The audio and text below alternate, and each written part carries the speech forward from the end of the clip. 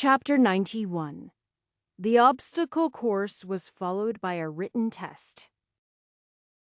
The main instructions had been answer as many as you can. Questions at the beginning were about cultivation and combat. But there were other questions on history and mathematics. Pete was happy to find that it covered questions about various trade skills and useful professions as well. There was no way anyone would complete the whole thing, but that wasn't the point. They were clearly looking for how people would be useful. Pete did his best, answering farming, energy cultivation, and fighting questions for the most part. If he saw something simple as he browsed, he would scribble down an answer. But at the back he found questions on formations. The first few were simple. But as he continued on, he found himself taking longer and longer. He only got through about half of them. He thought his experience with formations was pretty good, but clearly there was a lot still left to learn. They hadn't been told a specific time limit, but each of them were stopped in order, likely based on when they finished the obstacle course. It was only a few minutes difference all around. But it put some pressure on those who knew the end was coming. Pete exchanged looks with Oscar, who shrugged. It was hard to say how they did on the written portions. Nobody had really talked about those, or the tests in general. Next came sparring. They were matched against other entrants. Oscar fought against another muscular man, who was almost equally muscled, a rare sight. However, while their bodies seemed to be closely matched, Oscar's fighting experience pushed him ahead. He had learned an aggressive axe fighting style from Hoyt that constantly kept the enemy on the defensive. Before finally his axe came to rest next to his opponent's neck. Pete marveled at how well the formation was able to stop the attack, though he did see it was actively being watched over. As for Pete himself, he ended up fighting the round young woman, Gerd, apparently. He wondered if he should have asked that or not. Either way, he supposed she would not like that descriptor much. Determined. Maybe. Pete wasn't sure if his help was technically allowed, but she was participating in the rest of the test at least. The time of rest seemed to have done her a great benefit because she seemed nearly brimming with energy. Actually, everyone was quite full up. Pete had only experienced similar levels of natural energy suffusing the area in Misty Hill Palace, and occasionally a lesser form when Katerina set up energy-gathering formations. This was still more, and he'd filled up easily and without even really noticing. It was sword against sword. A common choice of weapon, though spears had the advantage of reach. For cultivators fighting individual battles, what suited them was the most important. In Pete's case, he hadn't felt any particular draw to certain weapons, so had gone with the same weapon as Katerina. He didn't wield it in the same way, preferring to rely more on his strength rather than her elegant technique. As their swords began to clash, Pete quickly found himself on the back foot. Gerd clearly had some experience fighting, and he didn't quite know how to react. He kept himself secure in the battle by relying on his greater physical strength. which was still sufficient to overcome a certain amount of energy. He hadn't tempered his meridians yet. He was only at the 3rd star, and while Anton had been able to achieve that for his first prime tempering, it was too difficult for Pete. He would be waiting until the 5th star and the 2nd prime tempering. He couldn't tell what Gerd had tempered. It wasn't muscle, unless she had been positively infirm before she began to cultivate. Her energy wasn't so strong as to make him believe she had her meridians tempered. Bones marrow, those effects were hard to see. He learned something when he managed to slice along her upper arm. His attack was shallow as her skin resisted. That was one tempering then, but she still pulled back from the damage. Trained to fight, but not used to being injured. Meanwhile, Pete had fought for his life several times. He had to admit he was well defended for the most part. But against the bandits just past the estuary border, he'd felt the danger. This was just a spar. He didn't want to put down Gerd's determination, but that was even more reason to take what advantages he could. If he held back, it might be insulting. Pete began to take reckless tactics. He attacked with little regard for his own defense, counting on Gerd to defend herself rather than taking the openings. It worked often enough as she prioritized her own defense. Pete got to see exactly how she would defend against each strike, the precise position she held her guard. She seemed to have good training, but she lacked the adaptability learned in actual battle. Pete feinted a slash towards her left side, but instead twisted his sword into a stab towards her heart. Her reaction was nearly quick enough, but his sword stabbed into her chest before she could parry it. At least, that was what it would have done if the formation hadn't stopped his blade. He was counting on it. They'd said not to worry about injuring their opponents, and meant it. A good fight, Pete said. He didn't feel great about beating someone a decade younger than him, but they were both 3rd star. She'd probably been training a similar amount of time to him, maybe even longer. Though it seemed her actual exercise had been neglected. He wondered who taught her, or if she'd had to learn on her own. If it was the latter, then Pete could only say he was lucky to have excellent guidance. Gerd was breathing heavily. It seemed she was finding it hard to accept that she'd lost. You... Clearly she had something she planned to say, but thought better of it. A good fight, she inclined her head. Pete hoped that her losing the spar didn't mean she wouldn't be recruited. He'd assumed it was an exhibition of skill. But he actually didn't know. Then he was pulled away for several other tests, including a short segment where he tried to discern the effects of certain actual formations instead of just writing about it. He wasn't sure if that test was tailored to him specifically, but he didn't see anyone else in that area.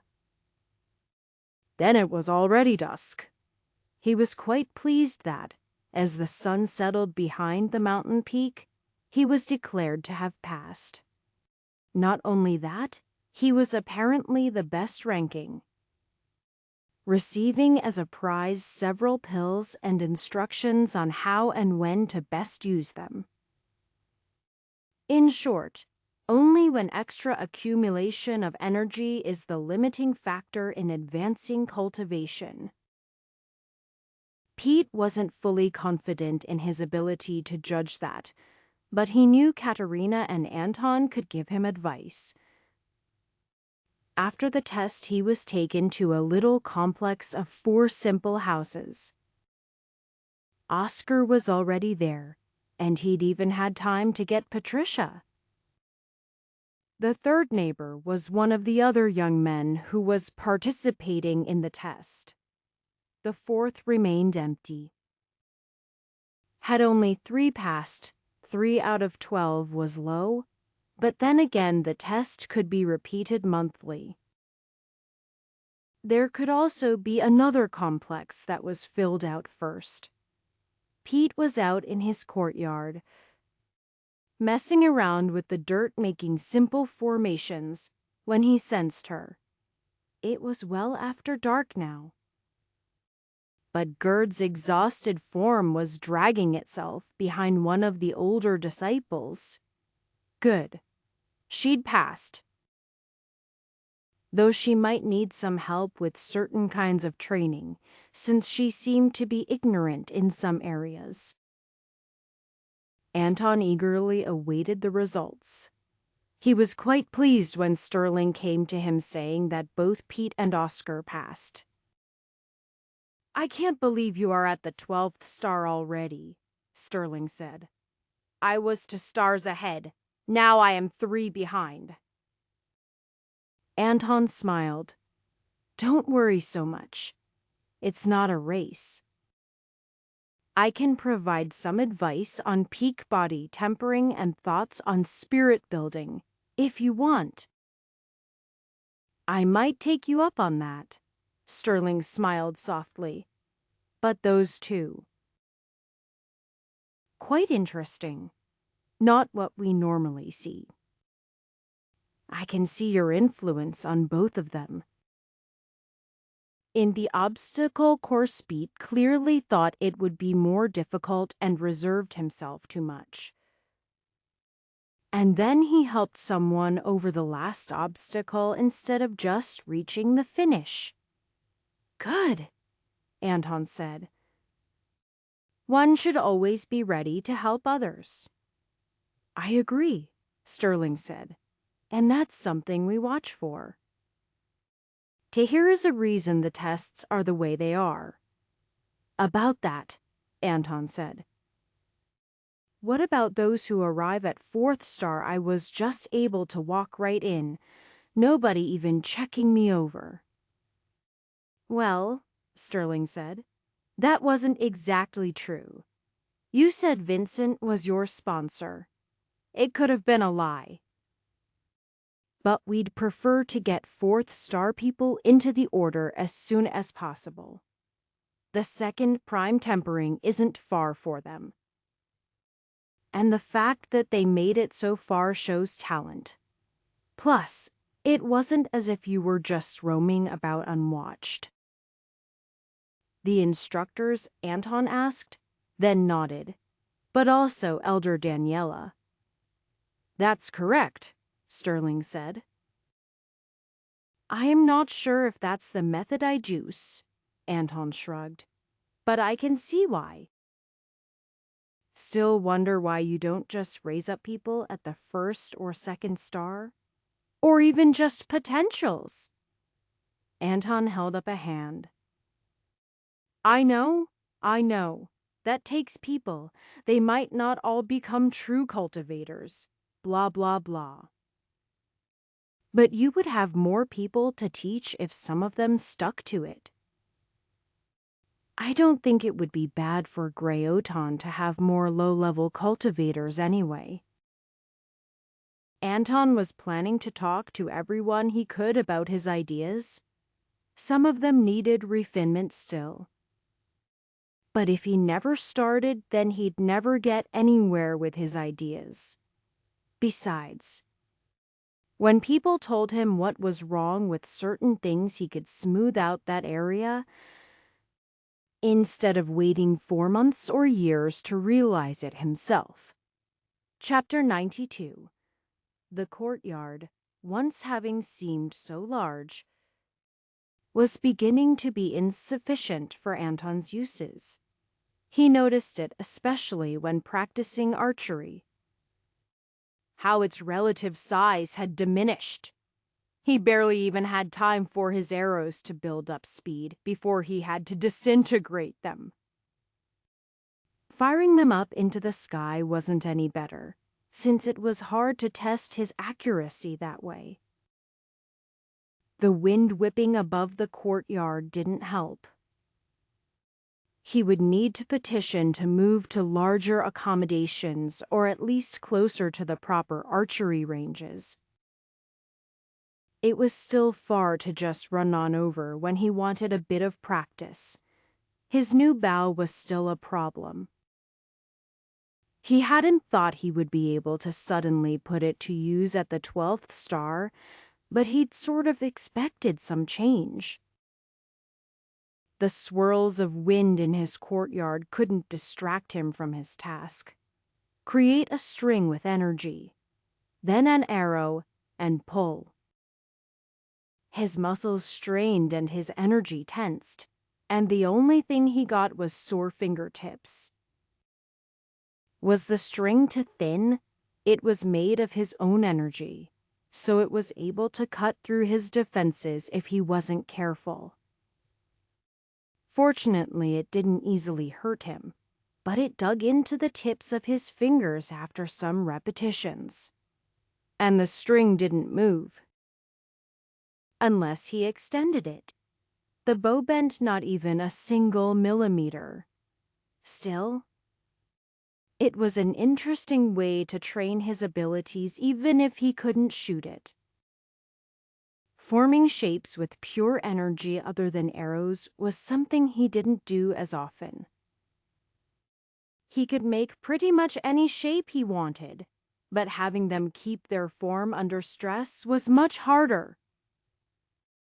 A door clicked in the opposite corner courtyard. That was a problem that still needed dealing with. Anton sighed. Life should have been good for Fuzz. Plentiful food, as much as he needed. He didn't need to hunt for it. But he called when he wanted to. He had a den to stay in, though he had to learn to clean off mud before he could do so. That was a useful exercise, shedding unwanted things from his paws and the rest of his body. Outside of the den, he had space to run and Sesame Pack members. He'd tried to count them. But there were many dozens, and he simply didn't have a way to count that high.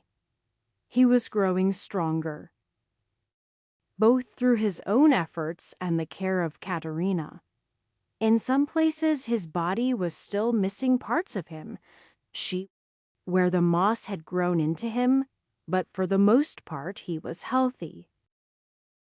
He could run on all of his legs over the vast stretches of pack territory, though usually he couldn't do so alone. Everything should have been right, but something was wrong. And Fuzz was going to find out what... Anton was back. He was still the same. Hoyt was further away, but he seemed to be doing well. It was the third leader of their subpack that was a problem. The one closest to Fuzz, Katerina. She was not right. Ever since they arrived, the problem was with the other two packmates that live in adjacent dens. One of them Katerina never visited. Fuzz thought he smelled a faint bit of animosity there. But it was so subtle he also thought he could be wrong. But the other male, that was a problem. Katerina said he was a friend, like he was part of their subpack, training and living together. However, he retreated whenever Fuzz tried to visit. Not only that, this Timothy wouldn't even stay outside when Katerina or Anton were training. Fuzz thought he was concerned about distracting them at first, but instead of deference, his movements smelled of something else. Timidity, maybe. The scent of humans was still hard to puzzle out sometimes. The biggest problem was that Timothy didn't exhibit any of the expected features of a friend.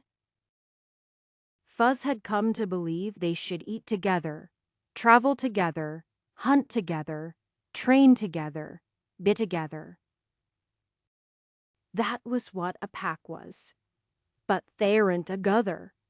Katerina and Timothy had spoken when they returned, and very little since. Several times Katerina had gone over, and there had been no response from the door. Though both Timothy and his energy smelled like they were there. Strange. Was he trapped inside? Certainly doors were difficult to open at first, but every human he'd met had operated them with ease. Besides, he'd seen him do it. Grr. It was just so frustrating. A warm hand rubbed his head. There, Fuzz. It's okay. Timothy is a friend. He's just training out in the yard. The more she said it, the less Fuzz believed it. What could he do about it? He couldn't speak, and didn't know what to say anyway. What needed to happen after a moment of thought? Fuzz barred the door he was sitting in front of, the one that led to the courtyard. Sliding the bar was easy. Pulling it required manipulating energy or a more difficult paw placement. So he pulled with a bit of energy, then stepped into the yard. Now he had to be fast. His paws tore up dirt as he moved. Then just the right distance from the wall, leaped, muscle and energy, pushing him high over the wall. Timothy was surprised. Of course he was. Fuzz hadn't done it since the first time when Katerina scolded him. Anton didn't care if he visited. But Katerina wanted him to use a gate, even though it was slower. But this time he had to be fast. Dirt and rocks scattered in a cloud as he landed, startling Timothy. But he was a cultivator, already standing in a defensive position when Fuzz landed. The screen of dust was the only thing that let Fuzz grab onto his shoulder, and even so he barely succeeded. His teeth held on tight, never with the intent to do injury, but Timothy's defensive energy would have held regardless. He was merely a small bit weaker than the 3 pack leaders. Fuzz pulled. It was already an awkward angle. Standing on his hind legs, but he was unable to get any traction. Timothy elbowed him to try to make him let go. But Fuzz would have none of it. He reinforced his body to take the blow. His teeth hurt as they barely held, but he reinforced that area also, without making his teeth sharper. He couldn't pull Timothy along the ground. His footing was too good.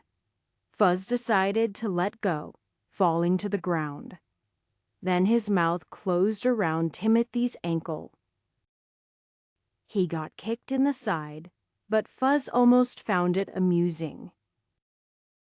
It was a bit more than he would have expected for simple roughhousing, but he could tell Timothy was not using his full power. Not yet. So he had to hurry. Fuzz leaped, nearly straight up. If he couldn't drag Timothy along the ground, he would carry him through the air. The ankle came with him, not able to drag against anything. And Timothy dangled head down as they rose. Then his ankle was once more below them as they descended. Fuzz made sure his paws touched the ground first so he could jump at a better angle. with Timothy flailing as they slid smoothly over the fence, only catching on it once and bumping his head. But he had defensive energy, so it was fine. "Fuzz!" Katerina chastised him. "Stop that!" Fuzz stopped. He wasn't planning to jump over the wall again anyway. He didn't let go of Timothy, though, even though he whined and complained. He didn't get to order Fuzz around unless he acted like a pack member. For some reason. Katerina was unreasonably upset at Fuzz for jumping over the wall. He couldn't quite get what she was saying because she was having trouble speaking properly. Humans didn't speak so well when they were upset, and it was already hard to understand them. Then Anton came over the wall. And she didn't get mad at him at all. What an unfair double standard. Fuzz dropped Timothy's ankle and pushed him with his nose towards Katerina and Anton. They were supposed to be friends and spend time together. But they hadn't even gotten close enough to get their scent on each other since they came to the big pack. Completely unacceptable. "I think I get it," Anton said as he pulled Timothy to his feet. "Yes, good." The old one was a wise pack leader, but they didn't immediately start to familiarize themselves with each other again. Fuzz ran around and rubbed up against all of them so they would remember how to do it, but they didn't quite seem to get it. They were talking, though. That was good. The sense of their energies mingled slightly, at least.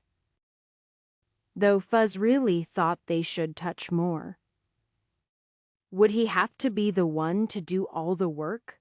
Chapter 93. Everyone. Timothy, Katerina, Fuzz. And Anton was gathered together in Katerina's courtyard. Anton hadn't been planning to do things in such a drastic fashion. But he had to admit that Fuzz really helped kick off the process. "Good to see you, Timothy. Fuzz isn't capable of verbalizing. But perhaps I can help. Even Fuzz can tell you guys are acting strange, and he's never seen the two of you together to be normal." "Well, Timothy was still quite off-put from being pulled by a wolf and thrust into an uncomfortable situation. Katerina wasn't much more equipped to handle a sudden confrontation. She had been focused on Fuzz's surface actions rather than the implications. "We don't have to. To hear is nothing to really." She didn't manage a full, coherent sentence. 100 years of experience makes some interactions painfully obvious, Anton said. "Now, I fully understand that with the passage of time people might drift apart. But a simple half of a year shouldn't end up with two people who are friends their whole lives not talking to each other. There are clearly thoughts that need to be communicated here. And while I admit to personal bias, I think the one who needs to express themselves first is Wimothy." Anton threw around the full power of voice. It couldn't make anyone do anything they truly didn't want to do. But a commanding tone was a very useful tool to have. Being open and honest won't be easy, but it will be quite better later. So, why are you reluctant to speak to your best friend in the whole world? Anton could think of several options. They could range from trivial and laughable, but still very real, to some things that would be painful. "That depended on what he'd done or they'd done. We can wait for you to form your thoughts." That was half a reminder to Katerina. He put a hand on her shoulder to comfort her, among other things. Timothy clearly wanted to run away. Not that he was afraid of either of them. But emotional conflicts were harder to face than just a big scary monster that might try to kill you. With the latter, you either won or you lost. There might be injuries, but physical pain only hurt so much. It was clear that Timothy couldn't really run away if he wasn't allowed to, but nobody was physically stopping him. Fuzz had managed to move him around with the element of surprise, but it would take Anton or Katerina to truly stop him. Anton had positioned them out of the way of his physical retreat, though of course he could just jump over a wall, so the courtyards themselves were basically meaningless for blocking him. Finally, Timothy put together a sentence. I just thought you would hate me for abandoning you. What? Katerina sounded genuinely confused. Anton nodded. He thought it was something like that. But he wanted to let them talk about it before trying to insert his own potential explanations. You went on that whole journey, Timothy said. Faced so much danger.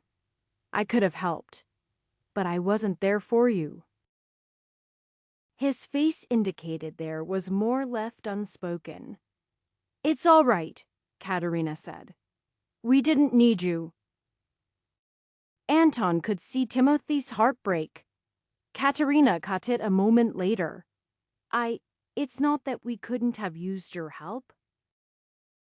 Or want you there. It's just... We made it back. No injuries that couldn't recover. I still should have been with you. Then why weren't you I? Timothy didn't seem able to find the words. Anton supposed he should help. He had prior commitments, Anton explained. Though it had come up long before, Anton remembered. He left out the unhelpful and extraneous details he knew about. Our departure was not known about well in advance. I was perhaps a bit overeager to go, instead of waiting patiently for another companion. It would have been impossible to say if things would ultimately have gone better had they waited. Many encounters would have happened differently, or not at all. They might have been too late for some things, though another companion might also have allowed them to move with less caution and more speed. But even though they'd only been separated for several months, as planned, that was still a significant time for two young folk with barely 20 years to their name. He'd focused too much on those potential people he planned to save, and not enough on those people who were close to him. I am quite sure we would have benefited from your presence. Timothy's head still hung, you wouldn't need me. You are both so strong. I am not even at peak body tempering yet. Anton cracked his knuckles, grinning wildly. We can fix that. I don't care about that, Katerina said. It doesn't matter if you are weak or strong. You are my friend. Though I have to say, it's harder to grow strong alone. I'd be way weaker if not for Grandpa Anton's advice. The discussion was over shortly. A trivial argument to solve, though Anton might have some questions for Timothy in private. But though the solution was simple, the problems it could have caused if left alone were very meaningful. Anton remembered Timothy's ambition to be stronger than Katerina. And though he must have worked hard alone, he just didn't have the right opportunities. When she returned with such strength, it was likely a significant blow to him. Anton was quite certain he was brushing up against finishing the 10th star and just couldn't reach it. It might have been more difficult to work through if the problem stemmed from not caring instead of caring too much. Anton doubted that things would be fully resolved with just what they had done. But the distance that had formed between the two friends could be patched. As they eventually went their separate ways, Anton looked towards the 4th courtyard. There was one more member of their little community. And he felt they needed to have a talk. Probably should have been done months before. But he was more confident in his assertions now. An unexpected knock on the door startled Velvet. She hadn't even noticed him walking around. That was concerning, because Anton Krantz was extremely easy to notice. The aura of spirit building poured off him quite clearly. Velvet wondered what he wanted. The easiest way to find out was to just walk over to the door. "Senior Anton, please do come in." He'd dropped by to say hello after he first returned, though not before he broke through to the 12th star. He hadn't stayed for more than a moment there, and she was hoping for more now. "Thank you," Anton smiled pleasantly. "I would love to." Was he younger? If nothing else, his wrinkles were less pronounced, though tempering his skin would do that. If she recalled correctly, he hadn't finished that before leaving on his journey. Though nothing about his particular movements were threatening, Velvet herself was merely at the 8th star. He had 4 more. And it wasn't just 4, but also a prime tempering and stepping into the next stage. He could kill her in an instant, though she thought she'd avoided giving him any reason to do so. "I thought that I should get to know my final neighbor better." "You went on an expedition while we were gone." "Correct. With Timothy, I'd love to hear about it." Velvet took a deep breath. She didn't want to screw something up. She didn't fully comprehend how Anton Krantz was now 4 stars ahead of her instead of 1. But she felt the opportunity he represented. "I'd be glad to.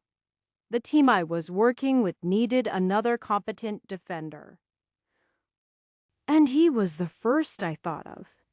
It had been a bit concerning when he stagnated at the 9th star. But he was still ahead of her, so she hadn't been too worried. We journeyed west into Ambati. A bit north as well, into the jungled section. She spoke about the mission, making sure to give Timothy proper praise.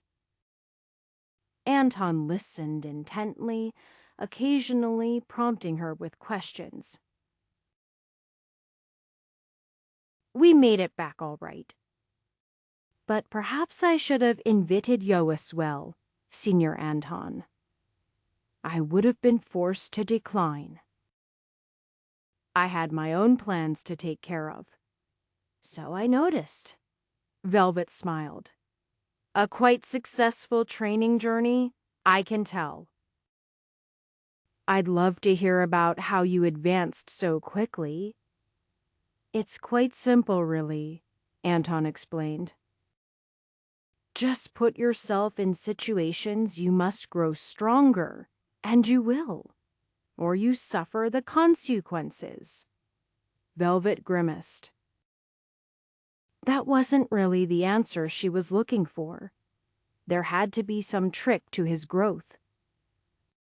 "I am sure that someone as wise as you was never in any true danger."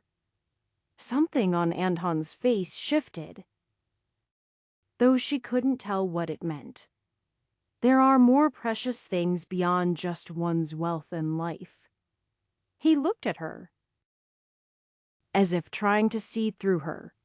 He folded his hands in front of him, and she was suddenly very uncomfortable as the atmosphere shifted. So why did you really invite Timothy? I don't know what you mean. Everything she said was true. He was strong, growing stronger rapidly. A perfect fit for the team. Understandable, Anton said. But odd. I can see why you wouldn't invite an old man along. Why not Katerina as well? Well, there was the incident.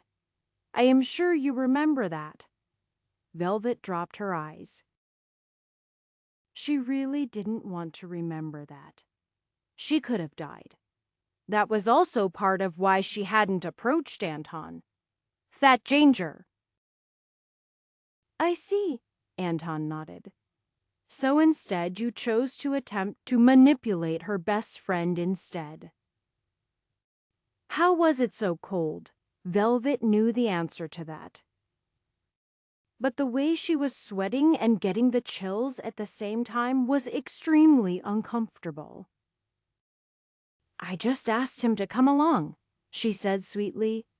It's not like we gave him a bad cut or anything. Timothy had potential.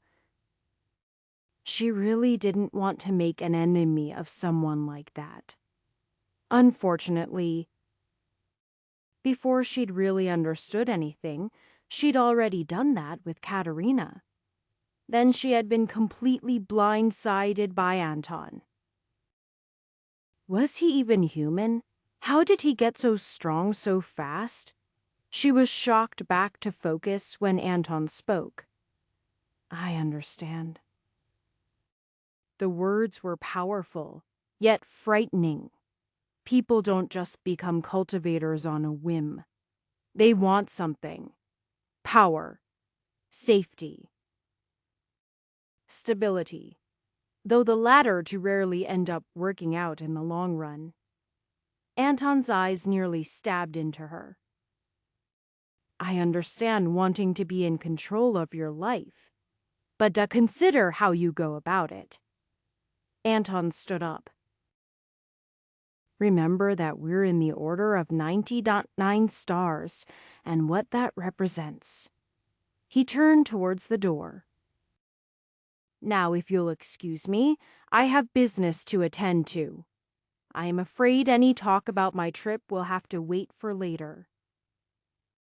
Don't be hesitant to drop by if you have any questions about that, or anything really. I'll do my best to make sure you understand. And you don't even have to listen over the wall.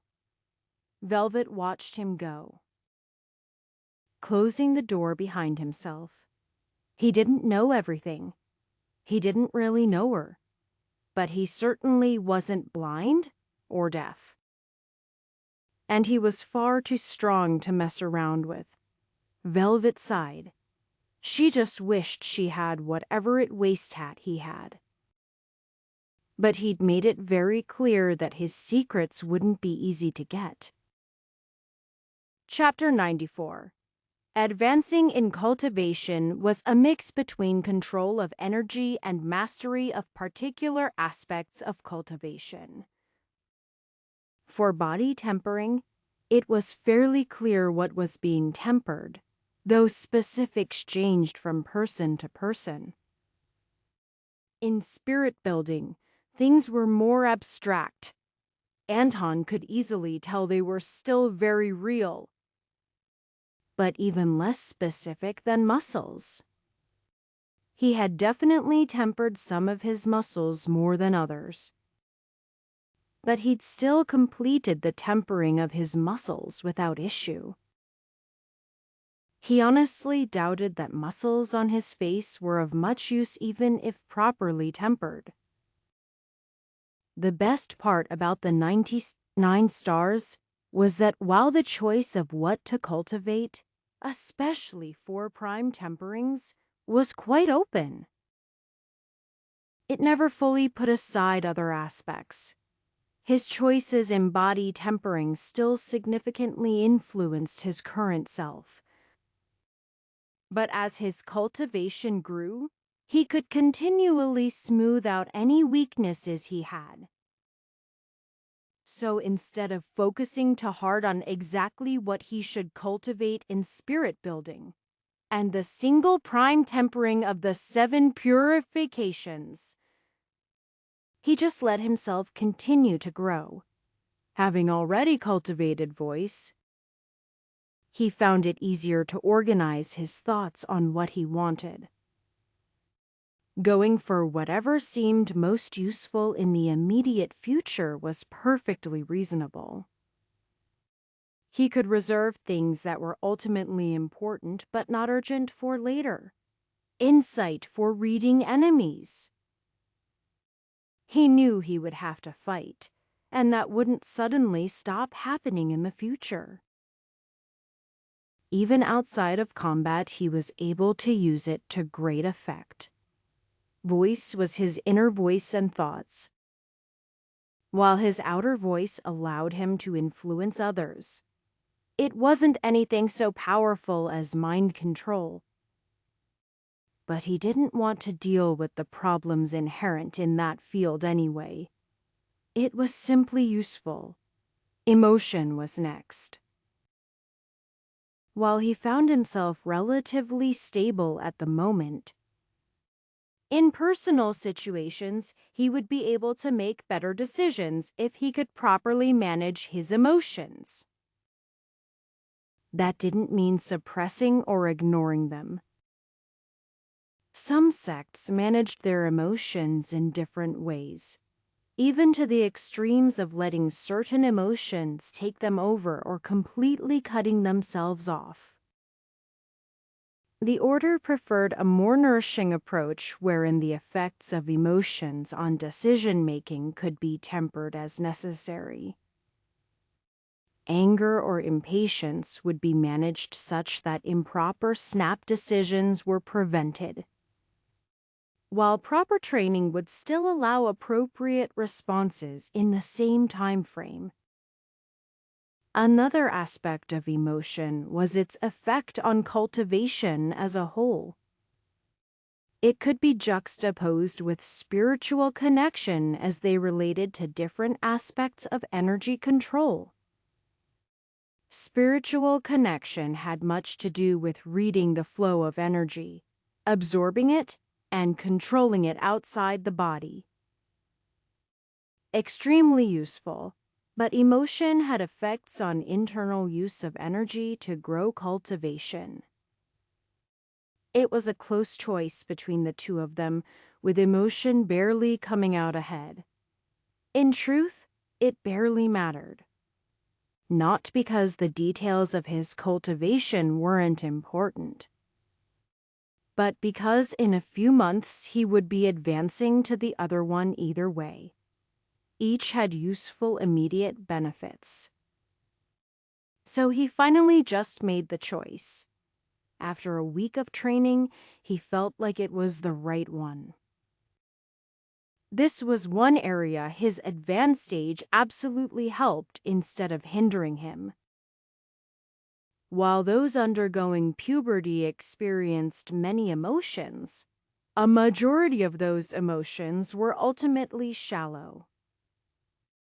Anton had lived a full life, to the point he had experienced basically anything life had to offer, highs and lows of all sorts. Though the lowest lows came at the destruction of Dunganon, just prior to which he would have been perfectly happy to die peacefully and finish his life. Now, he absolutely wouldn't let go of his hold on life. The management of the Technique Library was primarily under the care of Elder Bristol Mason. Even with thousands of members in the order, She rarely got more than 10 or 20 people per Dalton Y at the technique library. An individual might ask for help finding a handful of techniques at once, then study them each for a month or more before returning.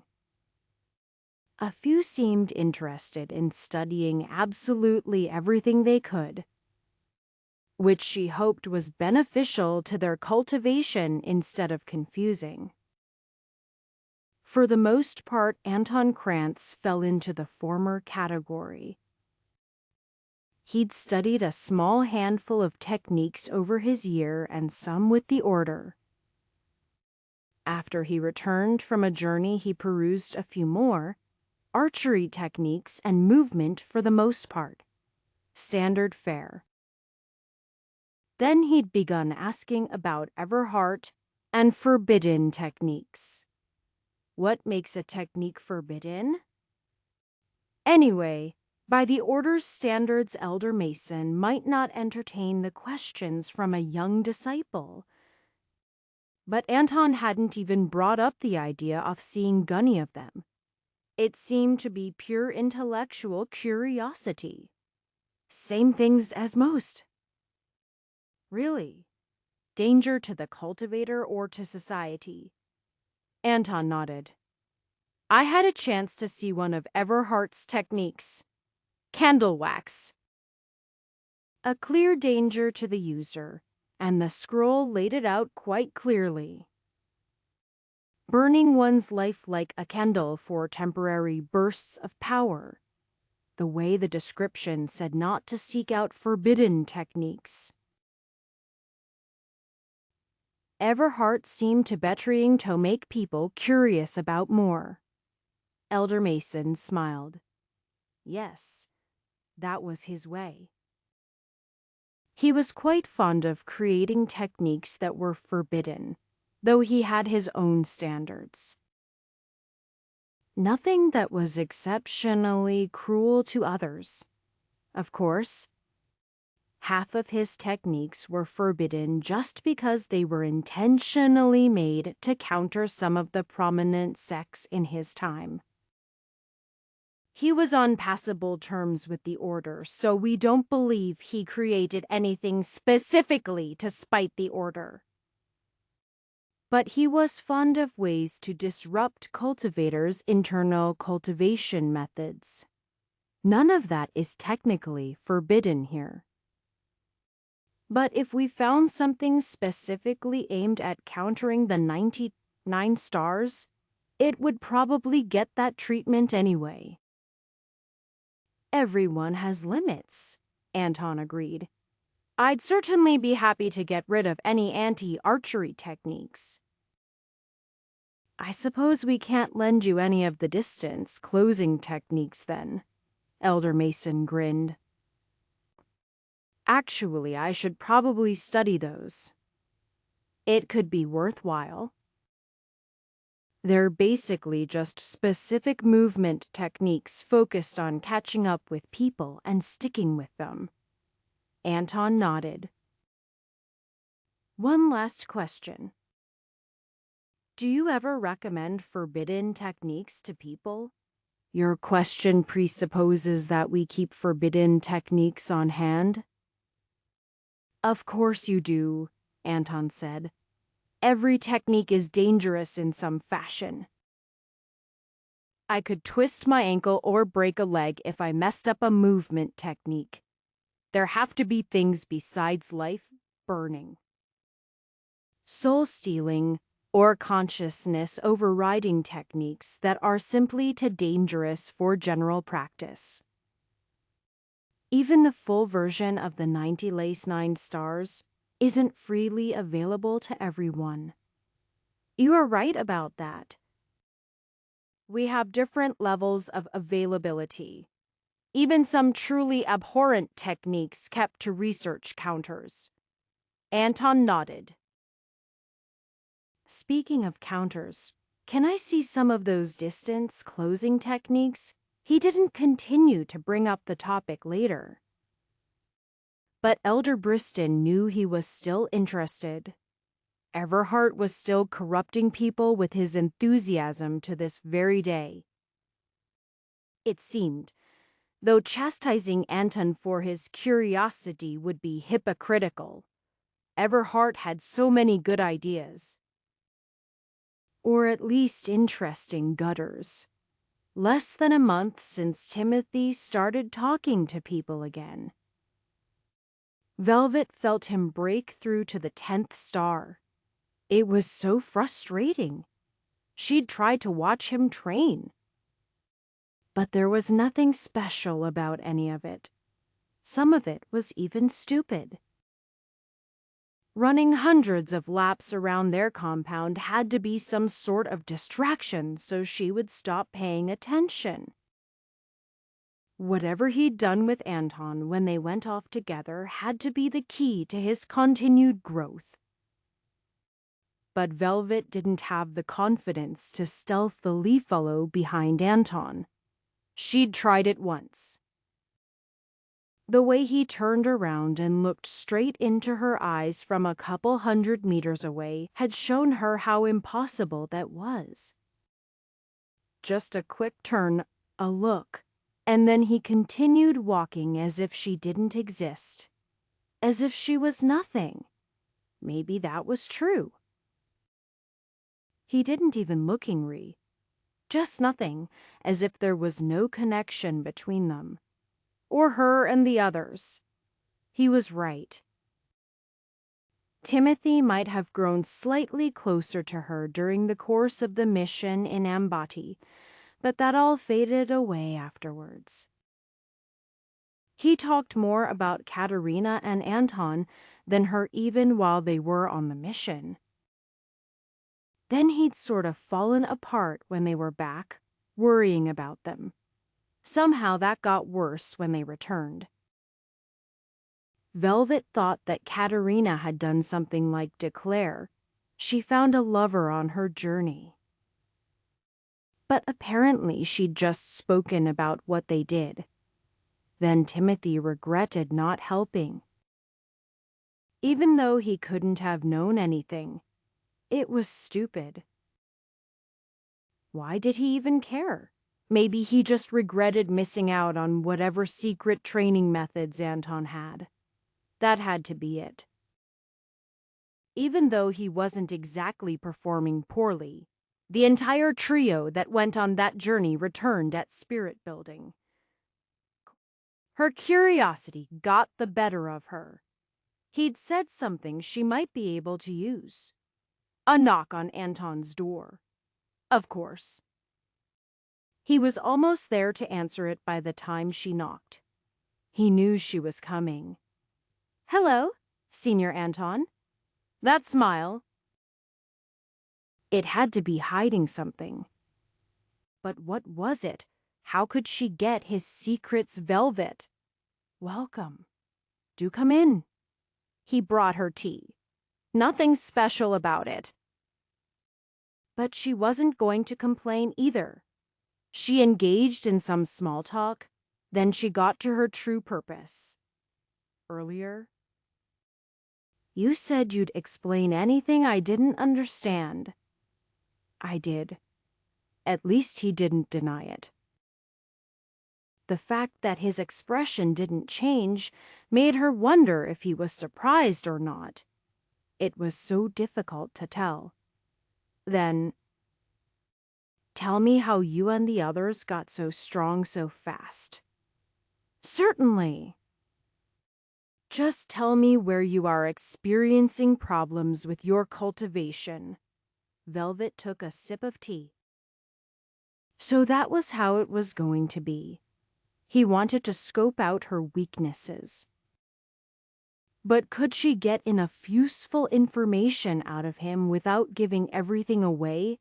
She decided to try. "I am currently trying to temper my bones, but sometimes it gets extremely painful. It's keeping me from progressing." "I see," Anton said.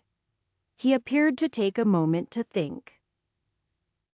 Painful how she wasn't going to give away her weak points that easily. It's hard to describe. Sometimes it was a burning fire. Sometimes it was as if she was a creaking tower about to snap. A brick at the bottom of a pile crushed under the weight of those above. It just sort of hurts. In that case, Anton explained, I have a few helpful training tips. That was something, at least. Hopefully they would help until she got to the real secrets. Chapter 95. It wasn't hard to spot Velvet sneaking around. She was better at it than Anton generally expected of people. But having an advantage of 4 steps of cultivation was a gap that was hard to close.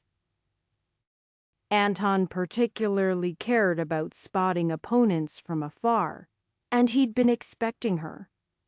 When he looked at her, she shrunk away like a startled mouse. That girl had problems.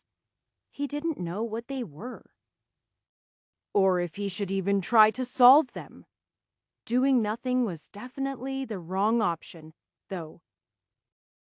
If he left her alone, she would be a danger to others or to herself, perhaps both. He didn't appreciate her manipulative methods, but it seemed to be the only way she knew to interact with people. It was like she couldn't even believe the things he said directly to her, so he would watch over her. He really hoped he could coax her into a person more fitting for the order, because if not, she would be a danger. He wondered if the order knew. Probably, but he wasn't just going to assume that. Nobody was perfect. He'd have to talk to Elder Daniela and explain what he planned to do, but for the moment, he had a promise to fulfill. Anton sat with Velvet in her courtyard and folded his fingers in front of him. He should probably start slowly. Tempering your body isn't just about dumping natural energy into it. That can work. But the more you understand, the better you will do. You said training your bones hurts. Velvet nodded. There are several possibilities. You are likely trying to go too fast, too strong. Something that will certainly help is understanding your body and moving it. Anton wiggled his fingers and made weird motions with his joined hands. The hands are the easiest place to just feel a lot of bones. Almost a quarter of the whole number of bones are in them together. You understand, Mum? Velvet had folded her hands together as well, but she was unenthusiastic about the process. I know how many bones people have already. It was difficult to teach someone who didn't want to be taught. She wanted Hiskret Stowe advancing in cultivation, but there weren't any secrets. Hard work, a bit of luck, and then working with other people to understand the process. He might also include cultivating like a madman, uncaring about your life, but he wouldn't recommend that one for the long term. Otherwise, he would have just suggested she push through the pain. There was a decent chance that would allow her to complete the 9th star if she didn't explode her bones. Watch the flow of my energy carefully. Anton pressed his fingers together, tip to tip. He coaxed a strand of energy to flow up his right hand, along the right edge towards his pinky. He made sure it carefully weaved its way through the bone itself, then into his other pinky and down the other side to his wrist. Then up his left ring finger and down, flowing back and forth through all the bones in his hand, ending behind his left thumb. The process did very little for him. His bones were near the limits of what they could reach until the second half of spirit building. Pay attention to each bone and do it yourself. I will watch and guide you. Velvet looked at him suspiciously. In short, with the same look he'd seen from her almost all the time since he'd returned. Still, she slowly repeated his same process. It didn't seem to be a lack of control that was holding her back, but rather what she did with it. She was nearly forcing the energy into her bones after they reached their limit, like packing a bag to full. Of course it hurt.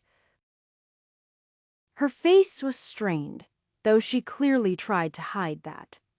The process took her a lot longer. And she was sweating by the end of it. Good energy control. The girl hadn't properly followed his instructions. But she seemed in desperate need of reinforcement. Now, with all that energy in your hands, you need to move them. Anton showed some methods of stretching his hands. If you can do it while circulating, even better. But for now, we'll settle for one at a time. Moving your fingers doesn't directly affect your bones, but it will help. If you are careful, some light pressure on individual bones, Anton squeezed one finger, can help the process. Start small. Because if you push too far, you just get broken bones. Trust me, it hurts. Velvet didn't have any questions, just silently following his lead.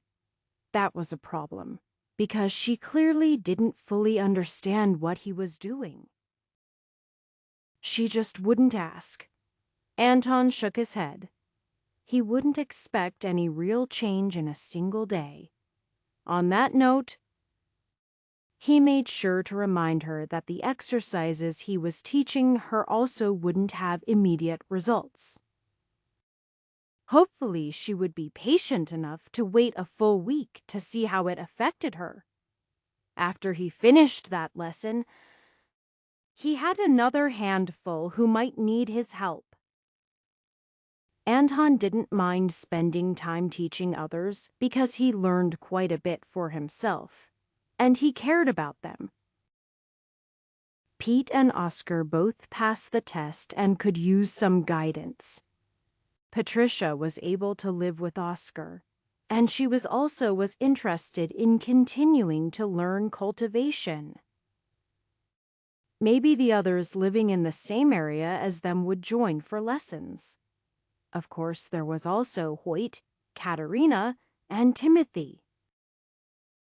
Timothy was pushing himself to catch back up, doing a good job of overcoming his feelings of inadequacy. He'd have a hard time overcoming Katerina since she wasn't the sort to slack off in training and had talent. But he could at least reach close enough to be a relevant factor in battle. Sometimes, curiosity overcame patience. Anton brought the bone bow to Elder Evan, who ran the armory. He was quite capable of appraising it. And he gave basically the same answer as Elder Byrne of the Misty Hill Palace, including close pricing. I honestly can't say if it's a good bow, he said, but the materials and work are excellent. I am certain Elder Kania could judge its actual practicality better. Anton nodded. He'd thought that as well. But he just wanted to see if Evan had any insights before that. Despite Elder Byrne's general warning, he wasn't concerned about anyone snatching it away from him. The order was a bit creaky and stiff in its age, but it still tried to follow righteous standards. And frankly, Elder Kania had to have a better bow. There were a number of residences for elders in the same area as the rewards hall, the armory, and the majority of the training fields. Most business was handled in that area. However, many elders and disciples lived further up the mountain. Anton had the opportunity to do so now, but he wasn't concerned about the amount of difference in energy at the moment, where he was remained sufficient. Anton was certain that more powerful elders like Senaya and any of the grand elders most certainly needed the increased density. He found the atmosphere much less oppressive now that he was in spirit building. Though Elder Kania's residence wasn't at the peak like the observatory where he'd met Grand Elder Vandale, he confidently knocked on her door.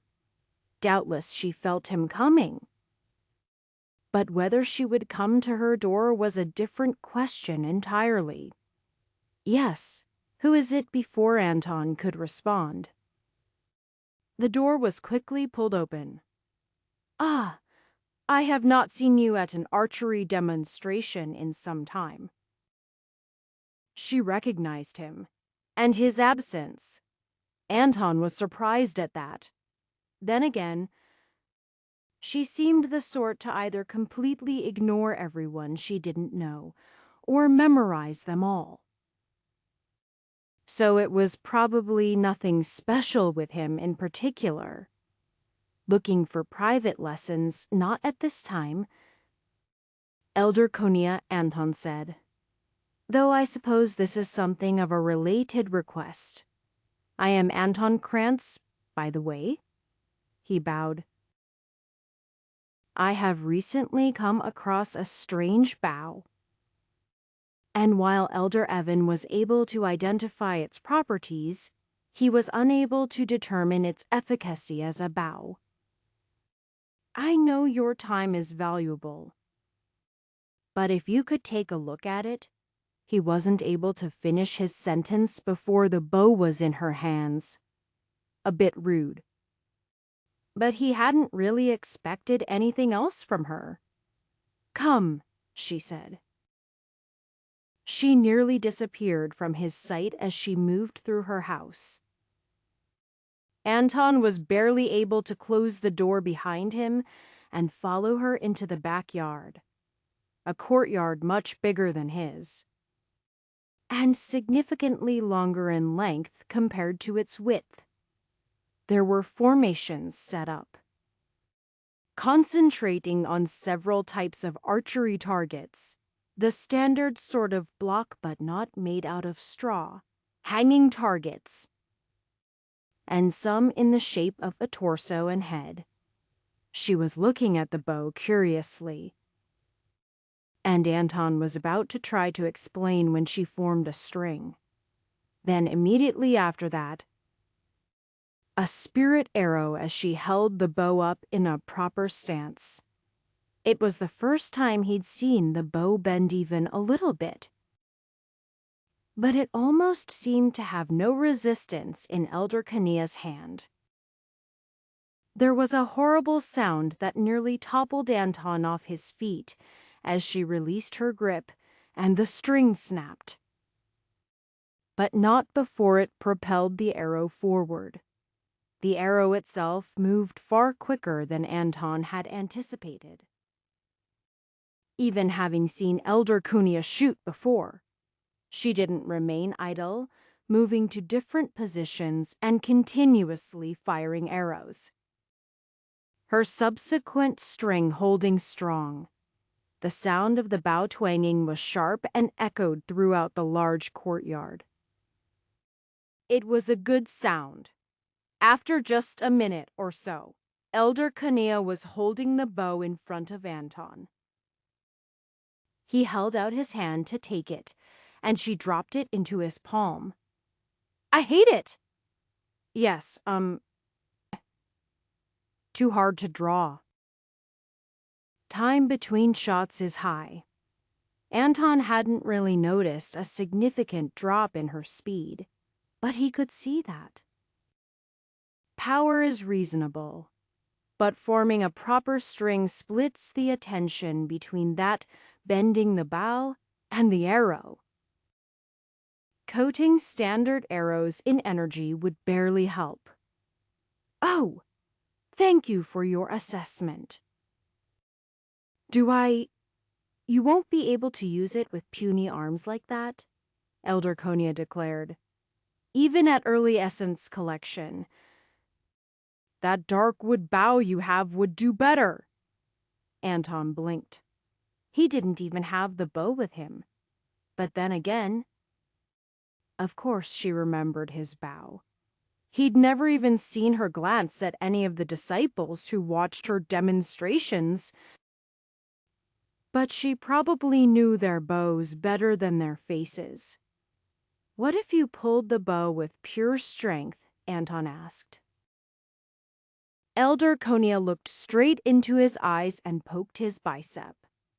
Despite how it looked, she confidently declared, "Don't even think about it with those twig arms. And your back muscles." She shook her head. "You'd tear yourself apart." "How do I train?" "Shoot more arrows," she said. "Maybe that will help." "Okay." Anton just looked at her. He hadn't really expected anything different, but it was still strange, especially being treated like a skinny little kid. When he was none of those. "Do I owe you?" "Don't need anything." She waved him away. "Now shoo!" "I have someone coming for lessons. Unless you want to." "Not right now," Anton said. "I need to think first." As he was walking down the road, he saw a familiar face. "Marcio?" Anton asked. "Marcio Armani, you?" "Anton Krantz." "Right." The young man nodded. Anton noticed that he had gone from 7th to 12th star since they first met. "Are you taking lessons from Elder Kenya too? Because if you are, I'd really like you to explain to me instead." "Her teaching skills are." He shook his head. "Some people are suited for different things." Anton grinned. "I was just asking about this bow, actually. But perhaps we could meet up and talk archery. I've learned some useful tricks. With some practical experience." "That would be great." Marcio paused. "You are 12th star now, as of the last couple weeks." Anton nodded. "You look close to 13th now. Correct." "Yeah," Marcio shrugged. "I've made some pretty good progress. Some of your advice really helped, actually." "That's great," Anton said. "I don't know too many archers." "Don't talk much with the other students." And Elder Sinea. "Is Elder Kania?" Marcio nodded. "Speaking of which, I should hurry. She doesn't much tolerate lateness." Chapter 96. The journey up to the very peak of the mountain was hardly laborious at all. Now that Anton was returning much stronger, the amount of natural energy was still unpleasant, but no more than that. It was like dealing with weather a bit too hot or too cold, though his body didn't really know how to react. Arranging for a meeting with Grand Elder Von Dale was quite easy, or rather. The man was completely booked for the majority of the day and devoted the night to watching the stars. Presumably he slept some, but Anton knew how little some could be. He wasn't much of a sleeper himself, and Von Dale was several times his age. when Anton requested to visit. The response he received was that he could come at any time during the first 4 hours of the night, and it was an open invitation. Seeing no reason to delay, he was going the first night after he asked. He was quite aware that it was an honor to meet with a grand elder, but though they'd barely interacted, he felt quite comfortable. It was like meeting an eccentric acquaintance, one he wouldn't mind having as a friend. It was from quite a distance that he first felt Vandali. The man made no effort to hide himself. Shining like a bright star atop the hill. In return, he found he had already been noticed. The way the energy danced over him, it was clear it was keeping track of him. He'd only sensed a brief sweep the first time. Though that may have truly been all there was. The natural energy in the area wasn't a problem for Anton, but he found it quite difficult to continue walking towards Vandali. He wanted to flee, recognizing a source of danger. But he knew better. There was no danger to him, not any different than there would be anywhere else around the Order. It still took quite the effort to actually enter the building. I am glad to see you are in good form. Grand Elder Von Dale, Anton greeted him. Von Dale turned, a nearly toothless smile on his face. His one eye pierced into Anton, once more judging him.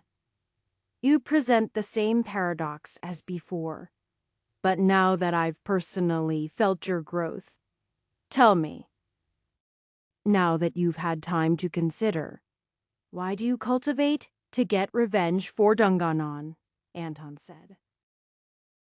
To return those who were stolen away. That motivation is sufficient for me to travel through spirit building. Von Dale showed some disappointment, but Anton was not yet finished. After that, my target is more nebulous. You said that you would cultivate for the Order. Being who I am, that would not suit me. The Order is good. But I am not so attached that I would use it as motivation. But Anton let the word linger in the air. I certainly won't be done with cultivation after I complete my short-term goals. Unless I die on the path, I have more to do. Having traveled through Ophirg, my horizons broadened. I grew up in a peaceful village. And for a time it was my deepest desire to return to that. But it's already too late for me. Anton smiled. I could never be content, whittling away my time in a village. Not when I could do so much more. I liberated more than 30 slaves from Ophirg, yet it's basically nothing. Do you know how many slaves they have? Besides too many, Van Dale shook his head. Number, but I can guess. They have a population of tens of millions, and a not insignificant portion of that is composed of slaves. At least 1 in 10. Though most people don't seem to interact much with slaves. They are generally owned by more wealthy individuals in numbers surpassing the rest of the country by far. Anton shook his head. They work them hard to undercut the common laborers and buy more slaves. It is both effective and terrible. So I am going to free all of the slaves. Every slave in Ophirg. Van Dale touched a wrinkled hand to his lips. Ambitious. Ophirg first, then everywhere else, Anton declared. I might hit a limit, or reach the end of my lifespan, or die trying. But I see no reason to give up short of that. You'll upset many people with ideas like that. Then I'll kill them, Anton said. I'd prefer to have the order on my side for that. I understand why you wouldn't want to try to take on the world, but you think too much like cultivators. Things seem stable. And you don't want the world to get worse. Stability? Vondale nodded. It's not so easy to give it up. Look at me. A guardian who doesn't leave his post, the very symbol of stability. Vondale gestured to himself. Especially his missing eye and otherwise decrepit form. I'd quite like for a powerful young generation to replace me and keep the stability. You should know that won't happen. Not just like that. The world is always changing. I lived a full life, not as a cultivator, but just as a man. I understand the desire for things to stay the same, but I also understand that it can't happen. 50 years ago, the Krantz farm was big enough. My children could help me work it, and we would be quite content. But grandchildren would come into the picture eventually. Children and grandchildren alike moved away to seek their own lives, despite the option for stability. And I knew I couldn't just leave the farm as it was. Staying just as things were was meaningless, precisely because of those younger generations. Not everyone can accept just doing the same thing. And even if all of Greyoton decided they want to keep things as they are, we're not the ultimate deciding factor. Everyone else is, and that mostly means cultivators. Non-cultivators hardly get to decide anything. In that way, they're almost slaves. Vondale paused. Is it not a good life?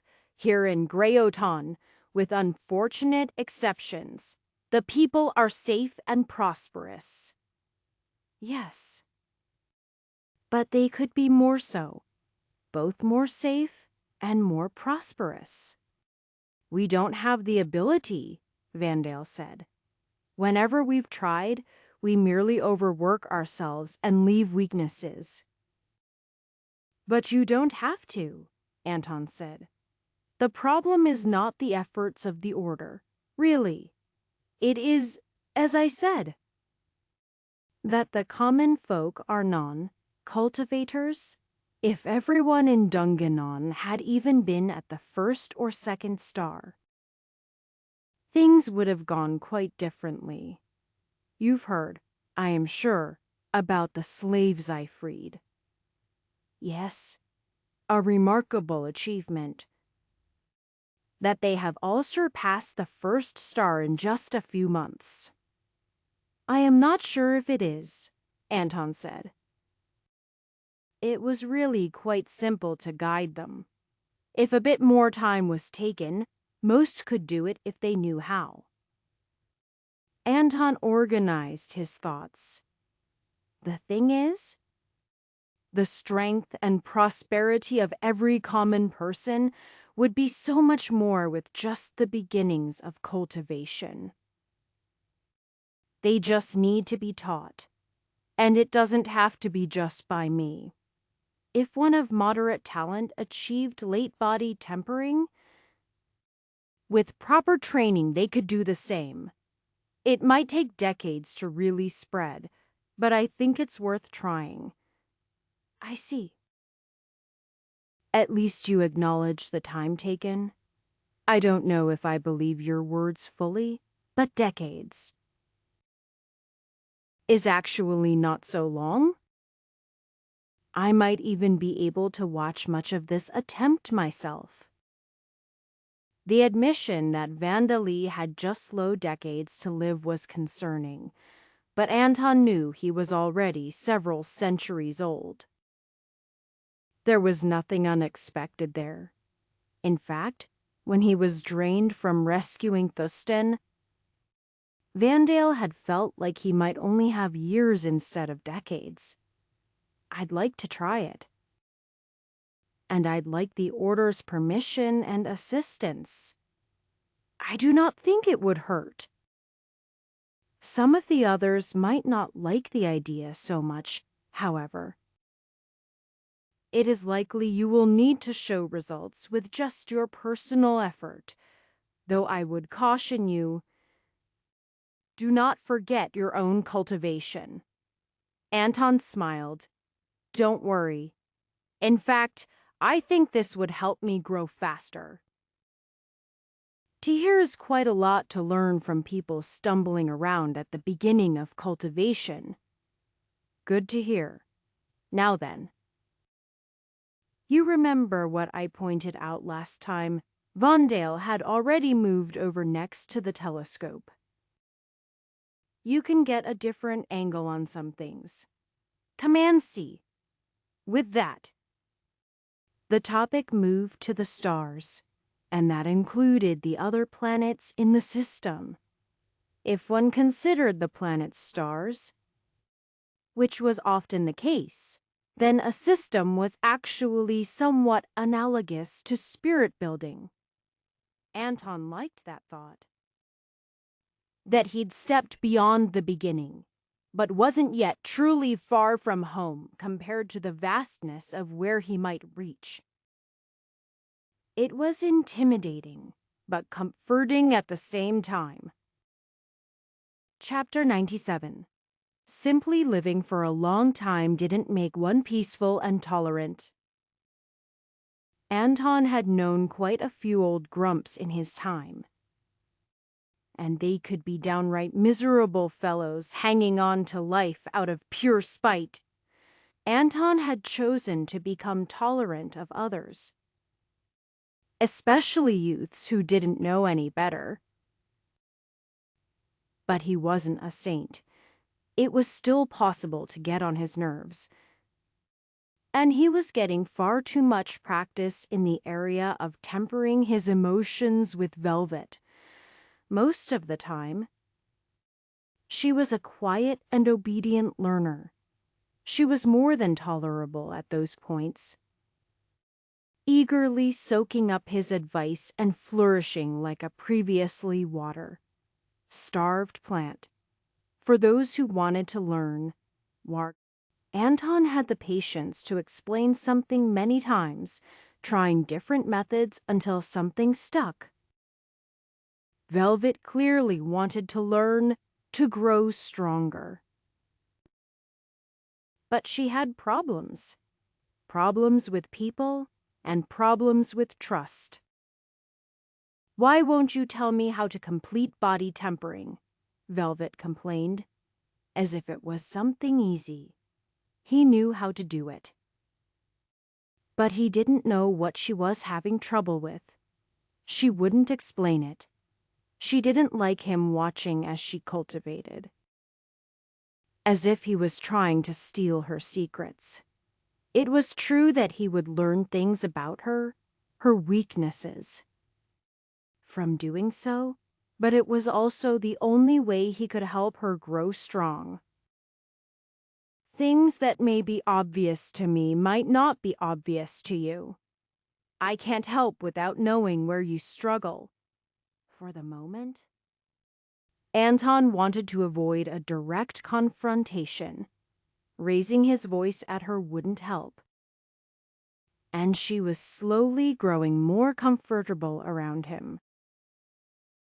It was a shame that her current lack of progress was hurting the trust they were building. For the moment, he could only give her advice on each aspect of body tempering to cover whatever she was missing. It could just be that she was not willing to give it the proper amount of time. From what Anton knew, it wouldn't be strange to take a year to form the 10th star. That would be quite an acceptable speed, though not good. A few months was well within reason, especially considering there was no pressure from danger. Sparring was all well and good, but actual battles allowed cultivators to grow much more. But Anton wasn't going to suggest she throw herself into mortal peril just to save a month or two. While her technical skills were fine and her strength sufficient, Anton didn't feel that would be helpful at the moment. If she would only work with him. Fortunately, he found his other students to be much more pleasing to work with. Pete, Oscar, and Patricia all had experience training with Anton. Throwing in a couple others wasn't a problem. They had a nice group of 7. Not counting Anton himself. Katerina, Timothy, Hoyt, plus the 2 others who shared the complex with the first group. Velvet was invited. But she was very personal. In short, unwilling to train in front of others. Their training group might have appeared a bit odd, with cultivation ranging from 2nd star to 12th. But there were many things they could do together. Though bodily improvements in the first half of spirit building were extremely marginal, Anton still felt it fulfilling to go through the full range of exercises. Running was quite satisfying purely for the feeling of the world flying past. And repeated exercises with weapons or through a form of work-bred familiarity. Anton even practiced with his new bow. He hadn't made it bend an inch yet, but he was getting better at forming a string. His muscles strained against the bow, tiring him out quickly, but something felt off about the whole thing. He wasn't sure what he was doing wrong. Because Elder Kania's form had been the same as his. Maybe it really weighs us. Anton's eyes brushed over Velvet. She was getting better at concealing herself. An area she was quite talented in, though he wasn't sure if he wanted to encourage it. He hoped she would see his lessons to others and understand. His lessons to others and what they could teach him. Gerd was a round little thing. She looked to not have worked a day in her life before she began cultivating. But she gleefully followed his training advice. She wasn't able to run far, so she would run until she collapsed. At first, Anton had been hesitant to throw her into things too quickly, but she always asked for another exercise. "Work your arms next," he said, demonstrating a series of exercises. There was something about that. It was almost a proper technique, but not viable for combat. The 99 stars emphasized the energy side of body tempering, but didn't neglect proper exercise, as far as he had seen. However, a comprehensive technique covering each part of body tempering wasn't available, or whatever it might be called. Everyone had their own style, which made sense given different weapons and the like. But there were core parts that everyone could benefit from. When Gerd had finished working her arms until they couldn't move, Anton set her on to the next task. Sometimes she had to be carried back to her home at the end of the day. But that was fine with Anton. Another new recruit was Malcolm Cruz. He had practiced a different technique than the 99 stars to the equivalent of the 3rd star. The technique itself wasn't very good, which was actually more impressive that he achieved the progress he did within a full year. Anton was helping him get his body and soul used to the 9 stars cultivation method, because it was just better.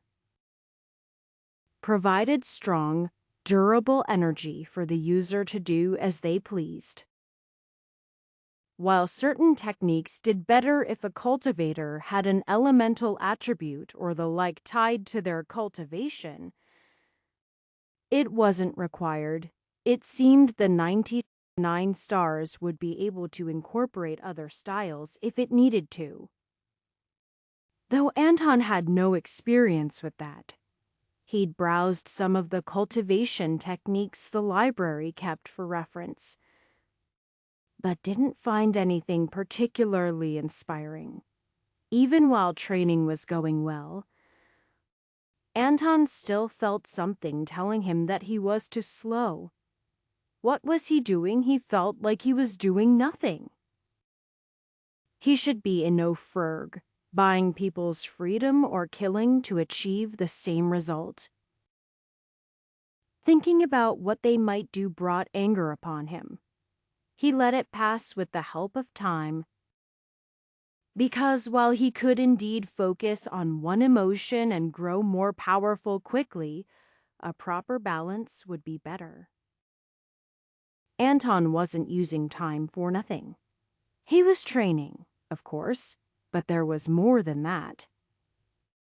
He was talking to others in the order, but he also kept in correspondence with Oferg, specifically Elder Varela and the Ears of the Fox.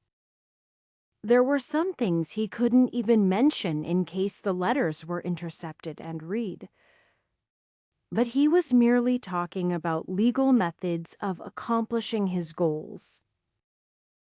The Ears of the Fox were happy to provide information if he paid for it, and promissory notes from the order wouldn't matter if they were stolen. There was only so much he could ask, but they knew about everything, even events long in the past. And he managed to get some ideas.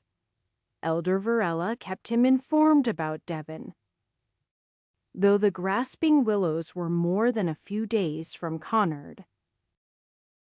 Either Varela's influence of their own good sense had kept Devon alive so far, though he did fight regular battles. Anton was working on a plan for the right time to try to get Devon back. Preferably without getting himself into any stupid fights or spending money again, but he wouldn't be returning empty-handed again. But coordinating what he wanted was taking some time, and he wanted to be at the 13th star before returning. Just so it was very clear his advancement wasn't some sort of fluke. Through the ears, Anton knew Annalie was still alive. In fact, information about her was public enough that he got free information that she was a proper disciple of the sect. The exact details weren't given, but she was generally safe. Even so, Anton's studies into the Frost Mirror sect indicated it was a competitive environment and not entirely safe. They were very protective against external threats, but internal conflicts could happen, more so to those who were talented, and Annalie had at least some amount of talent. Otherwise, the information on her wouldn't be so expensive. He had plans to purchase it when he returned to Oferg. The most interesting thing that was still a budding sprout was freeing slaves without violence, threats, or money. Or at least without paying their owners. If it could be proven that someone had been improperly enslaved, they could be freed. Sadly, the burden of proof was high, enough that Anton suspected it was only there to prevent sect disciples or others of importance from suffering the fate of enslavement. Still, the ears of the fox got Anton in contact with a woman who specialized in the area of slavery law. Kohart Olvai was her name, and she might be able to help Anton, and while her services would have a cost. From afar he felt she actually wanted to do the right thing. It just took time and resources. He'd have to meet her in person to know for sure. But if he could use Zofrug's own laws against them, he honestly didn't mind spending more money as long as it stayed out of certain hands. Chapter 98. It was hopeless to sneak around everywhere and presume she would never be discovered. Anton would always pick her out, and some of the elders had to have found her. But maybe his concentration would lapse and she would figure out what the secret was. The strange thing was that even though she spent all her time watching, they never did anything even close to secret. There was a whole lot of running around, and strangely enough working fields by hand and even dealing with strange and exotic plants. That was something only Hoyt and Anton did much of. But she couldn't see how it would help. They didn't even cultivate any plant-related techniques. Those in spirit building certainly spent time training their bodies. But Anton kept stubbornly trying to shoot a bow that didn't seem to bend. Velvet didn't know what the point was. If he couldn't do it, he couldn't do it. Everyone cultivated, of course, using the natural energy in the area to improve themselves. But the spirit-building cultivators also spent a lot of time sparring and a strangely equal amount socializing. Mostly with each other instead of the rest of the order as a whole. But it was still strange how they continued to grow strong so quickly. Maybe it was all a trick, however. Velvet didn't believe they'd give up several weeks of cultivation time just to throw her off. Not when they could just remove her. Anton had never told her to stop skulking about, and she wanted to know what it meant. She briefly considered trying to bribe him. A foolish idea. Even performing menial labor, he must have more contribution points than she could imagine, given the speed at which he worked. And he had gone on grand adventures, obtaining enchanted items. Her own mission to the jungle of Ambati had no way to match that. Yet she wasn't strong enough to take something riskier. Everyone was pulling away. Timothy had surpassed the 10th star and was properly stepping into spirit building. Katerina and Hoyt were on their way to the 12th star, Anton clearly making progress toward the 13th. Even the new recruits were advancing faster than Velvet ever had. Finally, Velvet understood. If only she had been able to come to some other conclusion, it might help. But instead she knew. It didn't matter if she was told the secret, if it was openly practiced in front of her. She couldn't do it. Anton knew that. But he wasted time with her anyway, giving false hope. It didn't make any sense, and she knew it never would. Anton's eyes tracked the horizon. There was a disturbing lack of a certain skulking figure. She'd certainly been improving her stealth abilities, but not so quickly. For one thing, Anton was constantly improving his Hawkeye's technique, and he had other techniques for various senses. No, she wasn't suddenly successfully hiding. She just wasn't around. He hadn't felt her cultivating when he left the complex. In fact, she hadn't cultivated one bit in the last few days to the best of his knowledge. Perhaps her paranoia had reached a peak, and she would only do it when he was not around. He'd have to check, but first, he had to replant this screaming root bush. It was currently in a pot, and while it would benefit greatly from being planted in proper soil, it didn't understand that. It wasn't a plant that in any sense of the word. It just resisted being unearthed, and created a horrible noise as it did so. The roots gripped onto the pot until Anton started to dismantle the vessel bit by bit.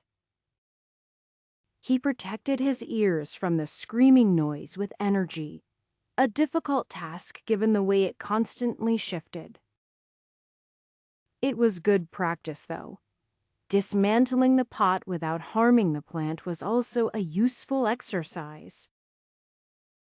Anton didn't know what sort of strange medicine this plant would eventually be, but it was quite a difficult one to raise.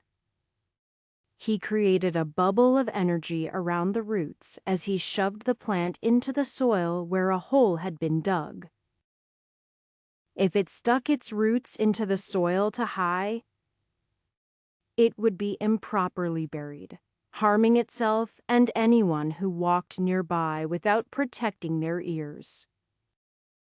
He held the roots still as he buried it up to the green leaves above it, pushing a pile of dirt with his free arm.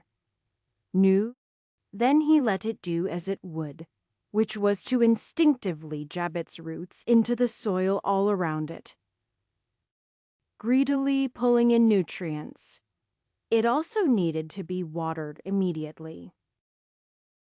That was a simple task merely involving pouring out a bucket, and then another when the ground immediately dried after the first. Then the soil remained slightly wet, and the thing settled down. That was enough for today. He enjoyed caring for exotic plants, and found it quite helpful to his cultivation, but there were other things to attend to. He said his goodbyes to Elder Howland, whose cultivation seemed to have improved from the 15th star to the 16th. The 17th would be another prime tempering, but the farming elder was throwing himself forward with vigor.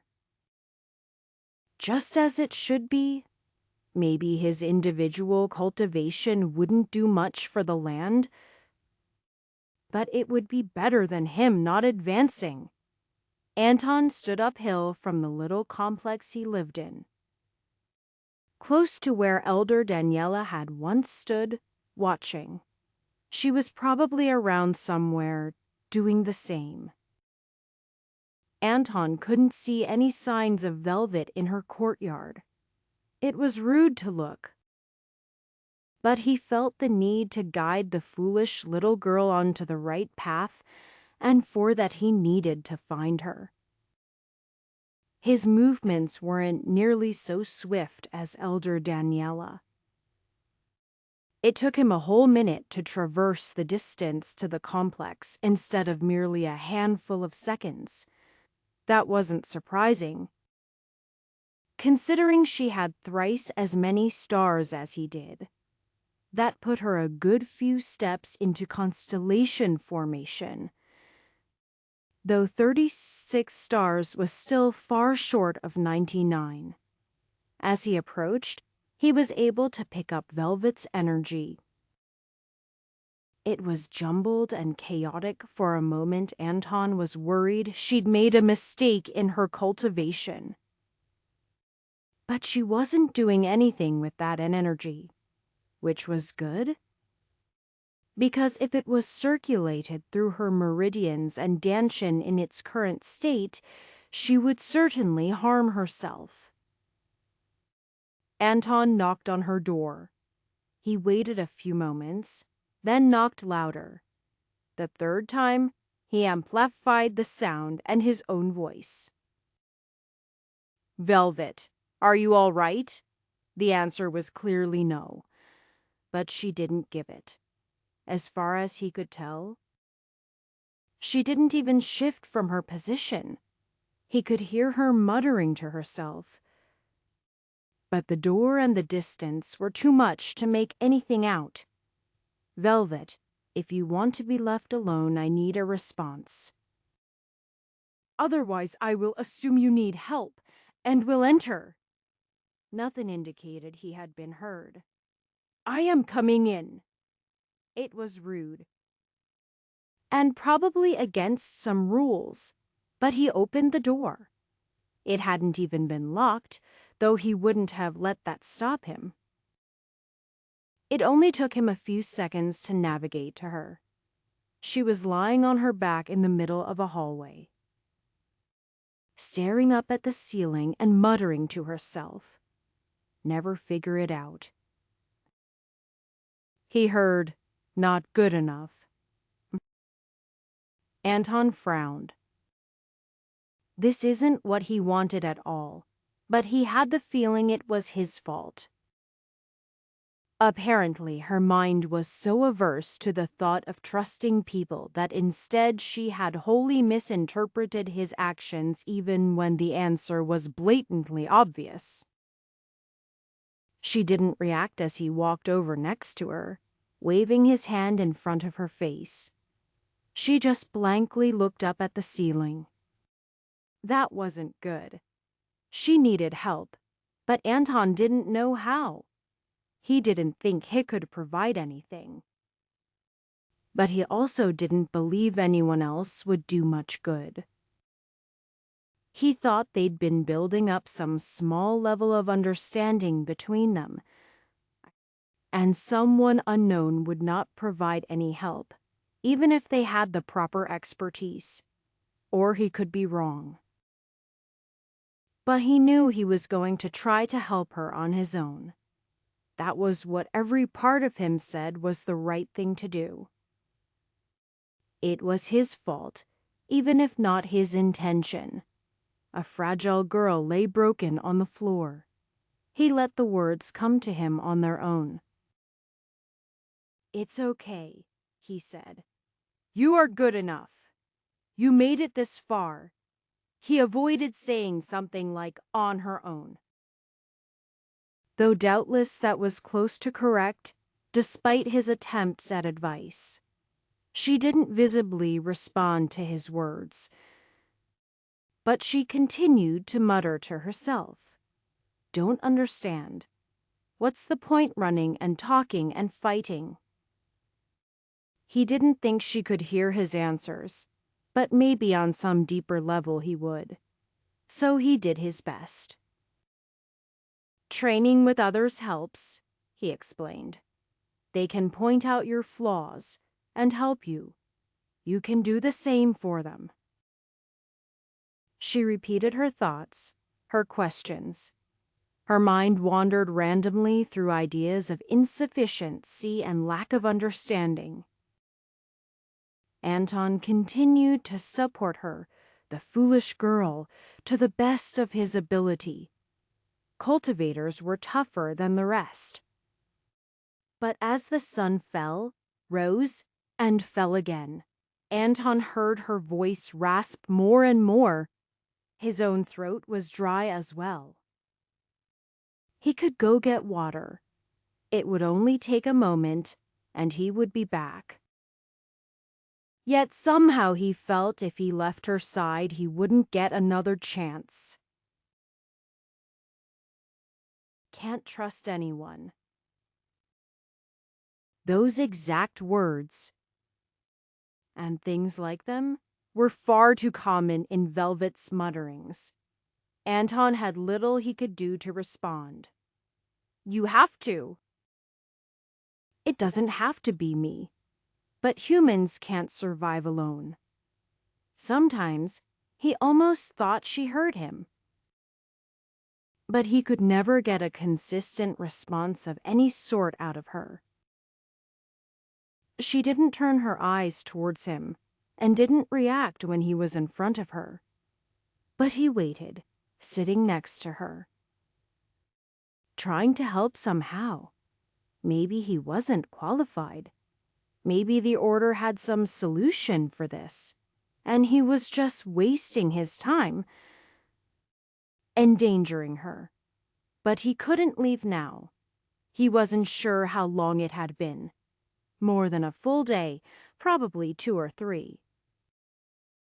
It was then that something happened. It didn't seem like much. But as he waved his hand in front of her, she reached up and grabbed his wrinkled wrist. She squeezed with the full power of the 9th star of body tempering. The bones in his wrist were close to snapping after just a moment, but he couldn't resist with energy. That could hurt her. He didn't try to dislodge her grip as her eyes finally closed. The grip only seemed to tighten after that. And Anton grit his teeth. The second full-body tempering had barely been enough to make his old bones sturdy enough to resist. And it wasn't going to last forever. But what was a broken and squashed wrist anyway, as long as it wasn't too bad? He could recover it eventually. That hardly mattered. Hetty hoped she would tire soon. But her grip seemed more likely to break her own fingers than give up. Chapter 99. Sometimes dreams were bad. Most of the time, really. Nightmares could be anything you could imagine, things you did and you could imagine. Or just worse versions of what had already happened. Memories of loss, hunger, solitude. All of those quite frequently graced Velvet's dreams. This one involved her father. Usually those weren't good dreams. However, this one sparked a particular memory. She hadn't been old enough to remember details. But she knew he'd come to tell her stories before bed. Stories of princes and princesses and cultivators and magic. Where everything always had a happy ending. Normally, Velvet's mind would wander to later in her life. When she was lying in her bed at night with no one to tuck her in, or later when a hard bed seemed like a luxury. This dream didn't go there. Instead, her father read her stories and held her hand as she fell asleep. Her mother came in and kissed her forehead too. Then she fell asleep. It was strange to feel comfortable, waking up. Velvet knew her bed was technically nice, but it never felt like it. The air was always too warm or too cold. Sometimes she kicked off the sheets or fell onto the floor, but this time was comfortable.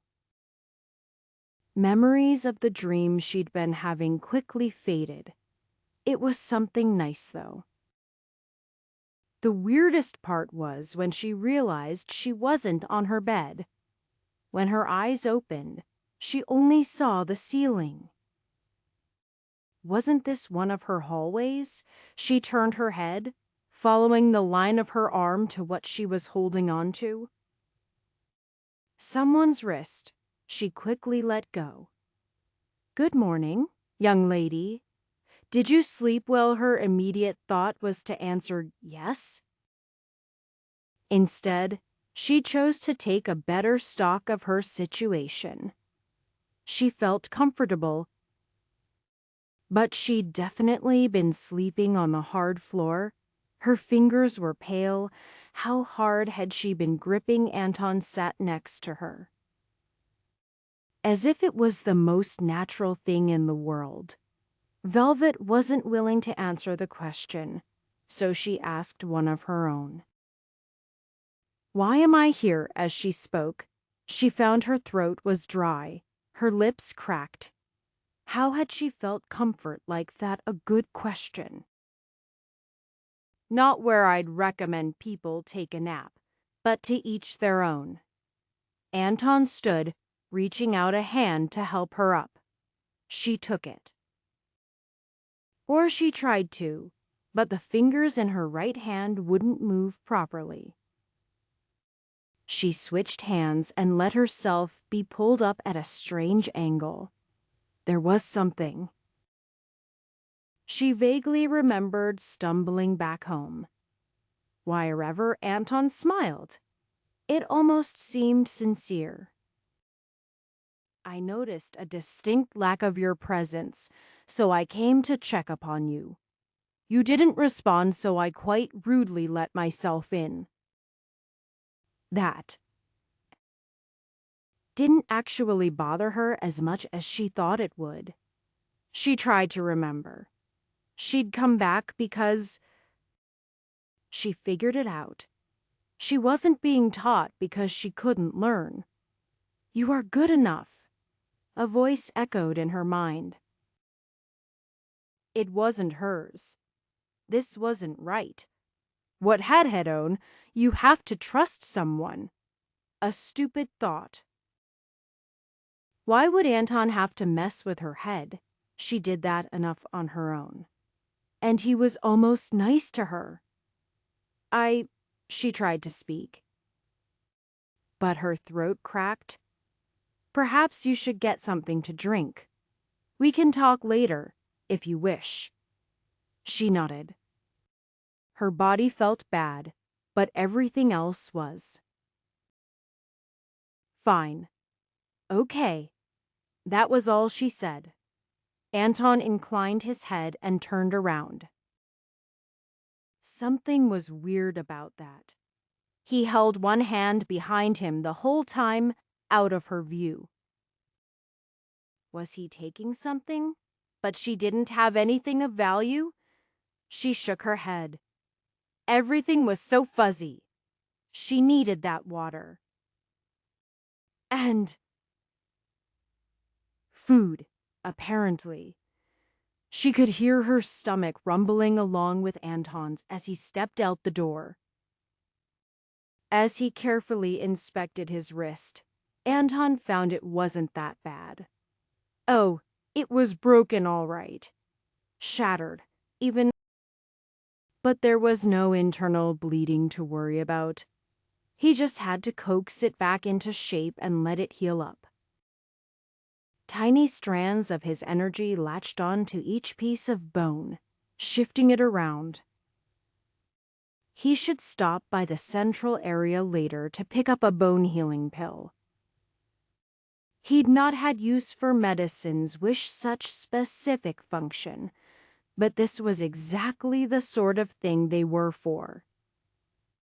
He circulated his energy through the area very carefully. It was a soothing feeling, reducing the heat and pain. He carefully coaxed each part, reminding it where it belonged. Then there was a knock on his door. Well? Velvet was rather swifter than normal. Hopefully that was a good thing. He put on his best face and opened the door with his good hand, keeping the other behind his back. "Good morning once more."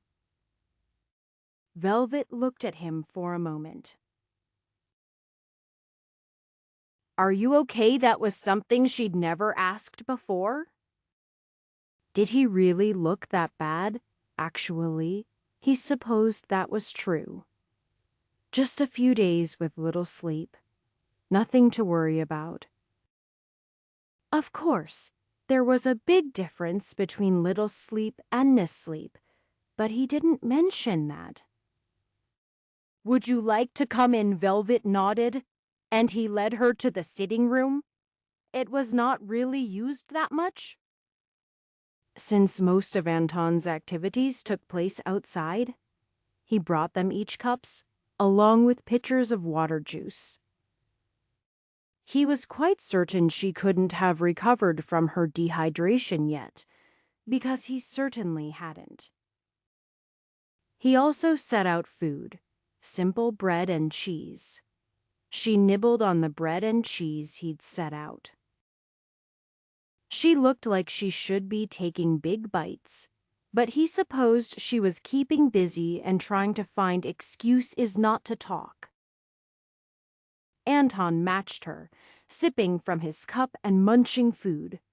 He slowly circulated his energy, as he usually did when not engaged in anything else. Then they ran out of food. An entire loaf and a wedge of cheese devoured in 15 minutes. The pitchers were both drained as well. "Should I get some more?" Anton asked. He could tell she certainly wanted to say yes, but also that she wanted to say something. Can you? I am ready to let you see me cultivate, so you can help." She took a deep breath. "Everyone else does it, and they're making so much progress." She clearly had more to say. So Anton waited patiently. "I don't. Uh, I mean..." She bit her lip. "I am sorry. I've not been helpful. Even though you were trying, I just thought nobody would so easily reveal important secrets." She apologized. Good. Even without a verbal apology, he'd felt it. But the words were important. "Very well. When do you want to start?" "Right now," she said cautiously. "How about we eat a little bit more first?" Anton knew he was still old and wrinkly, but at least his stomach felt like he was a young man again. "Yes, please." It turned out Velvet had been doing everything wrong. Well, note everything, but it sure felt like it. Whenever she described areas she was having trouble, Anton had her demonstrate and then at least 2 or 3 different pieces of advice.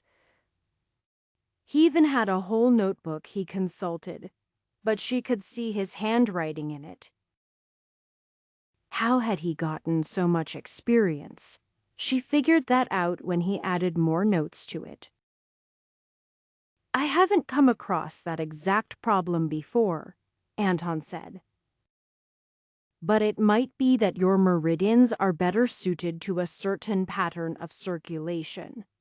He explained what he meant. For that, he talked about how blood flowed through the body. The exact layout didn't match the meridians, but it was the best analog. Most importantly was how blood returned to the heart and lungs and valves. Velvet's meridians always felt like hollow tubes, but as she tried different directions of circulation for each branch of meridians going away from head and chin, she felt a strong difference. She hadn't really thought about it, but now she could tell that one way was wrong. The cultivation technique had just said which meridians to circulate through in order, but not which direction. And Anton said he hadn't found a difference. "Does that make me weird?" Velvet asked. His response came fairly quickly. "Human bodies are all different.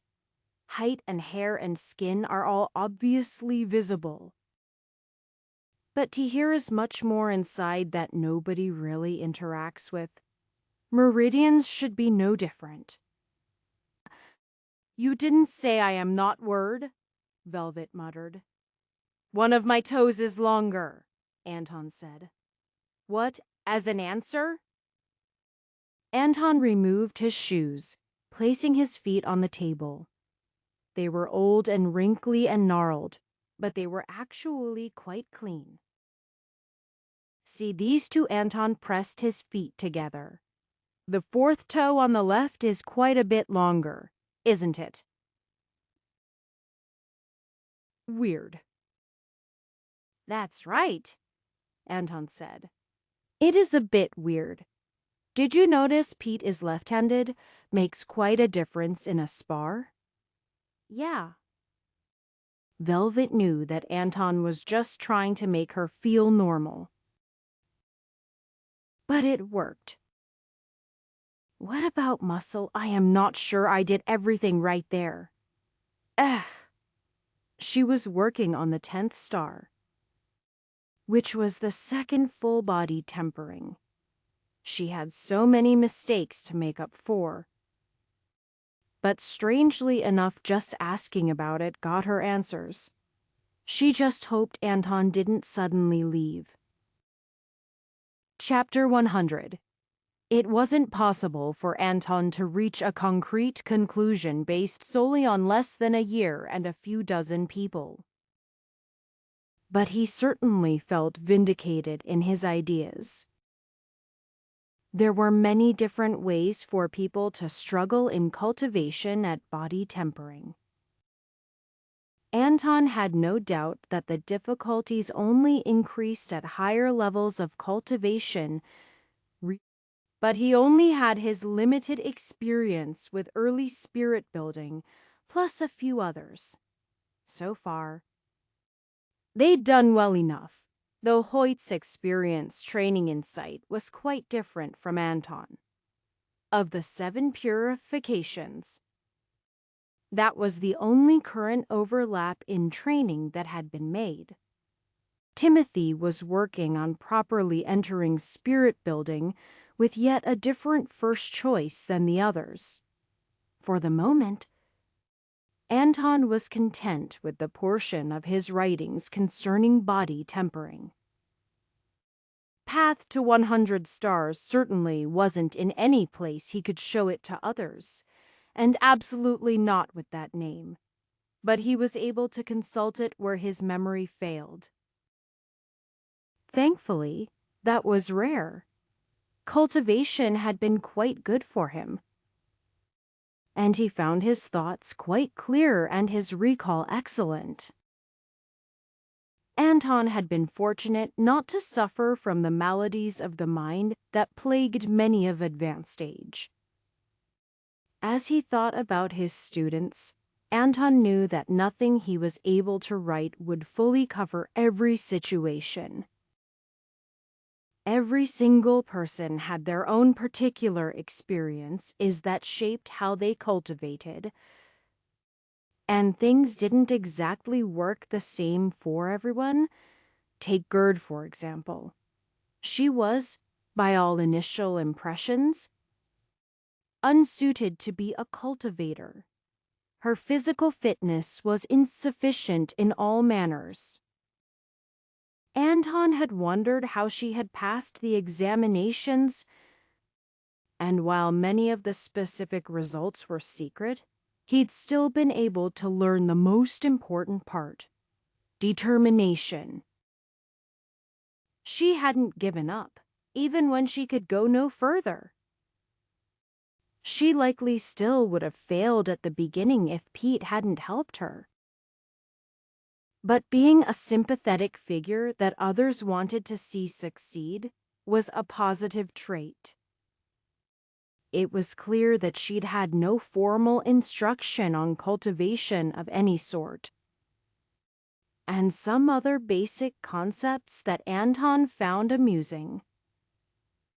She'd struggled through the first star, which at least made her body closer to the power of an average person.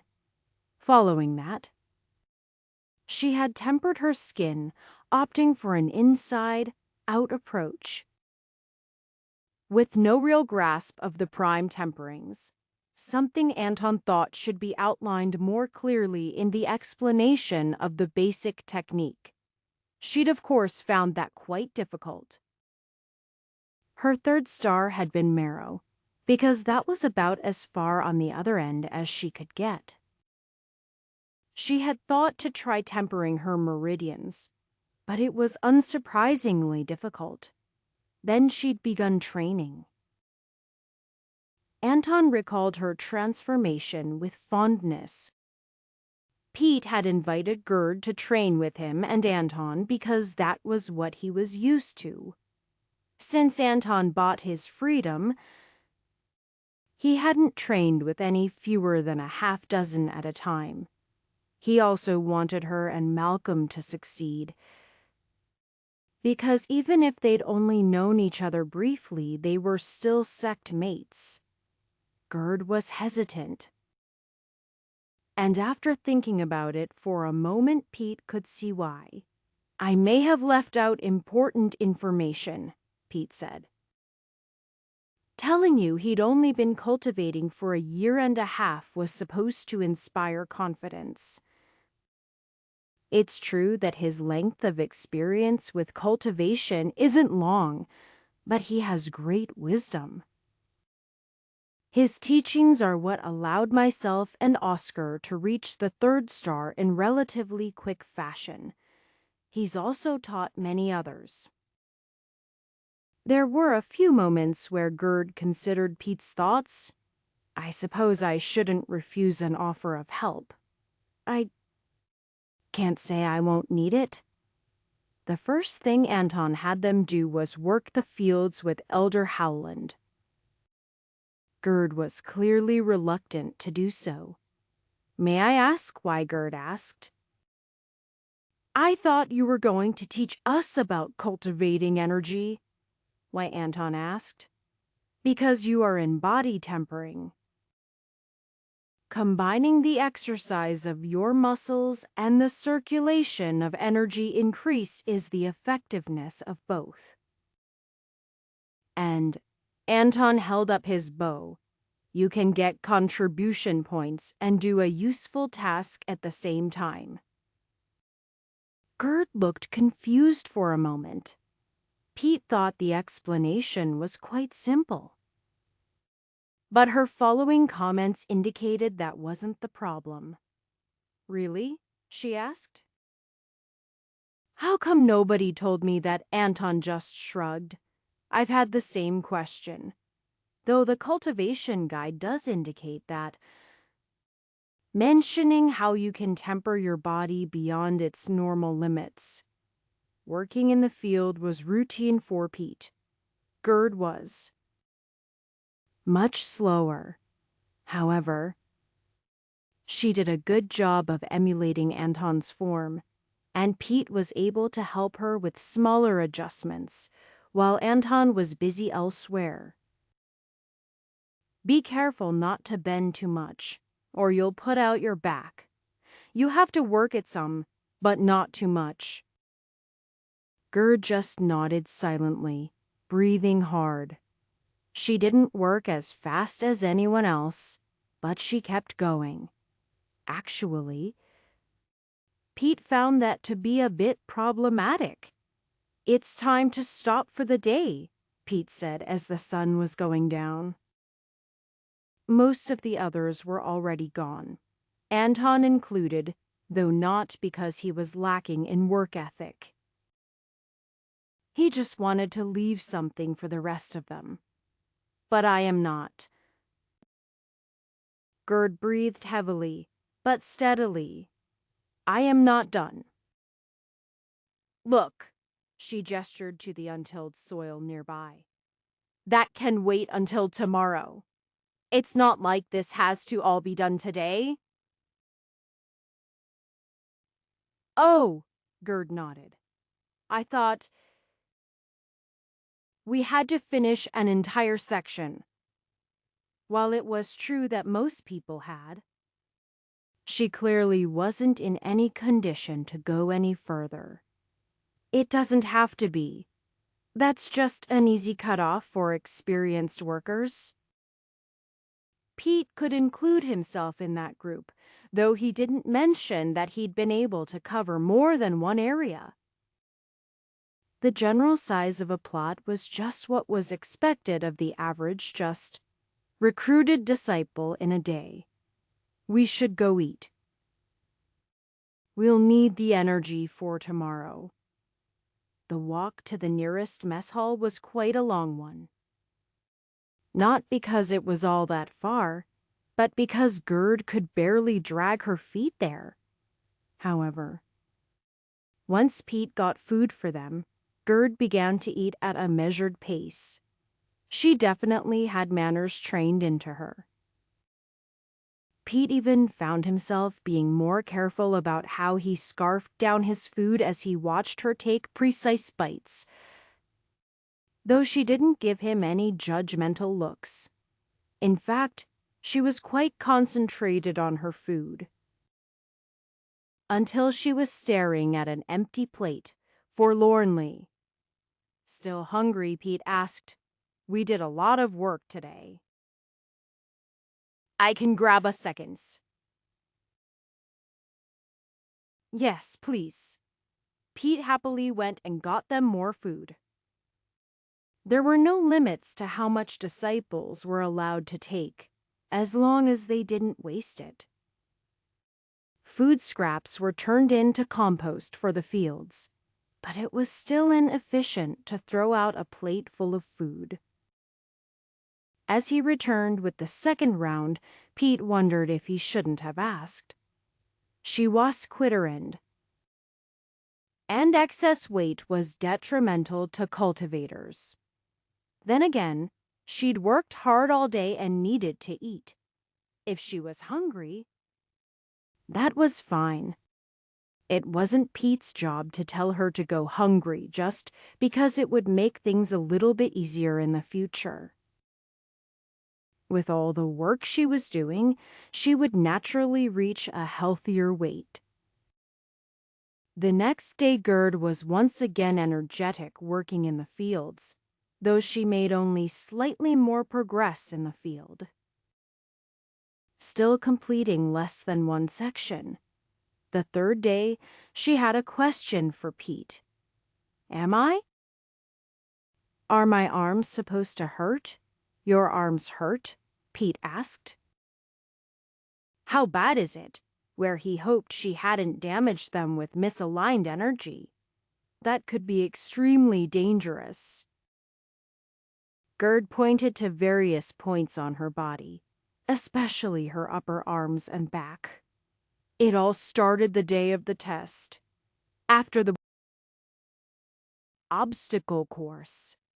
Gerd looked down as she talked about that. "My legs hurt then too, but that went away yesterday." "So it's your muscles that hurt?" Pete asked. "I believe so," Gerd acknowledged. "It does match the areas that Senior Anton talked about cultivating."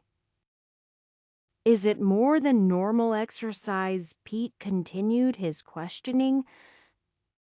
"If it's really painful, you need to stop before you tear something." Gerd frowned. "It does shirt, like my arm is tearing. But I don't know what normal exercise feels like." Pete tried to not look too upset at that. Gerd was a nice, hard-working young woman. The fact that she'd likely been pampered during her upbringing was clear from her body shape. Since abundant food wasn't so readily available outside of the order, she didn't know that he had been a slave, forced to work overly long hours merely for survival. "It is hard to compare pain with others," Pete said. "However, the pain in your legs from the first day that has recovered is a good starting point." "Oh," Gerd nodded. "Then, more than normal." "More than that, but not terribly painful." Gerd shook her head. number I just sometimes become unable to move. Like with the ropes. I don't know why. That's muscle fatigue, Pete explained. Internally, he was shaking his head. He had no idea why she had become a cultivator. But at least it had given Pete the opportunity to fill her up with some common sense. It's not good to keep pushing beyond that. Or you can hurt yourself. Careful circulation of energy can help you recover. That's especially true during the evenings before you go to sleep. If you can, it's best not to collapse into bed right away. Pete liked having the luxury of kus in Juff. He threw himself into bed exhausted. Though 2 years before he would have thought the idea laughable, Gerd had some other questions in the coming days. But Anton was better equipped to answer those. Still, she came to Pete first. He didn't mind that at all. Because being relied on was a good feeling. Even if the person who relied on you was a bit distant from what he'd come to know as reality. Chapter 101. As it turned out, every part of the arm was rather important for firing a bow. That included the wrist. While it didn't need to be bent, it did need to hold up against force. Not something that Anton wanted to try with a broken wrist. Supplementing with energy to protect his wrist might work. But the tendons in the fingers attached all the way to the wrist. He could just go a couple weeks without firing a bow. But he didn't want to. He also didn't want to do something stupid and injure himself worse. So he let his arm hang at his side with his wrist properly stabilized. Maybe with his leg raised up. He had to admit he was now much more flexible than he had been ever in his life. He could raise his leg up to the same height as his outstretched left hand. But along with lifting a leg, completely screwing up his stansen abadi cold, be flexible enough to pull the leg back far enough to grab the string and then draw it. That was simply not how bones worked. Teeth were immediately rejected along with everything involving the mouth. No flexibility in the teeth, and everything in that area was far too vulnerable and not muscled enough. If he could somehow manage it, the draw wouldn't be much short. Generally, the draw of a bow ended with the hand beside the head, so it would only be centimeters off. Of course, the difference between beside and in front of could be very significant. No point in trying. He wanted something sensible. He might as well not bother. Sadly, there weren't really any extra grasping limbs on a person. That was all he had. If he wasn't a cultivator, he would have just given up as soon as his wrist was broken. But he still had one more option. He could just use his energy to pull back the string. It was already going to be attached anyway. He'd just have to find the right path for optimal stability. His energy could easily extend that far from his body without losing power, especially with his arm outstretched alongside it. The first test was a hilarious failure. Everything seemed good. He formed a spirit arrow by reflex now. So adding a bit more energy along the length of the string wasn't too hard. He pulled it back from the center. Let the tension go and the arrow stuck to the string.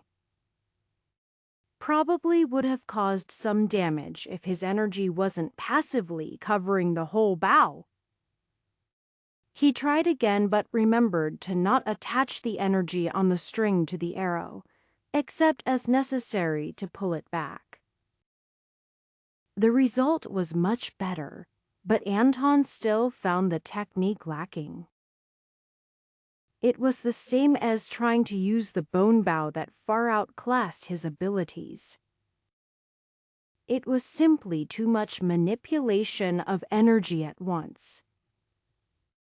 Though having an actual string there instead of merely having to replicate the effect of one made it work somewhat better. Of course, it also helped immensely that he could bend the bow. In the end, he drastically reduced the number of arrows he shot for a while. Not to none, because he found that it was useful practice even if it wasn't practical at the moment. But he also couldn't shoot hundreds of arrows, per Dalton Y with the extra expenditures involved. It reminded him how much work his body was still doing underneath all that convenient energy.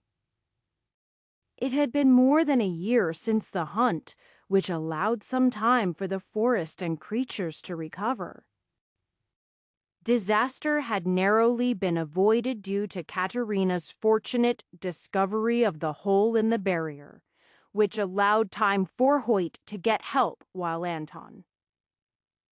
Katerina and Timothy defended Thuston from an unusual outpouring of creatures.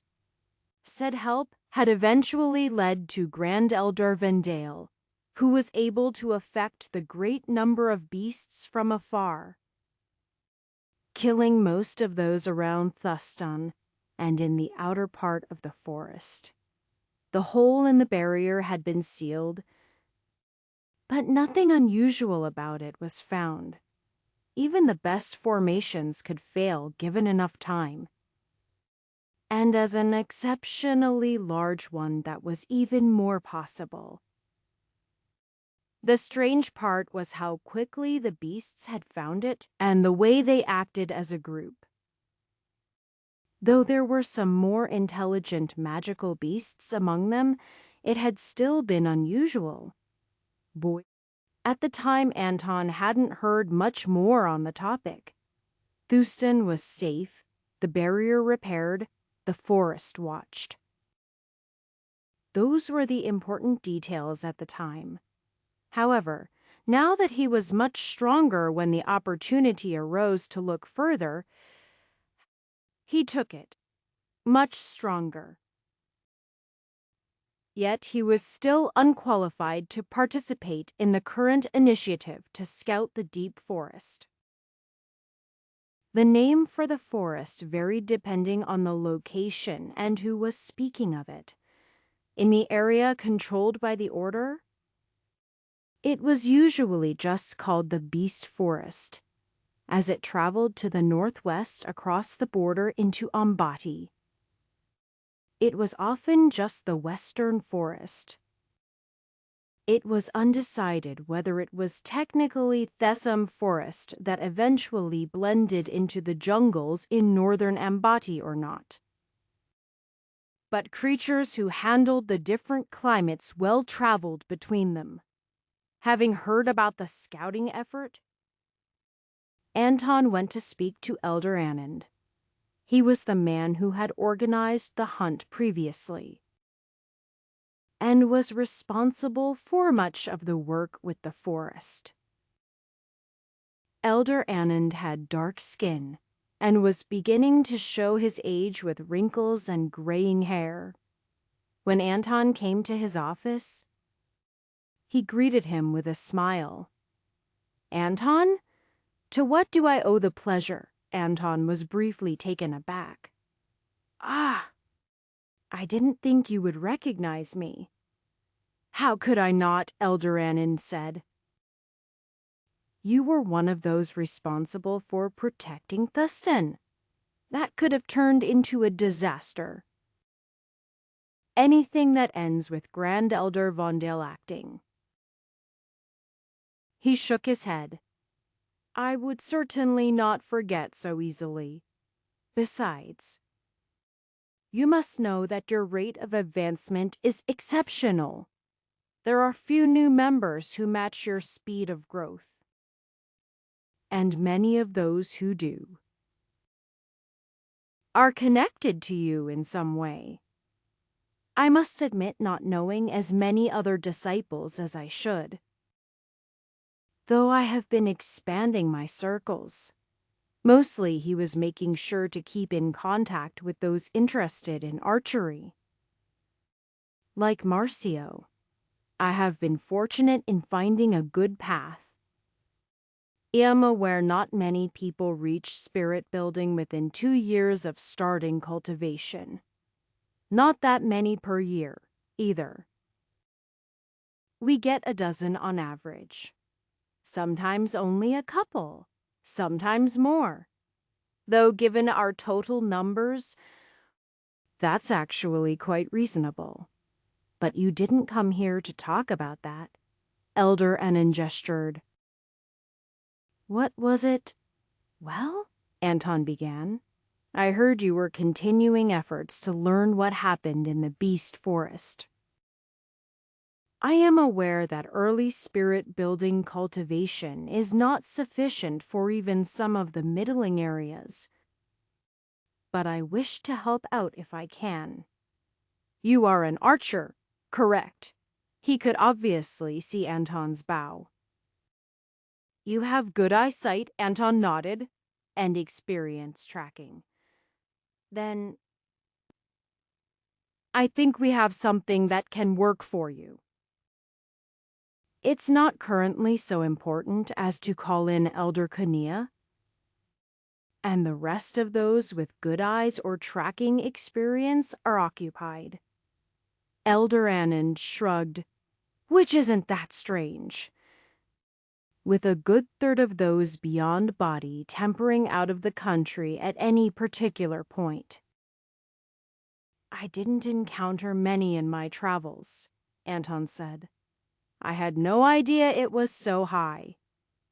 Well, you went to a Ferg. Right there, not so friendly to us there. Probably no more than a few dozen of our members there at any time.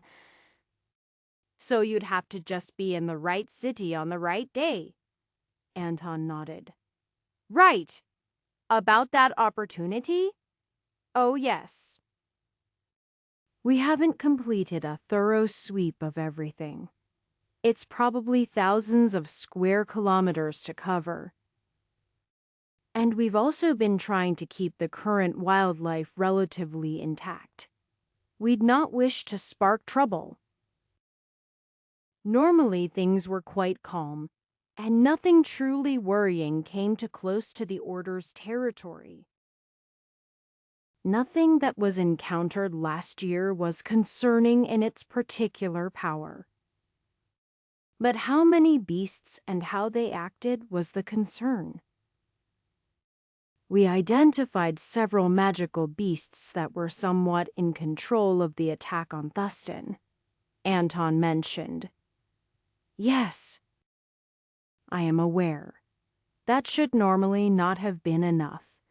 There is the possibility something deep in the forest drove them away. Intentionally or by virtue of its imposing presence. Eldurks Eniata make a sweep of the area. But powerful magical beasts have the instincts and intelligence to hide from strong cultivators. Kinesia is not the most stealthy sort of person. Anand smiled. Anyway, what I have in mind would be a search for oddities. Strange trails, unexpected populations of animals, checking dens, and the like. I myself am planning to head deeper into the forest. But we have areas not covered as thoroughly that an elder could escort you through, or you and a team, if you prefer to get more combat experience. In that case, the elder would merely be on the watch for creatures out of the norm. Anton smiled. I certainly have people in mind for a team. Don't want people to get too much in the habit of just sitting around peacefully cultivating. Though I suppose if all goes well, we should end up in few battles. Anand nodded, preferably. But there are a few types of extremely territorial creatures that have great ability to find intruders, and not enough sense to think about them being cultivators. So you could certainly find yourselves in combat, even if you leave things relatively undisturbed. And if we manage to avoid fights... Anton shrugged. Honestly, quietly slipping through the wilderness is a good training exhibition, though hopefully not one we'd need regularly. Good. When you are able to put together the team, let me know. I'll be looking for an appropriate elder to accompany you. And we'll provide you with relevant data we've already collected about the area and especially changes from our records. Chapter 102. Preparing for a short expedition in the Beast Forest didn't take long. Every supply they could need was readily available, and everyone Anton intended to bring with him had an open schedule. They would just be training. Going on a mission that was close by was also a good opportunity. Timothy and Hoyt had few skills relevant to the mission besides combat capabilities, but they were reliable and familiar. Katerina could provide formations which would be relevant as they camped overnight. Anton himself would be doing the bulk of the tracking and scouting work. After discussing with the others, Anton also invited along Velvet. Timothy had previous experience in a team with her. And while he didn't have a positive opinion of her as a person, she had reasonable enough teamwork skills. Katerina had long forgotten any grudge she might have had with her. Few people developed wide skill sets at a young age. Cultivators learned to fight because there was little point in having so much power if they couldn't wield it. Other valuable skills related to knowing about opponents they might face, so they could have countermeasures in place. Beyond that, they might develop practical skills like pill making, smithing, or the use of formations. Those usually relied on preparing ahead of time, but everything came together in the end. For what cultivators did, most things came back to combat or avoiding it. Though Velvet didn't have as much experience as Anton did moving quietly through the forest, she had practiced stealth and had reasonable awareness of her surroundings. Her ability to find tracks was decent enough. She merely lacked training in recognizing how to make sense of them. Anton crouched down to show her some things. We have wolf prints going this way. More recently, a boar crossed that trail that way, in a hurry too.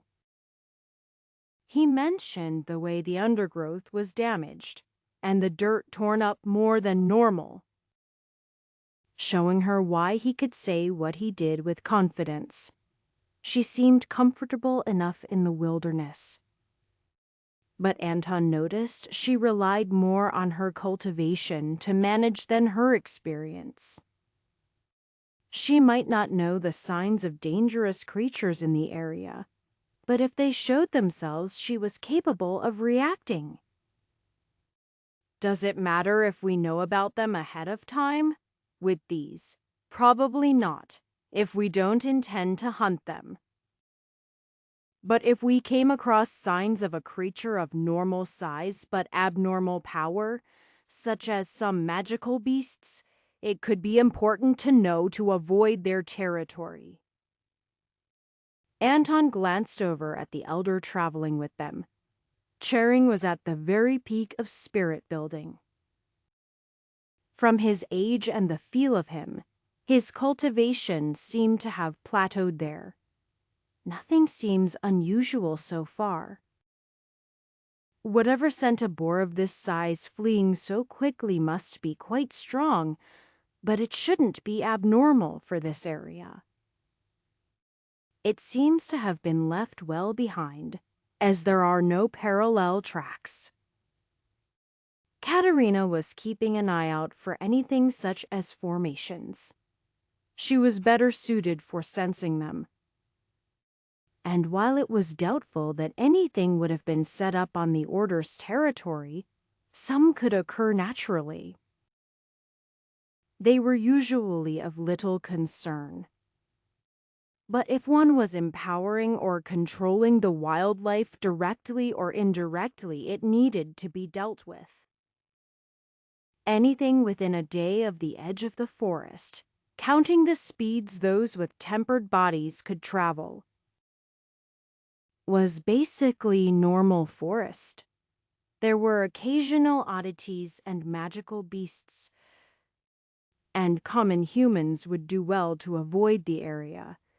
Even so, it was relatively tame.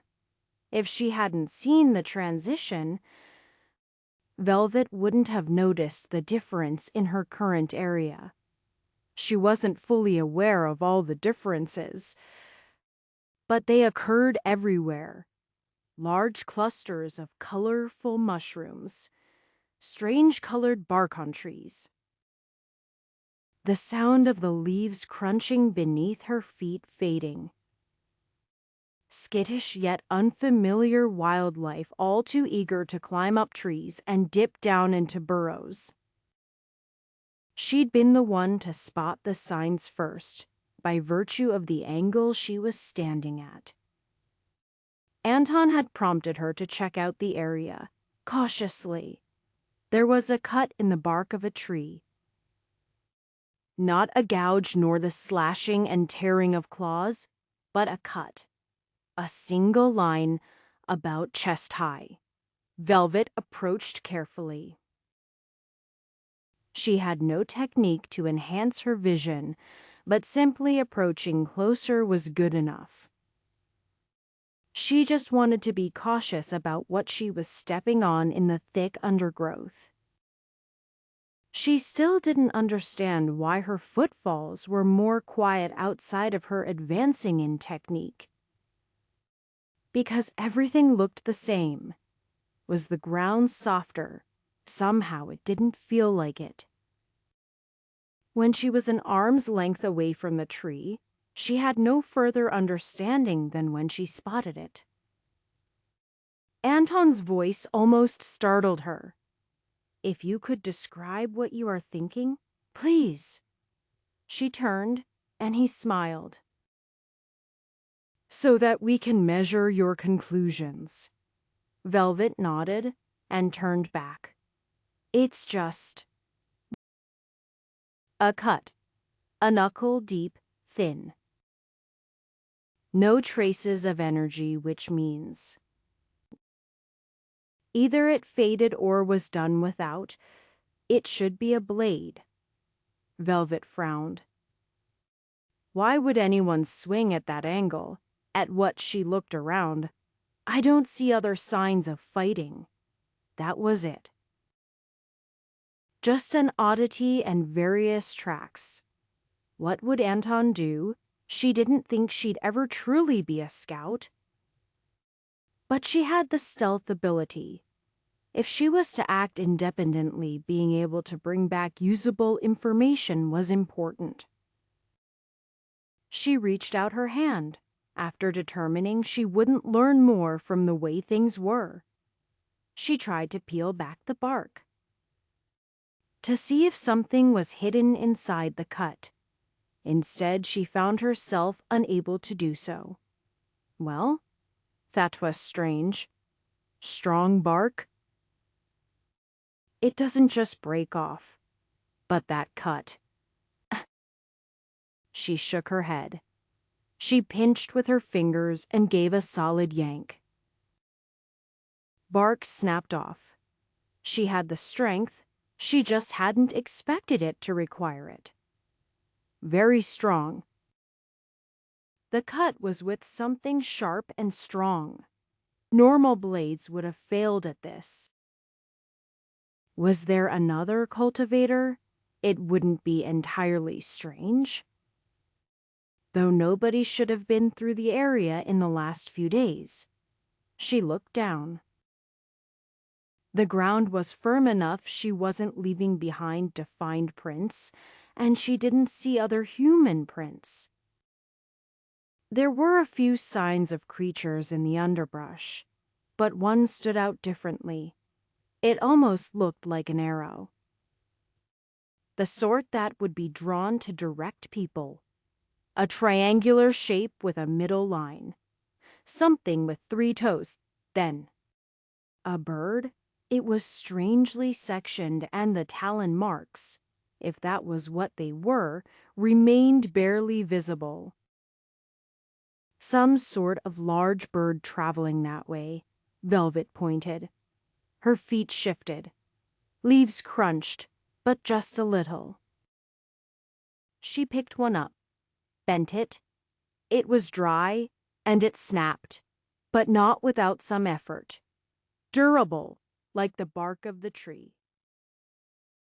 So the twigs and leaves crunched less because they held their form against her weight, though not everything had that property.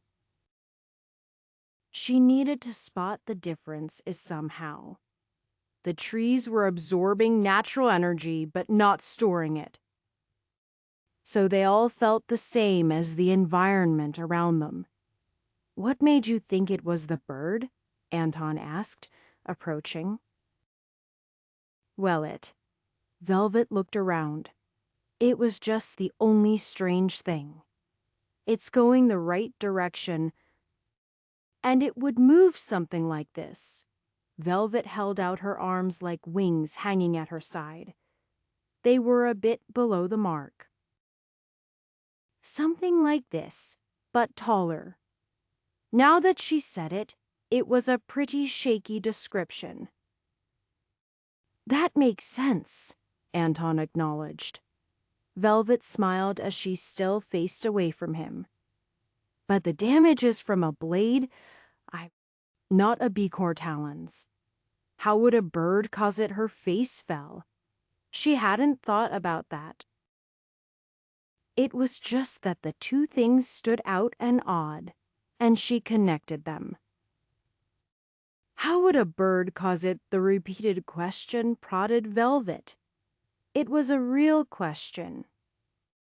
Not just a polite way to tell her she was wrong. Could a bird have caused it? I am not sure if it could have. She thought about where she'd placed her hands. Birds didn't have hands there. They had wings. Those certainly weren't sharp. They were soft and swooshy. It could be something else.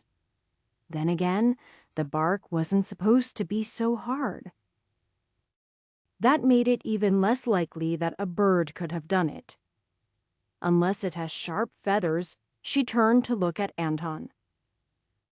His face had a pleasant smile, encouraging, but frustratingly not telling her if she was right or wrong.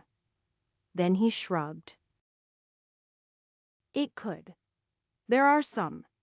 Not listed anywhere around here, but it's not uncommon to have a few things out of place. Since we don't know, Anton drew out the word, we might as well follow the bird. It's the strangest thing we've noticed in the area. Velvet nodded, though she kept her smile off her face. It was nice to know that even he didn't know everything all the time. It gave her confidence. Like the elder watching over them who wasn't the wilderness sort at all. He had an overwhelming sense of strength, even restrained as it was. Strong, but not in the comforting way that Anton was, like a good solid roof over your head. She needed to keep learning, so he wanted to keep her around. Chapter 103. The tracks of the large bird weren't hard to follow. Anton let Velvet take the lead so she could get practice, but with the way it left impressions, it wasn't difficult. Based on the properties of the leaves and the earth beneath, Anton got the picture. It was a very heavy bird. That meant either it was truly gigantic in proportion to its talons, or perhaps it was a flightless bird. Those were rare. But Anton had heard of them, though he had to admit until he saw a feather. He thought instead they might be mistaken about the origin of the creature based on its print. As they moved, it started to become clear that the creature was indeed responsible for the cut in the tree. At least the cuts followed its same route, occasional slices appearing in plants along the way. Then they found a feather. It didn't look like much, except the way it was embedded in a rock. It appeared to have sliced cleanly into it as it passed. But it stopped halfway. It took a moment of twisting and wrenching to pull the feather out of the rock. And as he did so, Anton saw it slice a little bit deeper to the side. He very carefully trailed his finger along the feather. It looked soft and fluffy, but he felt it trying to cut into him through his defensive layer of energy. It was of little comfort that a free-floating feather only barely didn't cut him, but that was how things were. He trailed his finger in the other direction and found that it didn't cut at all from tail to back in the direction of the shaft. Only when he followed the direction of the barbs.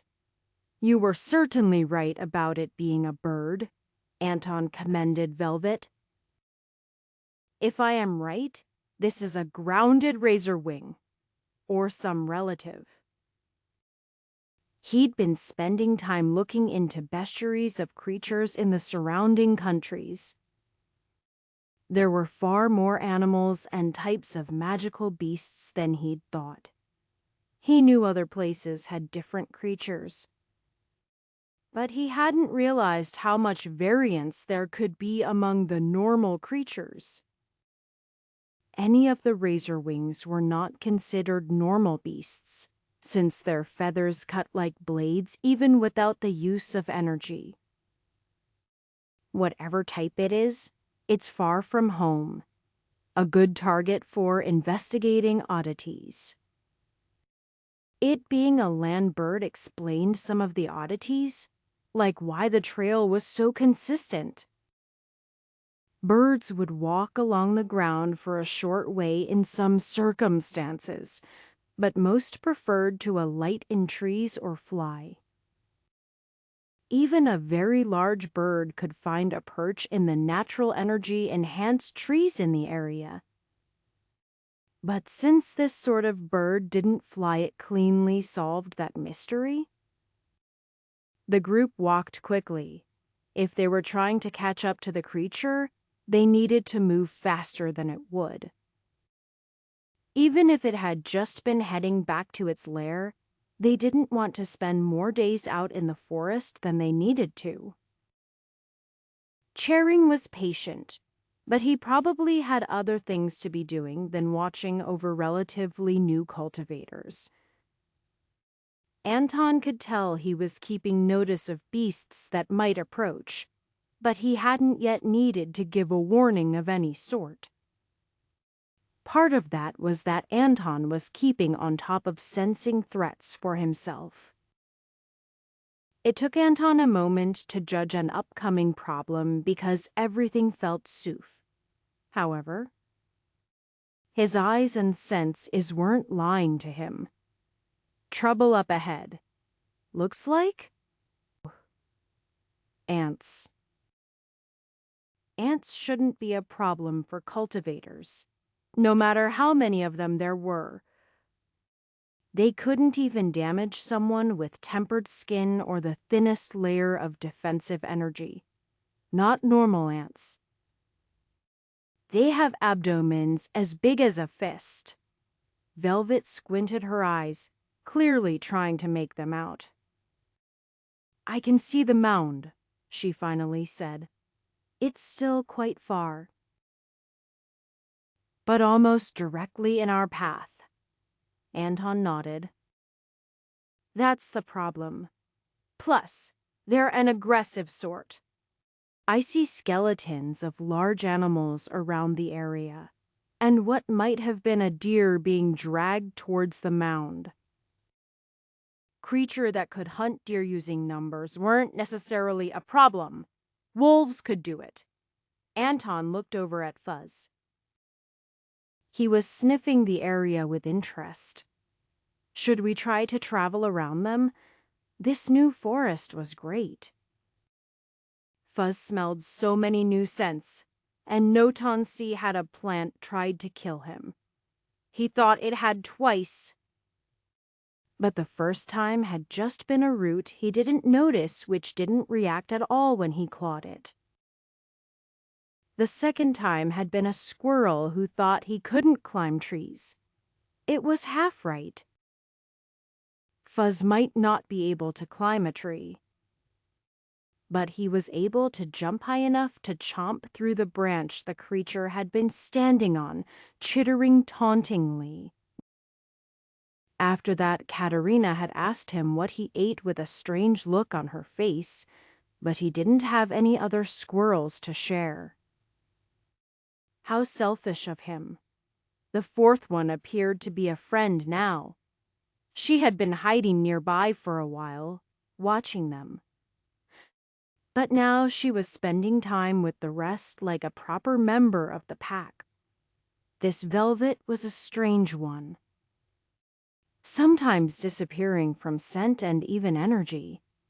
When it turned out she was a hunter like Anton, he thought it made sense. When Anton said there were ants ahead of them, Fuzz was confused. Ants were little black creatures, and these were big and brown. A proper mouthful instead of just a crunchy texture on the tongue that sometimes resulted in stinging. Maybe he'd only seen baby ants that made sense, but he wondered why the pack leaders would leave their young all on their own. But there were more important things for Fuzz, like dealing with these big ones no. They had a den right along the trail of the sharp bird they were following, and they seemed to not appreciate the intrusion upon their territory. While Fuzzpack avoided their den, it wasn't good enough.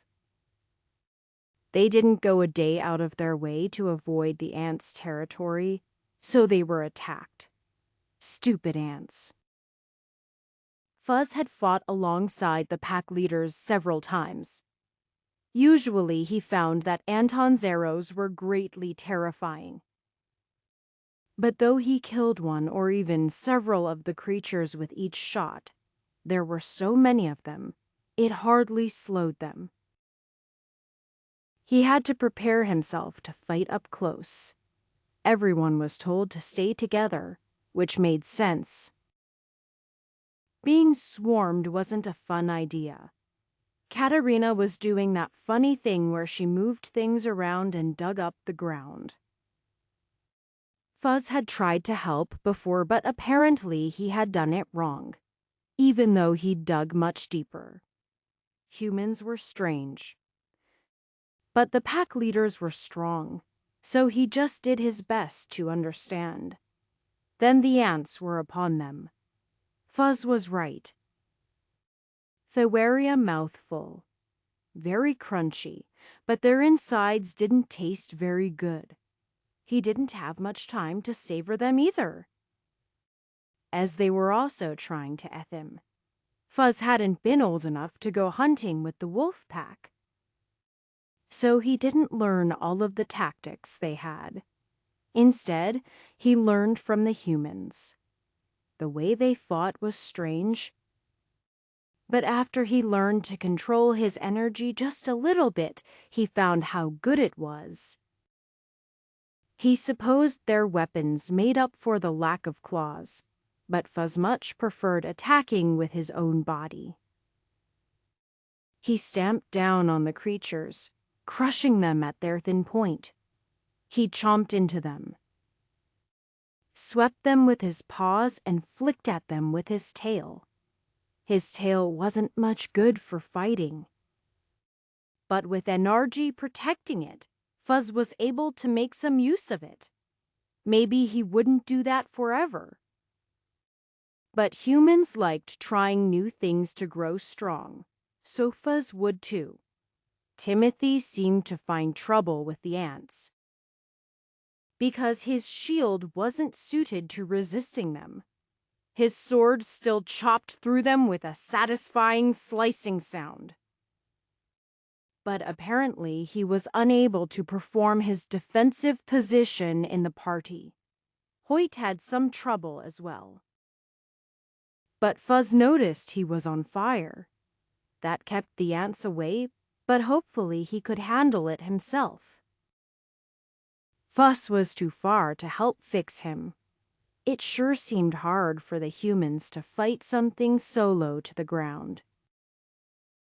Fuzz had a much better time because he only barely had to crouch to reach the height of the ants and bat at them. But nothing was perfect.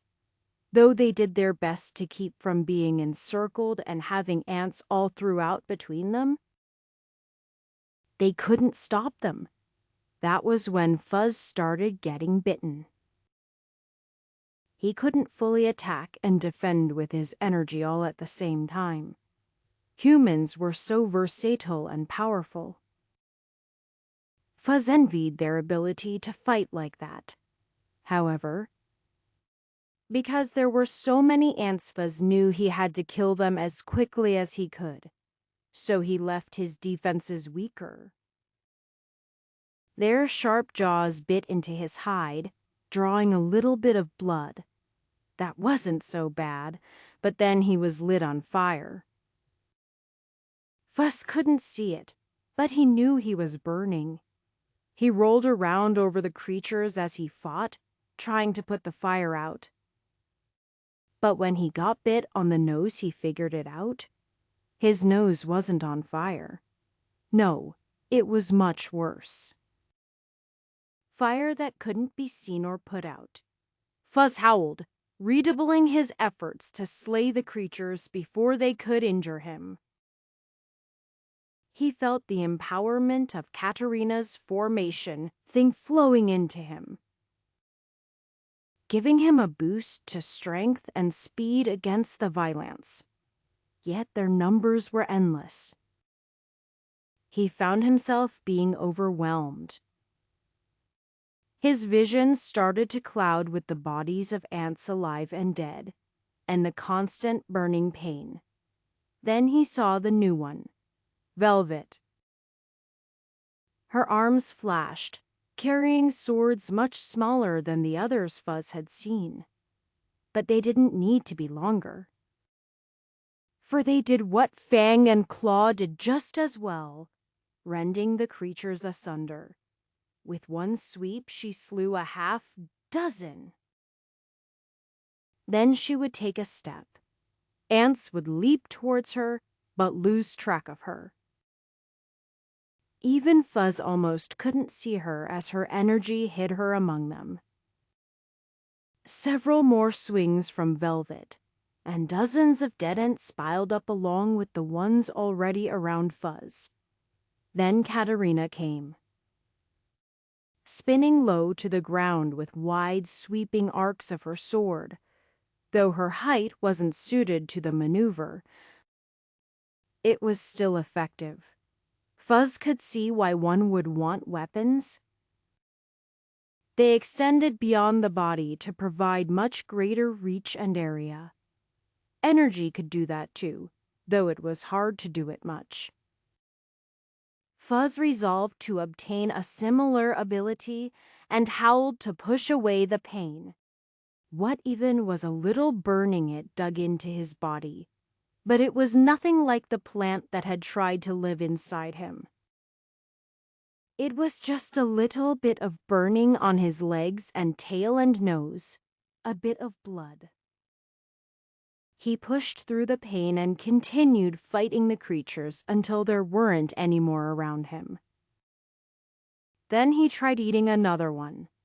Its head was too pokey, but the rest of it was okay. Not worth hunting, though. Chapter 104.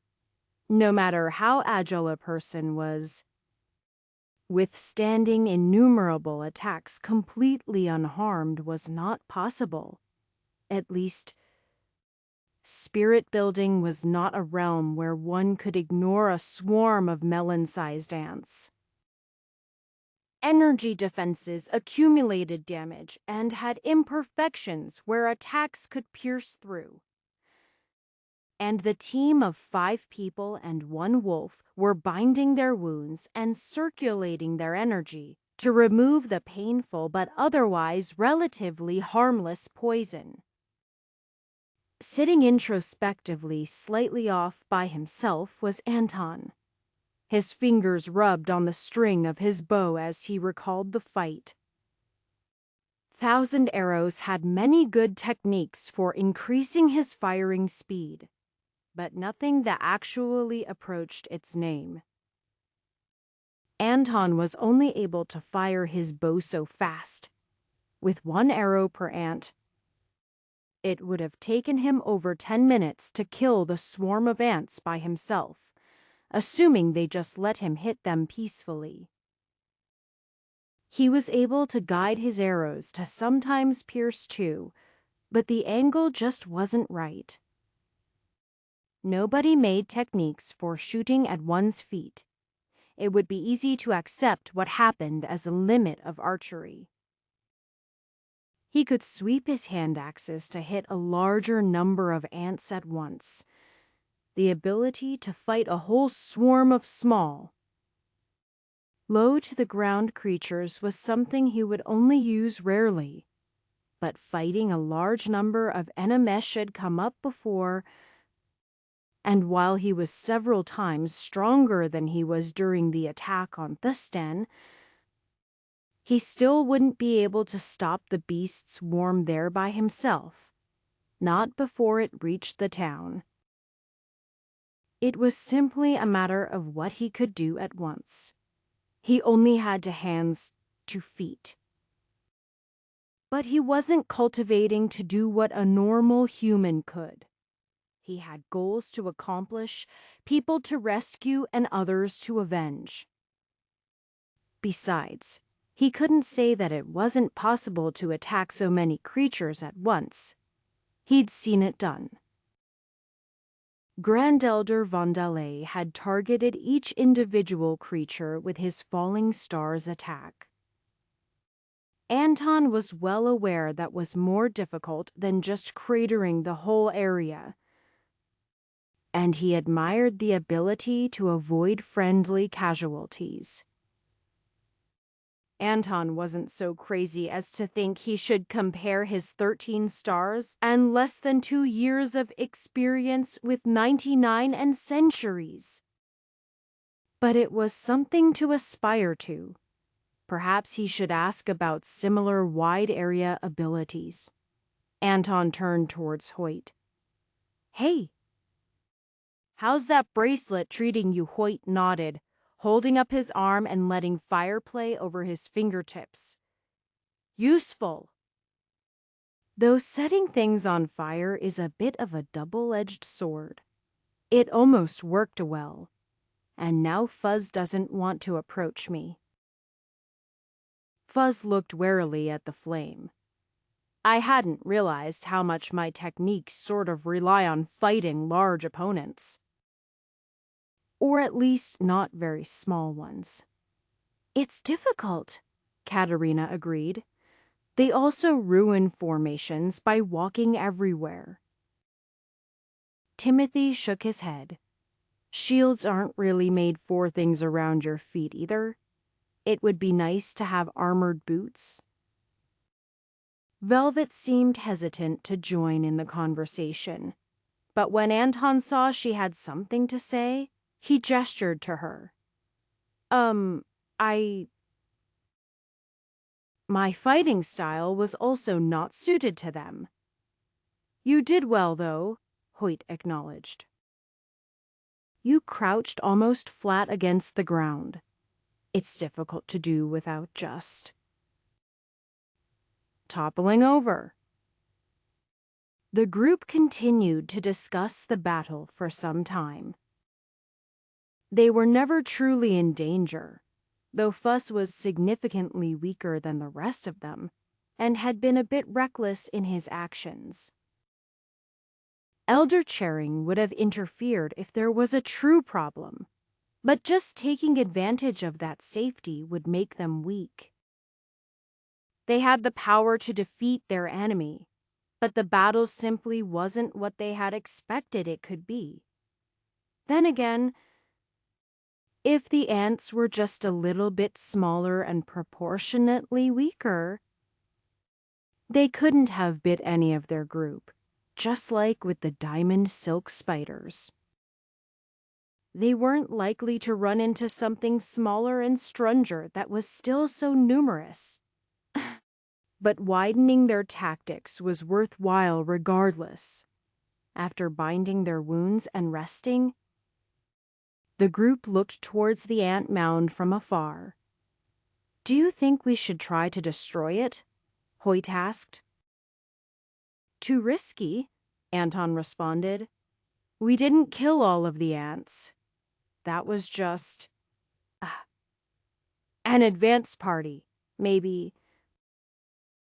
They'll have at least several times more, and certainly some surprises.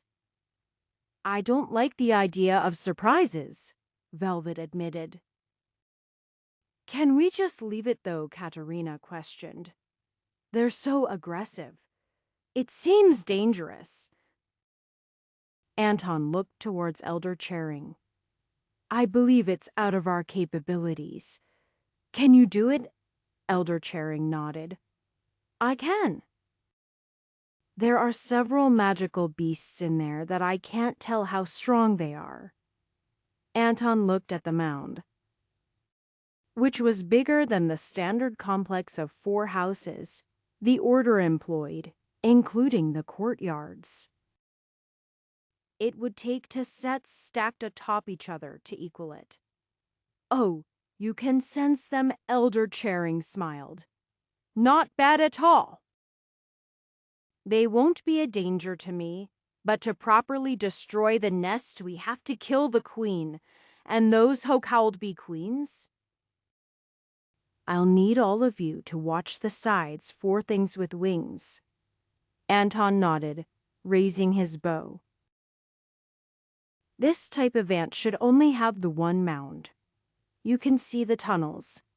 I won't be attempting to dig my way through.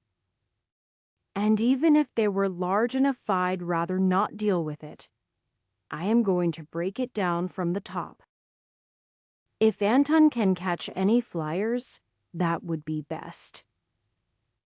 The rest of you should stay back far enough that those who pour out don't attack you first, but instead focus on me. Only move forward for any crawling out with the wings. Katerina, if you could put together a formation around the area, Elder Charing thought for a moment, something to hinder the ants. Slow them. That would be more beneficial than fortifying us. Katerina nodded.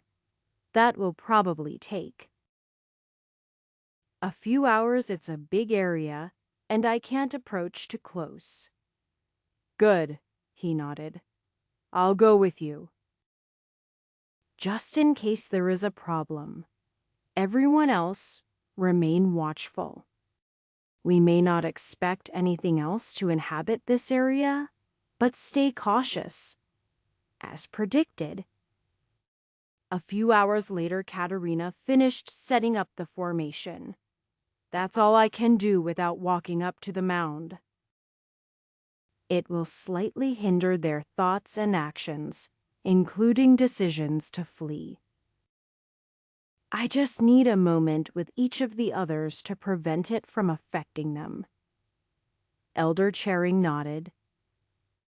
It's good to have another budding formation master as part of the order.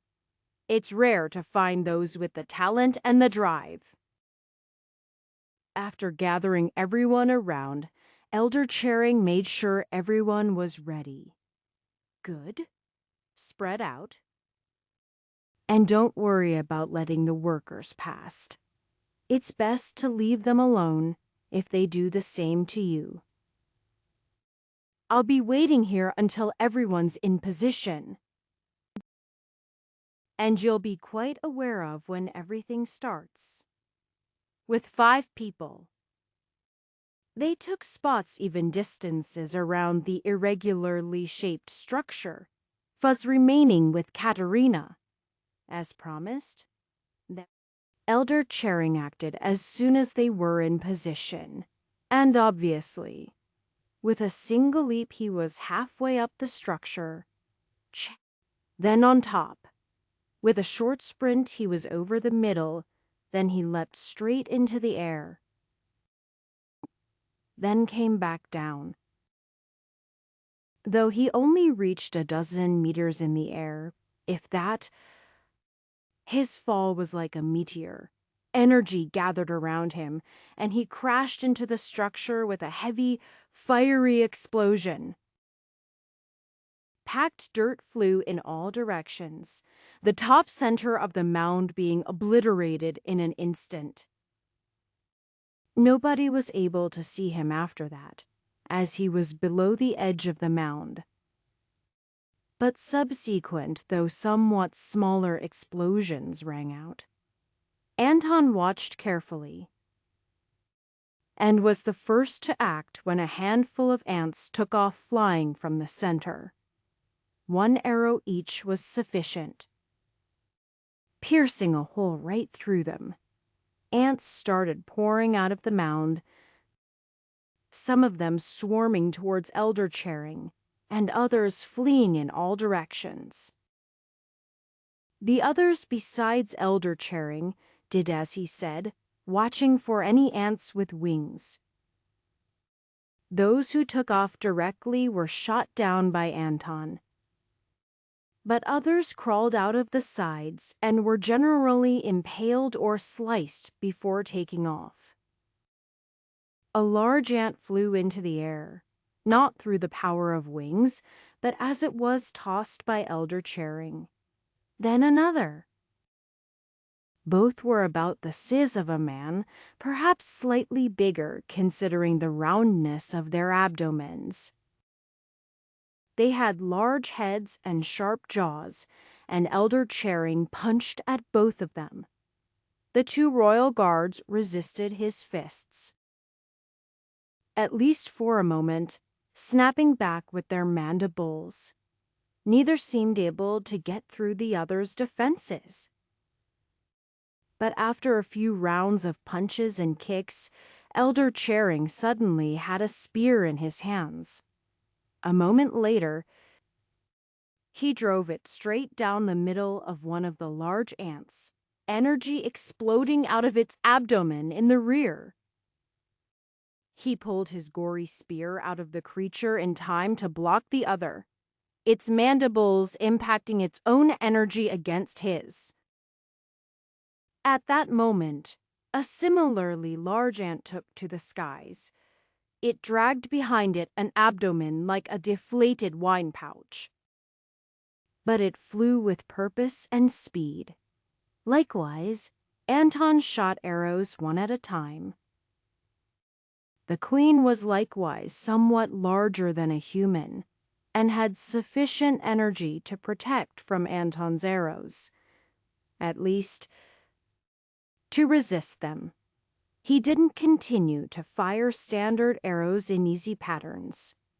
He began to use trick shots, firing slow curving arrows while gathering more energy for frontal assaults. The queen was forced to shift around her energy inexpertly, and Anton pierced an arrow through her defenses and one of her wings.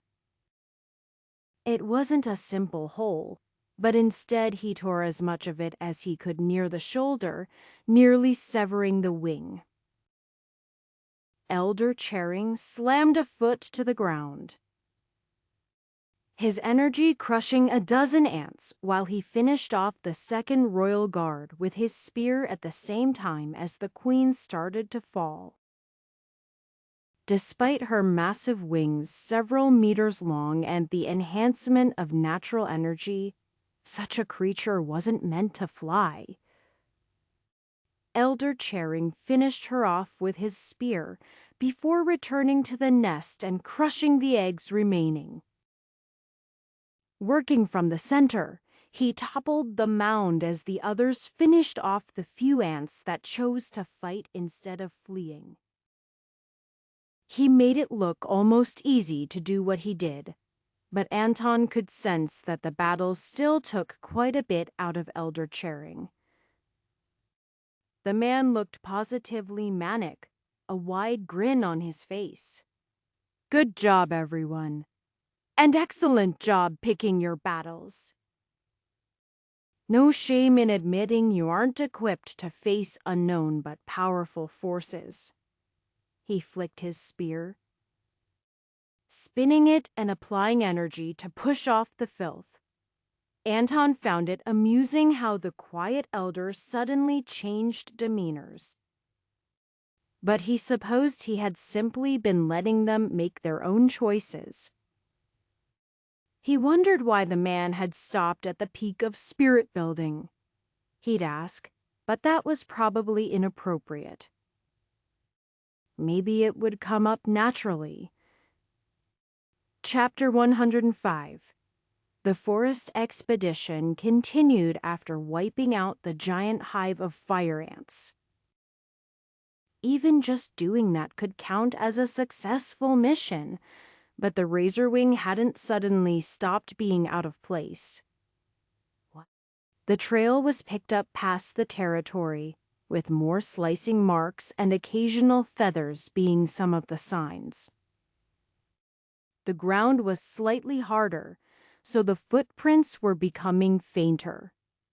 The group encountered several aggressive beasts, but nothing turned into more than a minor scuffle, from the perspective of the group, at least. The beasts who attacked them would probably have different opinions, but they'd already made a final and fatal choice. The next day, Anton noticed something interesting. It was not of immediate concern, so he waited for Velvet to comment on it. It took some escalating of the signs, but she eventually figured it out.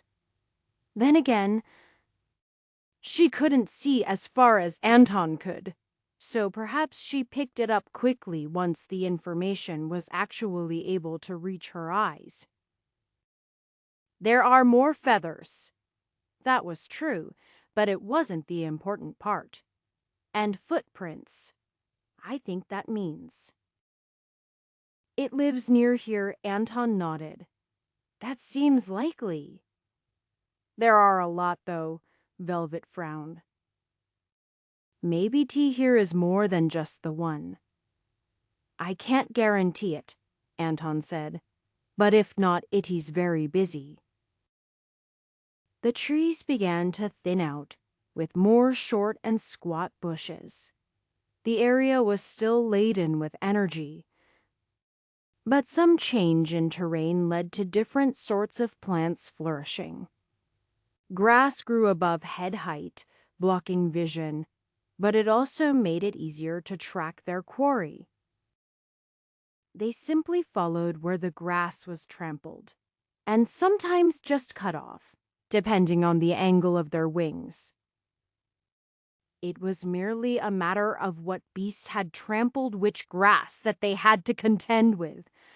With his sight blocked, Anton occasionally hopped into the air to get a look at the surroundings. He felt rather silly for it. But he would feel more sully if he missed something important for not putting in the effort. A hop didn't leave much time for processing what he saw.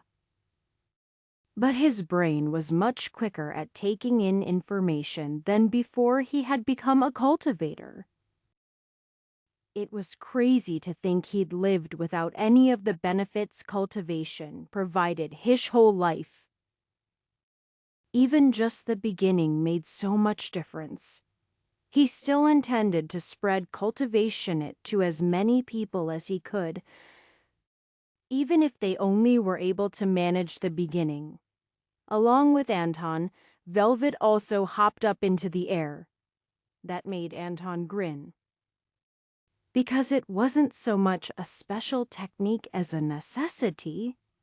She could probably just stand on someone's shoulders. But he was a bit old to ask that. Instead, he eventually found a decent tree to climb. It was thin and seemed like it would snap under his weight, but he could tell it had been strengthened just like all of the others, and easily held his weight. Velvet climbed up after him, standing on another branch that barely bent under her weight, despite it being only to fingers thick. "Do you see them?" Anton asked. Velvet nodded. "They have long necks.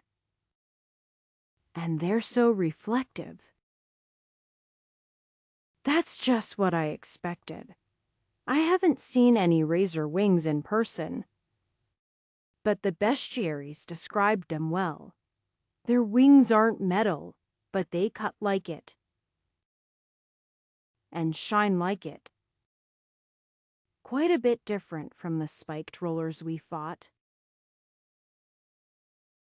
"You fought those things?" "Yes.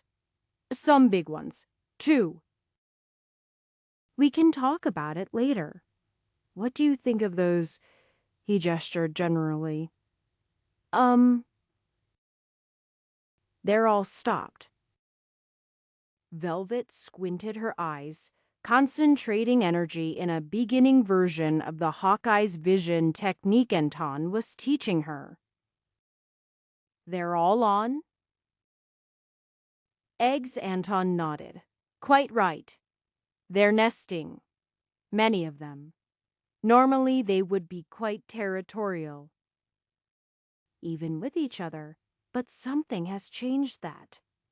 "Do we have to kill them all?" Velvet asked. "I don't know if that's necessary. The ants were aggressively multiplying and dangerous. Razor wings aren't likely to move on humans, but they also aren't known to be a part of this area." Anton scratched his chin. "We'll have to report on them, at least. I wouldn't want to try to take all of them out either way. Though reducing their numbers somewhat is basically inevitable." "What do you mean?" Velvet asked. "I doubt they're just coming to say hello." Anton gestured to several disturbances in the grass. The razor wings tended to trample the grass in front of them, but off to the sides their feathers cut into the grass, leaving a fairly obvious trail. As magical beasts, I do believe a grounded razor wing should be able to keep pace with the slowest of us, so fleeing isn't exactly an option." Anton turned. "You all heard, right?" Everyone else nodded, including Elder Charing. "Good. Then the 5 of us should get ready to fight, though I'd like to try to leave if we can. There are only a few. And if those eggs are any indication, they won't miss a few of their numbers."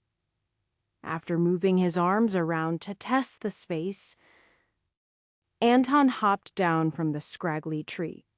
It would just get in his way. Though the vantage point he provided would have been useful for archery otherwise. Katerina was looking around, clearly wondering how she might make a proper formation in the area. Initial setup might be easy with the grass, but that also meant it would be easy to destroy on accident. She seemed to give up as the group started to retreat away from the approaching razorwings. "Doesn't seem like they're going to leave us alone," Hoyt commented. "They're gaining on us. And I can feel their energy bubbling in anticipation." Anton shrugged. It was worth a try. At least this way they'll be further from reinforcements. Anton stopped and turned back towards the approaching razorwings, mostly hidden by the grass. "Everyone ready," everyone nodded, and Fuzz gave a growl of acknowledgement. The process of drawing a bow could be quick or slow. There was rarely any reason to spend any more time than required to aim, because that left strain on the wielder's muscles, but Anton needed to gather more energy than normal. It still didn't take longer than the amount of time for a draw he'd had as a non-cultivator, but was significantly slower than his possible fastest speed. His arrow flew straight and true, and he rode the air with it. The arrow pierced through the grass. It was tough in addition to being extraordinarily long, but it barely slowed the flight of the arrow. Anton was there with it, guiding it when it struck the razor wing. He had been aiming for its chest. He'd expected it to dodge if it noticed him. But it didn't. But he also didn't hit its chest.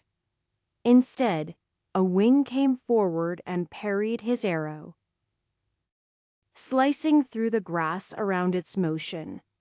That was the problem with magical beasts. None seemed to have human intelligence, but they could also be quite a bit smarter than normal animals. These even had complex control of their energy, gathering it on their already blade-like feathers. The battle erupted into motion with that arrow. The grounded razor wings burst through the grass towards the group, reaching them before Anton could shoot more than one or two more arrows. If he'd been ready for a deflection on his first shot, he might have been able to score a hit instead. But now that they were aware of his own abilities, they were too cautious. He'd have to find openings later. "Probably a bad idea to use fire," Hoyt commented to himself as he readied his large axe. He held it into hands, stepping forward and chopping at one of the approaching razor wings. It moved its wing and energy to intercept his attack. Hoyt had a bit more mass than the creature, a bird of nearly the same height as a human, and was able to push it to the side. It pecked towards him with its beak as it passed, but it was too far to deal any meaningful damage. The others were all engaged as well. Timothy took it upon himself to engage two of the creatures, preventing them from running past him. The birds slashed with their wings, but only pecked when they were certain their necks would be safe from a counter. Timothy wasn't able to damage either of them in any meaningful fashion, but his shield protected him while he learned their movements. Katerina and Anton both danced around one of their own. Anton found that they preferred to rush past, swiping with a wing, which suited him just fine as he fought with a bow and could use the extra space. Katerina slashed with her sword, trying to hit openings while keeping herself safe. From low to the ground, Fuzz nipped at the heels of whichever bird he found at the moment. He kept himself concealed in the grass as he looked to find ones distracted by others. He was actually able to ambush one of them and bite its leg. But as he pulled to try to throw it to the ground, it resisted by virtue of a stronger energy. Fuss had to pull away as its beak came down towards his head. As for Velvet, she was gone. Even Anton lost track of her in the tall grass until she stabbed into the back of the neck of one of the razor wings with a long dagger. Anton felt her energy a moment before the attack, but the razor wing didn't, or at least felt it too late. The total amount of energy in Velvet's attack wasn't anything amazing, but she condensed her energy into a sharp point and stabbed where her opponent was weak. That was usually the goal within battle. But it was hard to pull off. Archery worked similarly, but the advantage it had in range became a disadvantage when it gave your opponent time to react. But Anton hadn't been training just to lose to a bunch of birds, no matter how sharp and swift their wings were. He felt a trail of blood on his shoulder and knew he'd let it get a little too close. But the razor wing that made the attack had continued on, as usual. Anton had an arrow ready and aimed at its back as it moved.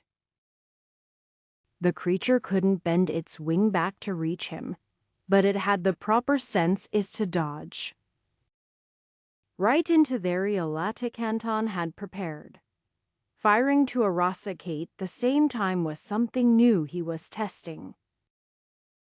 It wasn't very good for the most part, and would probably not work well against a human in its current form. But he at least tricked a bird. His arrow pierced into a section of the bird's back that had a lower concentration of energy. It wasn't enough to bring it down immediately, but Anton could see the blood pouring over its feathers. Now, if only he could find where to sneak in shots from the front, he wouldn't have to let any of them attack him even once. Chapter 106. As the group of 6 finished the survey of the forest, it became more obvious that a variety of non-native creatures had moved in quite recently, too. The razorwings, who were normally solitary creatures, were living close together, almost in communal nests, though not quite. Anton had no prior experience with them himself, but he had read how that was only common during or shortly after a group migration. They weren't the only things, but they stood out the most. Anton also thought of the creatures around Helm for Thrill, far out of their homes. He would mention that once more in their report. "I am kind of disappointed we didn't find a Beast King or something," Hoyt said. "Though I suppose we wouldn't have been useful if that was the case?" Anton nodded. "We were only able to survey one section of the forest. Doubtless others will have similar findings elsewhere. It could be unrelated to the unexpected coordination, but it is notable nonetheless." "I can't believe there were like 1,000,000 giant ants living in the forest," Timothy commented. "They have no business being that big, and yet they were also hard to hit." The mission in Ambati also involved creatures that weren't native to the area. Velvet spoke timidly. "I think." The scout thought so, anyway. Elder Charing nodded his head. All good information. We noticed quite a bit I wouldn't have thought of just touring by myself, which was the whole point. Real combat was useful for experience that could lead to improvements in cultivation. That was something that was known and discussed. But Anton found that comparing experiences with others had at least as much effect. He wasn't suddenly going to shoot from the beginning of the 13th star to the 14th, but working with Katerina to understand spiritual connection helped him. He clearly didn't have the same natural talent in that area as she did, but he was at least able to take advantage of some of her learning. Anton, in turn, was able to help Hoyt with his studies of insight. Katerina also worked with Timothy on mental liberation. It was impossible to say when resistance to mental attacks would be useful, just that at some point it would be. The choice to strengthen those particular defenses earlier was merely one of many available options. And all of the 7 purifications were connected eventually. Choosing one particular thing early should make little difference in the end. Velvet was progressing quickly, and given some time would be stepping into spirit building. She was a good example of how certain guidance could make a significant difference in cultivation. While the order freely taught what they could, there was little personal guidance. Just matching people up randomly wouldn't help, though. Anton wasn't sure if he was the right person to teach Everione, but he felt it was an area he did well. The change in Velvet's cultivation was merely a measurable benefit allowed by the other changes Anton had been observing. She had chosen to trust him, at least enough for him to help her. Dealing with her still wasn't easy. But he didn't feel she wasper pump-folding anything difficult. She was still somewhat paranoid. And that wasn't going to just go away over a few months. Interestingly enough, her combat style relied on having allies to fight alongside her. She would use concealment techniques so that she was unnoticed before attacking a critical location on a distracted enemy, usually to great effect. While this did result in more pressure on her allies temporarily, a quick defeat made it safer for them in the long run.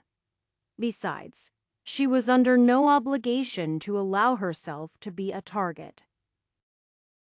The whole way she operated was interesting, if a bit depressing. Anton saw how she fought well with a team, but she never really tried to get along with them. Her only social interactions seemed based around avoiding anyone forming a negative opinion of her. While in theory that was a good thing, it also avoided a positive opinion forming, and eventually a neutral opinion might swing towards negative when her other unsavory traits. When she wanted something, her default thought seemed to be manipulating others instead of asking. That said, she had enough awareness of how people would react that it usually mattered little. Timothy had been an easy person to recruit as a teammate, and the only reason he was unhappy with the situation was because he'd accepted to hastily and been unavailable when his friends requested help. The situation with Hayden had gotten out of her control, but she hadn't repeated anything like that. At the time, Anton had been very angry and then imprisoned. It had basically dropped out of his mind. But recently, he'd actually gotten past it, letting go of the unhelpful anger. It was almost depressing how good she was at stealth techniques. A woman so young shouldn't feel the need to hide from everything. But that same youth was what made her actions forgivable. She wasn't full of plots to steal techniques or overthrow the order. She just wanted to survive. Anton understood that. Though he'd long since passed the point where he considered his own survival important beyond what he could do if he continued living. Her combat style fit into the team well enough, but it was clear she wasn't part of them. With the exception of Fuzz, nobody was actively social with her. Fuzz was quick to accept her, and in turn she seemed quite fond of him. Probably because there was nothing he could want from her beyond simple scratching behind his ears. There was no intention on Anton's part to force her to fit into their group, but Head'd want her to be progressing in a better direction. Cultivation hardly mattered in that equation except for her own desires to control her life. Maybe cultivation would lead to her being content with life, but not without help. Anton couldn't say he was the best at solving problems, especially where it involved young women.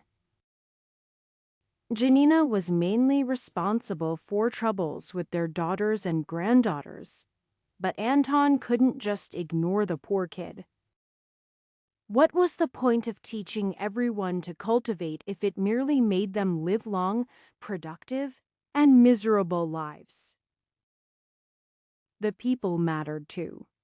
With the completion of another mission, Anton considered how best to spend his contribution points. He could just exchange them for money. He still needed it to free people, after all.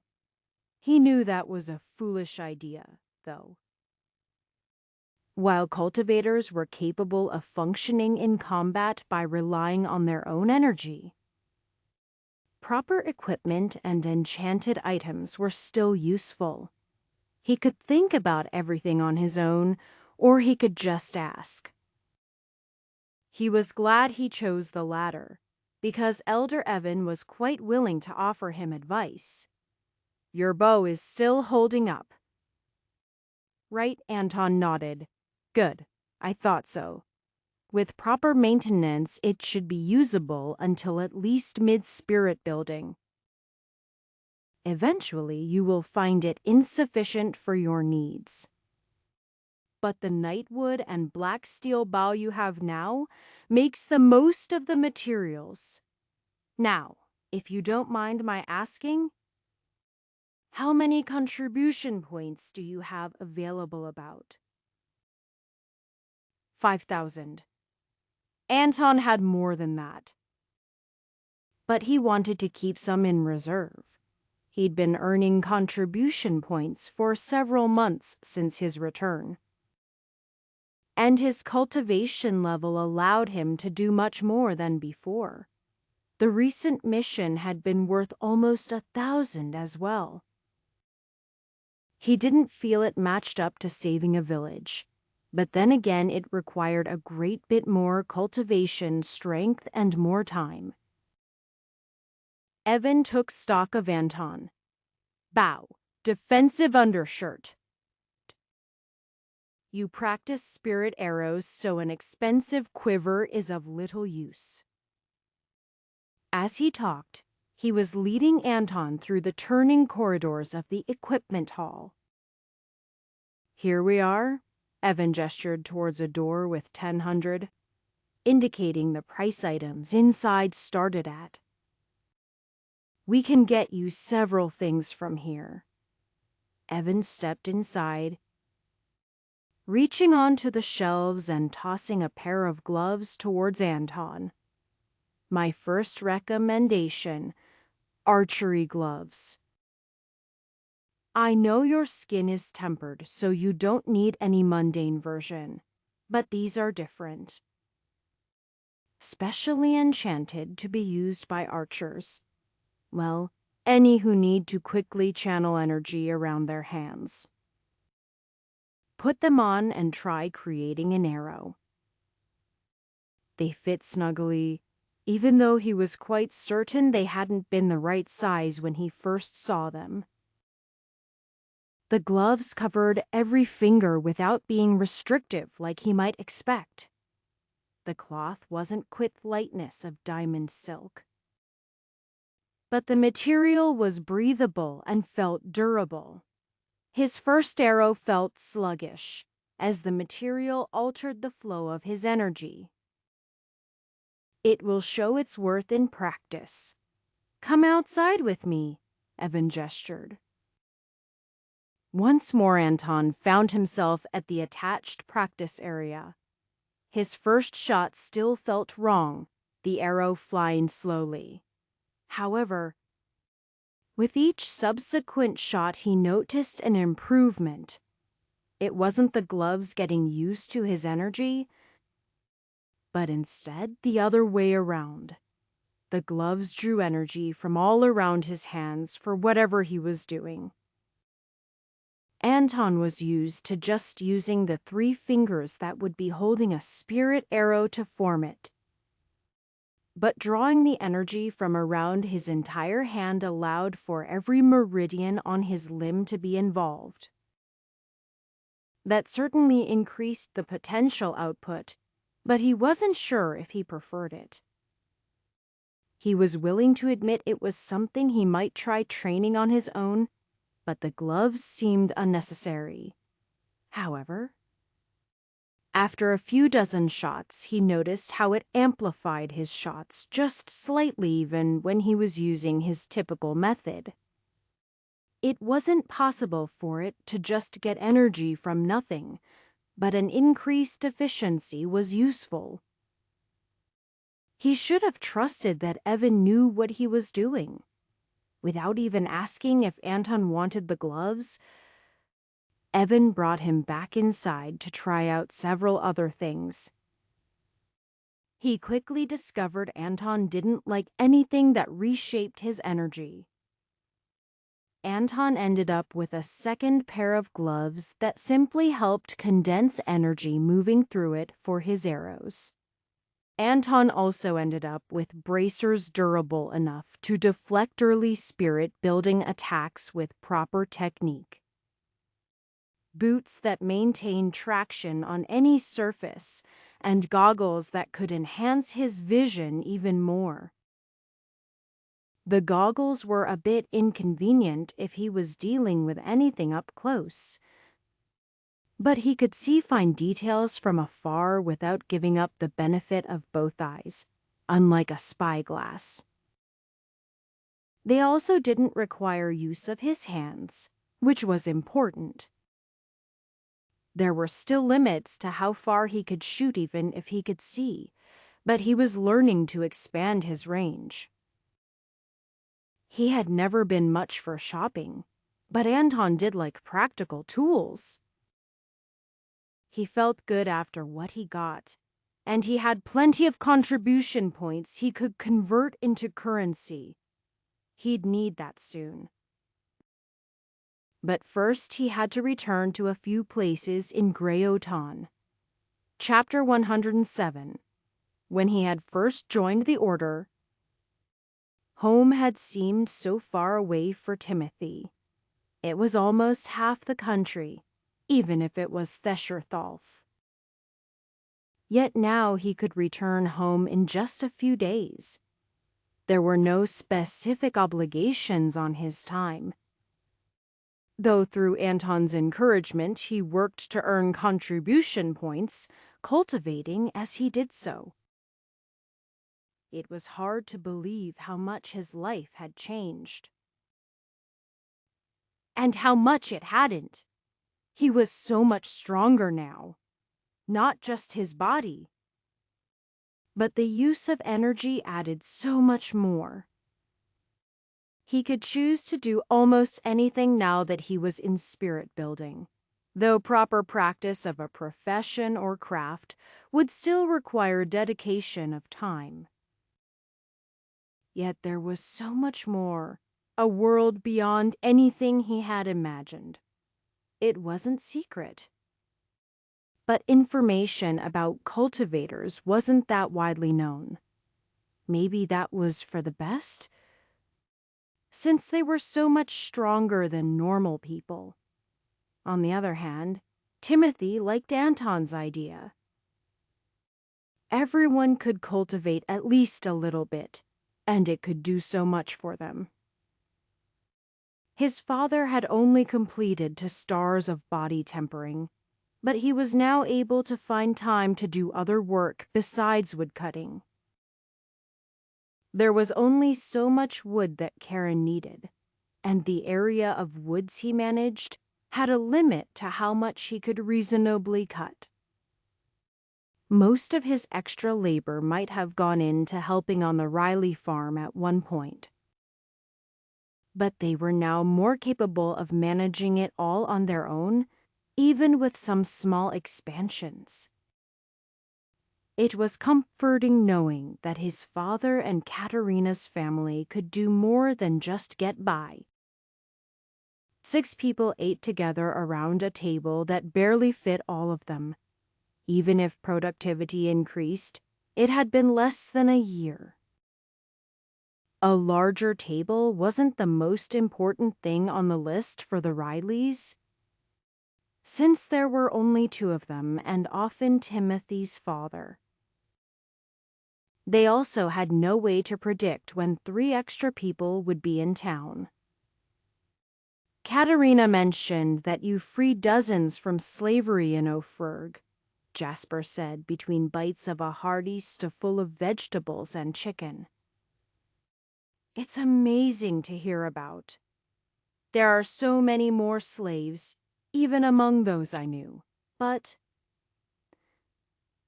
Anton allowed himself to smile. We were able to do some real good. I am not even close to done yet. Maybe I never will be, but I think I can live with that. As long as I make progress. Timothy knew that was hard for Anton to say, but he clearly meant it. The kind old man felt it was his responsibility to do whatever he could now that he had power. I should have been there, Timothy said. I could have helped too. You will, though, right? Katerina reminded him. We're going back. Yes, Timothy said, mostly to himself. I'll be coming with you. I made sure to have no other commitments. We'll be glad to have you, Anton said as he finished his stew. If all goes well, we won't need to fight. But having another spirit-building person around will be useful for negotiations regardless. Anton turned to the 3 parents. Your children won't say it, but they're among the fastest progressing cultivators in this generation. We knew they were talented from the very beginning, Flora smiled widely. Just a couple years ago, they started cultivating. And it seemed like they were immediately off to the order to join. Timothy didn't bring up how he was almost a full month behind Katerina, barely reaching the 3rd star in time to take that month's test. Then he'd failed the first time. It had been a sore moment, but Anton had talked to him about it. How he made mistakes when he was nervous and how in the end it just meant he had to try again. Timothy didn't feel like he was worthwhile all the time, especially after not being around to help with the previous journey. But he supposed that didn't matter as long as he could help those he cared about. Jasper Riley continued the conversation. Now the 3 of us are cultivators. Certainly not the fastest growing. but it's changed so much. Our neighbors have been asking about it.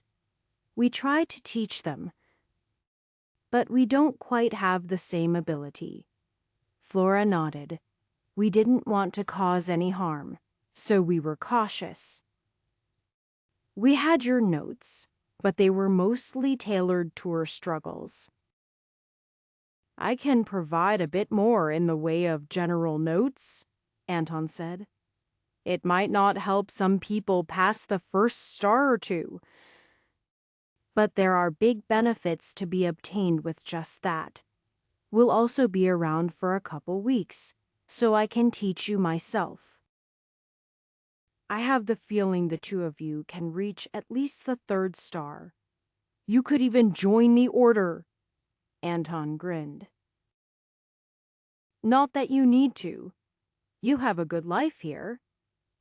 "We're quite content," Jasper admitted. "I believe we plan to remain a part of this community, even if we achieve the third star." "Good," Anton responded. "I am glad." "I think what Grauton needs is more cultivators just living. There are certainly worthwhile benefits to joining the order, but living a comfortable life is just fine." Now, did somebody mention Pi? Timothy grinned. It was best for cultivators to eat a healthy balance of food, but occasional indulgences weren't a problem. Anton left behind several copies of the 99 stars, as well as his notes for cultivating at body tempering. That should be more than enough for everyone for at least a decade. Most would find themselves unable to advance more than the first few stars with the standard amount of natural energy in the environment, even with guidance. If anyone reached the end of body tempering, they would be best served by joining the order, probably long before that point. If they wanted, they could still return to live in Karen. Though few disciples lived outside the order's ground where it was easier to cultivate. Flora was a bit ahead of Jasper and Kellen. Anton wondered if there was some sort of inherited trait for cultivation. If so, was it merely the determination to work hard and push through difficulties? Or something else? The order knew that children of cultivators were more likely to succeed at cultivation themselves. But he didn't know if that was any different than the son of a blacksmith going on to become a blacksmith himself. Being raised around something came with familiarity and comfort. Anton had no interest in debating the specifics. Instead, he just let himself be happy at the progress.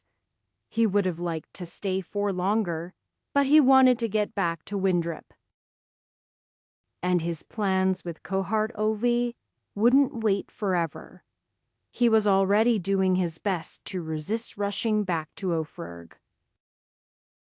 It was clear that Windrip was the center of something amazing specifically.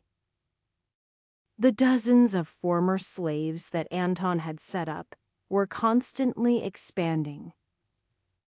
With a couple seasons of growth, they were quite able to support themselves without any further help from Anton. In fact, they offered to try to pay him back. James was one of the first he'd freed, and he held out a bag to Anton. "Please, take it. It's not much, but you can use it to help free more people." It took a moment of consideration on Anton's part. However, his training of voice allowed him to express what he wanted with sufficient clarity. "I will not be taking your money. I fully understand your desire to pay me back and to free others from slavery. However, that money can do more good here." If it is not needed for construction of further buildings, we can take care of that ourselves, James assured him. Then use it to help people in whatever way you can. Windrip must have those who need aid. If not, then Strigate. Money might not be what they actually need, but that lets you pay for food, shelter, or to take the time to provide those yourselves. Anton kept his back straight as he spoke, projecting his voice to all of those around. There are no slaves in Greyoton, but not all are prosperous. I will remind you not to keep the benefits of cultivation to yourselves. Teach others freely as they remain in good standing with the community. Those with little talent can improve their lives, and those with undiscovered affinity for cultivation can benefit more. Anton made sure to emphasize teaching those in good standing. Troublemakers would be the first to try to learn something to increase their personal strength, but for the community to be safe, the rest had to have a base level of cultivation. Every town and city already had ways to manage those who were somewhat stronger or more dangerous. A strong man with a knife could be a menace to any common person.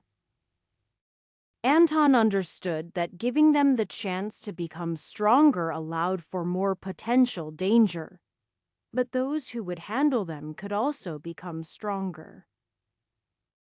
Anton wasn't sure if there was a way to fairly choose who could and couldn't be taught to cultivate in the end. Some of those who displayed good attitudes would go bad, and some of those not well thought of could do great good if given the chance. You don't need to be guards for Windrip or Strigate, Anton said. If anyone is interested in that profession, you can encourage them, but it is better if your group specifically isn't relied on. If even 1/10 of the population becomes first star cultivators and are willing to act to keep society functioning, a strong 4th or 5th star cultivator won't be able to do much. They might kill people, but so could that same madman with a knife. Society functioned so well because most people weren't going to kill others. Deaths were more common among cultivators, but that had more to do with their common role as what were effectively wandering mercenaries, rather than the fact that they cultivated energy.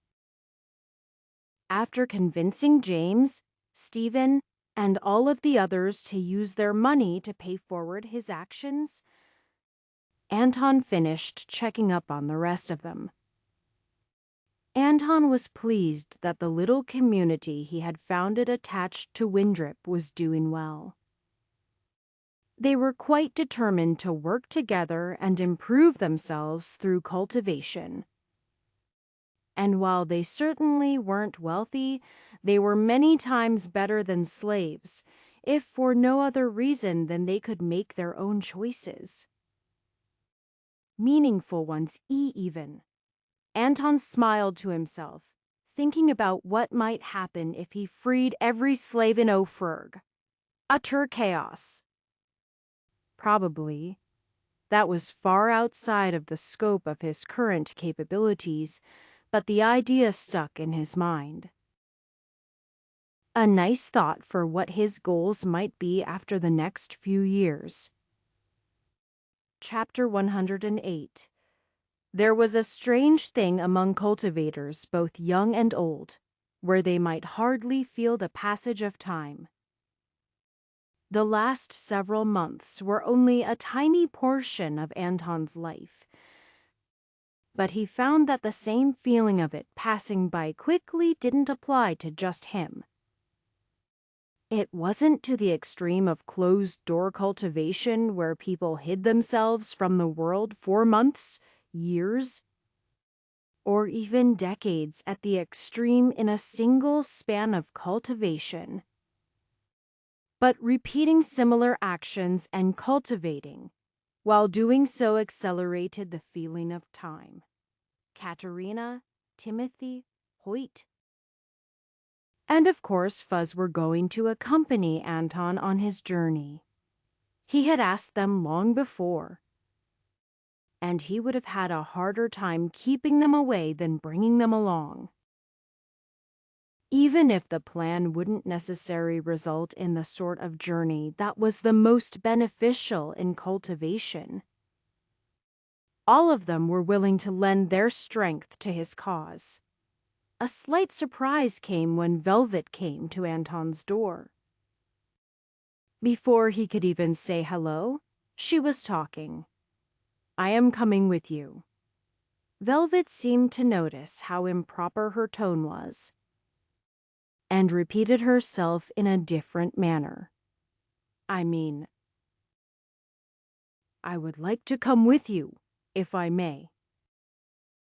I only plan to be gone several months, at most," Anton explained. "You should be able to step into spirit building shortly, and even complete the 11th star without further guidance." "I know," Velvet said, "but that's not why. I mean, it's not the only reason. You need help, right? You could use more allies, and as you said, I am very close to spirit building. Or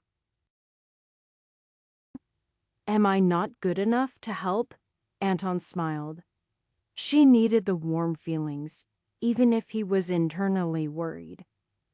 "If you want to come along, I certainly won't reject you. I don't know what I might expect.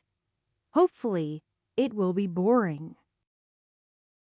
"I doubt that," Velvet commented. "You never know. I've been known to get wrapped up in decades of boringness." Velvet shook her head. "You are going into a frg. Nothing is that simple. You'll definitely have to free some people, though. Extra legal means. I am the sneakiest person, you know. I think." "Hopefully we won't need to do any of that," Anton said. "But I'd be a fool to refuse your offer. You have some talents the rest of us are lacking." Anton had to admit he was somewhat stealthy himself. But there was a big difference between avoiding the notice of guards or distant animals compared to cultivators actively looking for you. Velvet had a chance against the latter, and a good one. Since if he was the same cultivation, Anton wasn't sure if he could so easily pick her out. Great. So, I'll go get ready. I know you overheard, but don't forget a tent. You might not technically need one, but it makes a big difference." Velvet sheepishly waved goodbye, Anton closing the door behind her. He hadn't asked her along because he didn't want her to feel obligated. While she might owe him for aiding her cultivation, he also didn't want to force someone into danger. There were other ways she could repay him. And Anton didn't do what he did just to get favors from others. With her being the one to make the choice, she would hopefully be more reliable. Travel to the Greyotana Ferg border was quick and painless. They ran into no trouble along the way, and Anton was pleased to see that Helm Firthrill was getting along quite well. He was fond of the little town, unimportant as it was overall. The border itself was still manned by early essence collection cultivators, 3 on each side. Despite being an entire tier below them, Anton found himself somewhat heartened by their presence. Oferg and Greyotan were not on good terms, and the guards on either side were a show of military might. They only represented a small portion of the total forces of either side. But the point was that Anton was no longer so insignificant compared to them. He might not match them this year or the next. But he'd crossed the critical threshold of spirit building and still found himself progressing at a reasonable speed. There was also something else. While the Oferg side matched the Grouten side, Anton knew that the internal politics of Oferg weren't so stable. He was better armed this time to achieve his goals. Though freeing many slaves would still make him unpopular. That being said, those who managed slaves were generally no stronger than spirit building. Most slaves weren't allowed to cultivate, and thus their total value was limited, not worthwhile for the strongest cultivators to personally handle. That and his preparations and allies gave Anton confidence. The previous time they had crossed the border, it had been over quickly. Anton noticed that more care was taken on his current crossing, though the fact that the Oferg side also more carefully checked them indicated it was nothing to be concerned about. A group of 4, nearly 5, spirit-building cultivators was something to take note of. That also meant more eyes would be on them. But Anton had already confirmed the trouble they had caused already was forgotten, and nobody was looking for them in specific. They just had to be careful not to cause the wrong sort of trouble. It was actually somewhat comforting to feel the eyes of the cultivators from Greyotan follow them until they were far past the Oferg side of the border. He wasn't just a newbie disciple anymore, though he recognized how far he still had to go. Varen was exactly as it had been the last time he came through. There were still far too many slaves working on farms outside the city, and Anton knew he could do nothing about it. At best, he could save a few. Individual slave owners might not be as significant of a threat as they once were, but trying to upset the whole institution would be suicide. The first order of business was to get in contact with Kohart Olvai.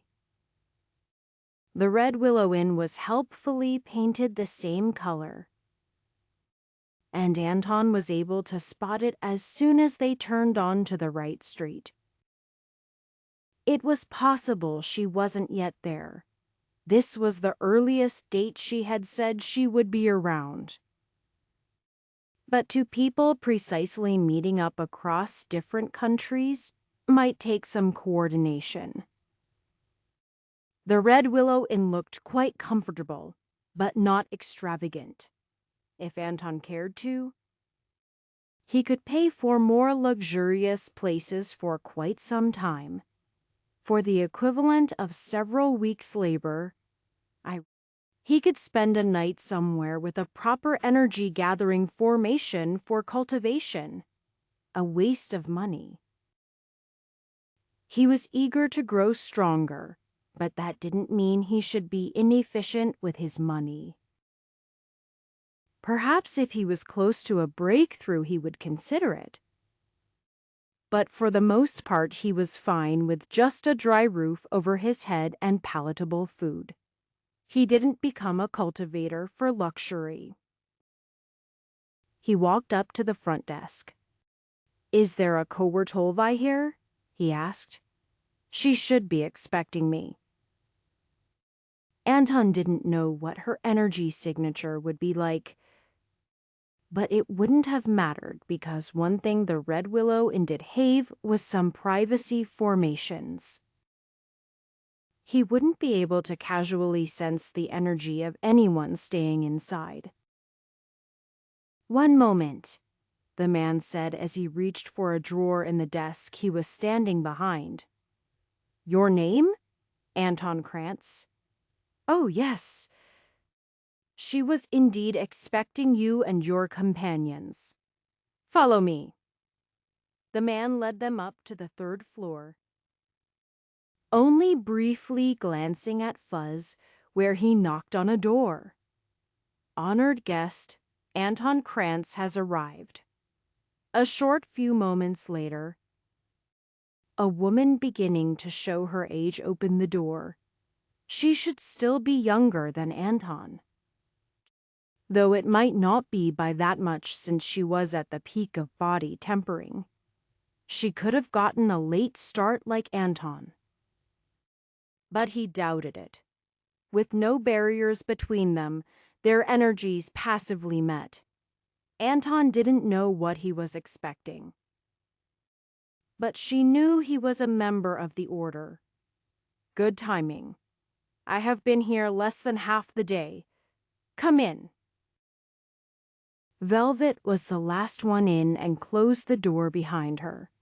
By that point, Katerina was already shuffling about the room curiously. Various thinking noises came out of her as she poked her head behind furniture. Not too bad. They have decent privacy formations.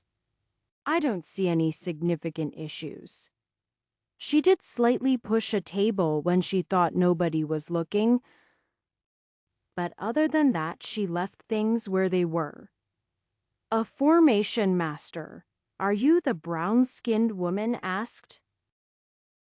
"Not a master," Katerina said. "Not yet." "Modesty suits you," Kohar smiled. "But I've seen those with less ability claim the title." "I haven't even done anything," Katerina said. "You looked over the whole formation in a minute. That's certainly an indication of your skill. And your cultivation and age are similarly impressive." Kohar turned to Anton.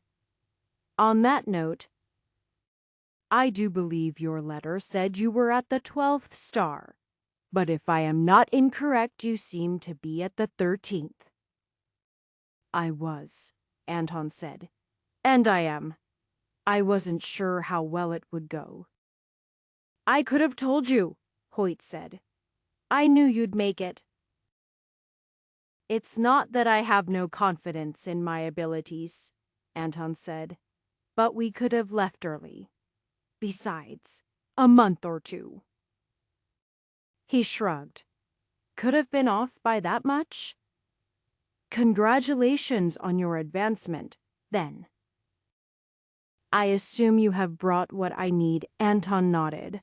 "A full list. As much as it can be. As for the price." "I just need something to get started," Kohar said. "Anything I do will require money to grease the wheels, along with legitimate fees. I can't guarantee this will cost less than buying their freedom, but it will alter what hands the money ends up in." "I understand," Anton confirmed. "I am more interested in setting the precedent." "This isn't going to make you many friends," Kohar warned. "I doubt it will be better for you," Anton countered. "I have methods to stay safe."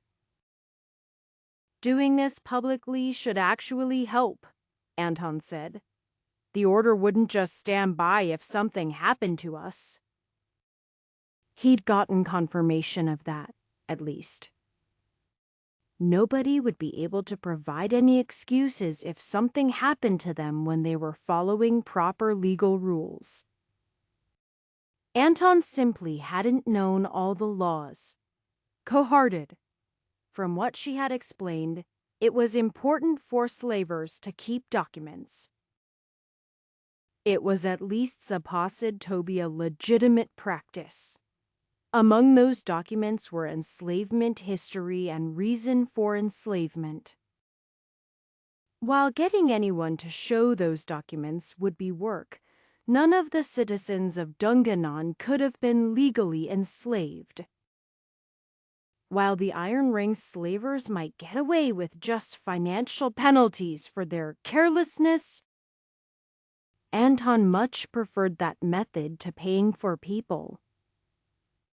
Kohar had also assured him that once it was proven the slaves weren't legally owned, that would extend to later owners, and they could track them down where otherwise they had to rely on information brokers. Even if they were reliable, they might have incomplete information. The process wouldn't be quick. Kohar expected it to take months, but that would still be faster than tracking down every person individually, and likely safer. Anton and the others wouldn't just be waiting around, though. Some things could be expedited. They also had other things to speak about with the ears of the fox. Anton didn't expect that everything would turn out pleasantly, but they would do what they could. Chapter 109, with his experience of over 100 years.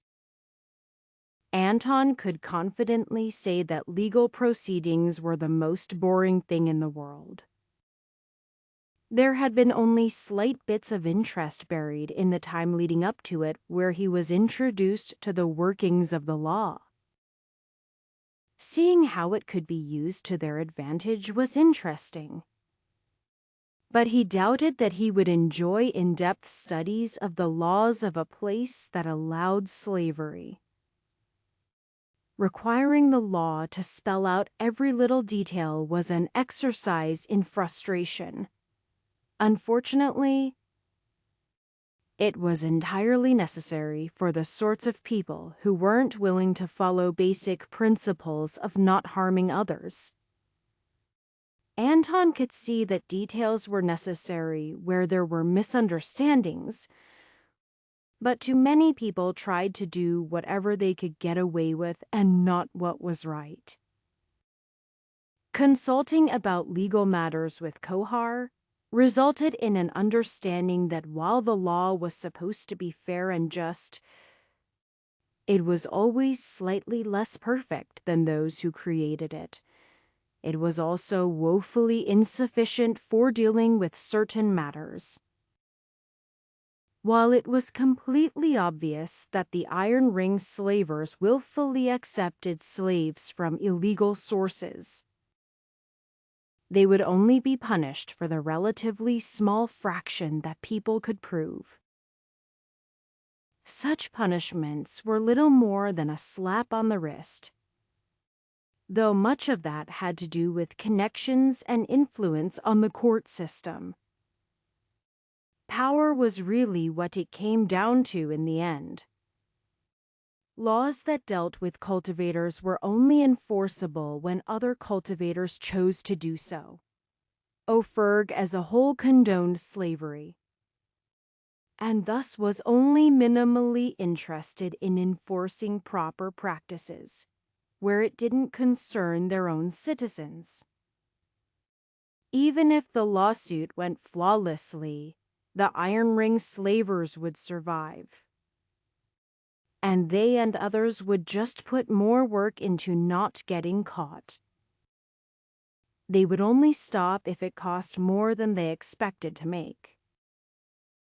But just because the Iron Ring slavers wouldn't be crippled didn't mean it wouldn't be worth the time, effort, and expense. It would still be some amount of damage to them, and it might encourage others to come forward with similar cases. It was also a statement that their practices wouldn't be accepted. One step. But inside the court certainly was dull. Stepping outside at the end of the day, Anton allowed himself to sigh. Thank you, everyone, for supporting me in this matter.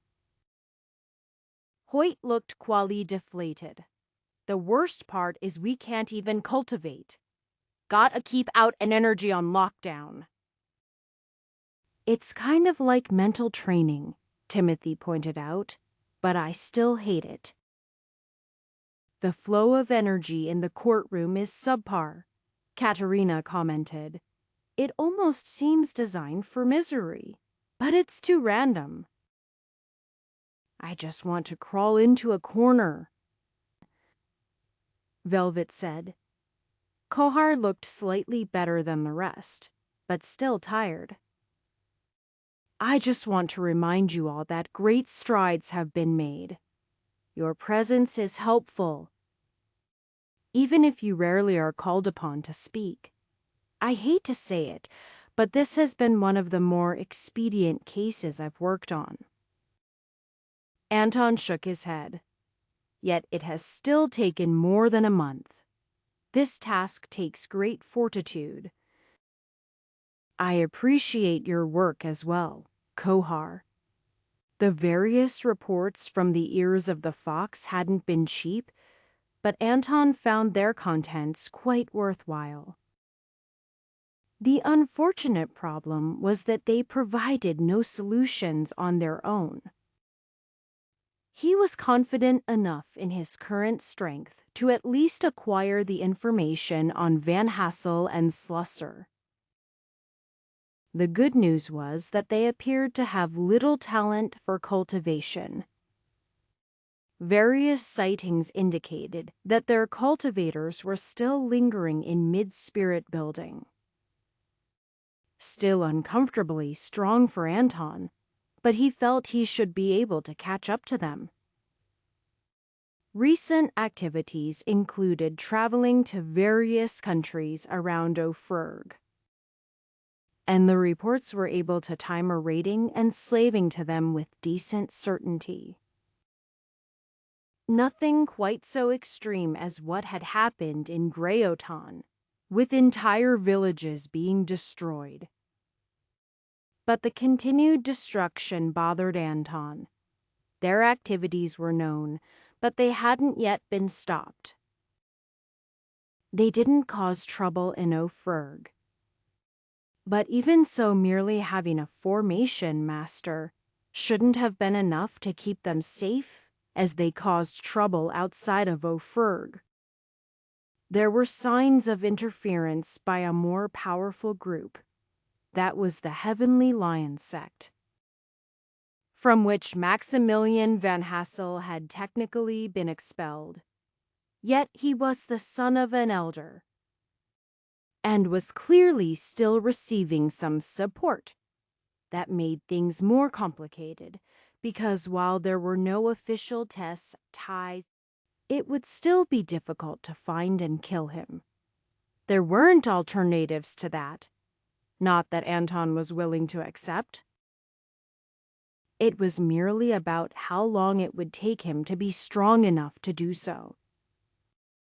He was fairly confident that he and the 4 other members of the Order of 90 Tays 9 Stars could take to mid-spirit building cultivators in a straight battle. If they managed to ambush them, he thought they might even avoid any heavy injuries on their side. Yet thoughts like that ignored the likelihood they would have additional men with them. Even if those men were mostly still in body tempering, that would shift the odds. That also discounted the possibility of a hidden guardian of some sort. Making any sort of attempt on his life within the borders of Ofurg was probably a terrible idea. The Heavenly Lion sect was a powerful sect with dozens of essence collection cultivators, including Maximilian's father. Even if most of the sect truly rejected him, the additional power there wasn't something Anton could deal with, even counting his allies. The only option was to catch them outside O'Ferg, preferably somewhere sympathetic to the Order and Greyoton. It would be safest if he could work with another sect. He wouldn't even mind just providing them with sufficient information to hunt him down. Though, if possible, he wanted to be there in person to see him die. He'd seen portraits of the man, and only his training in emotion kept him from tearing them up.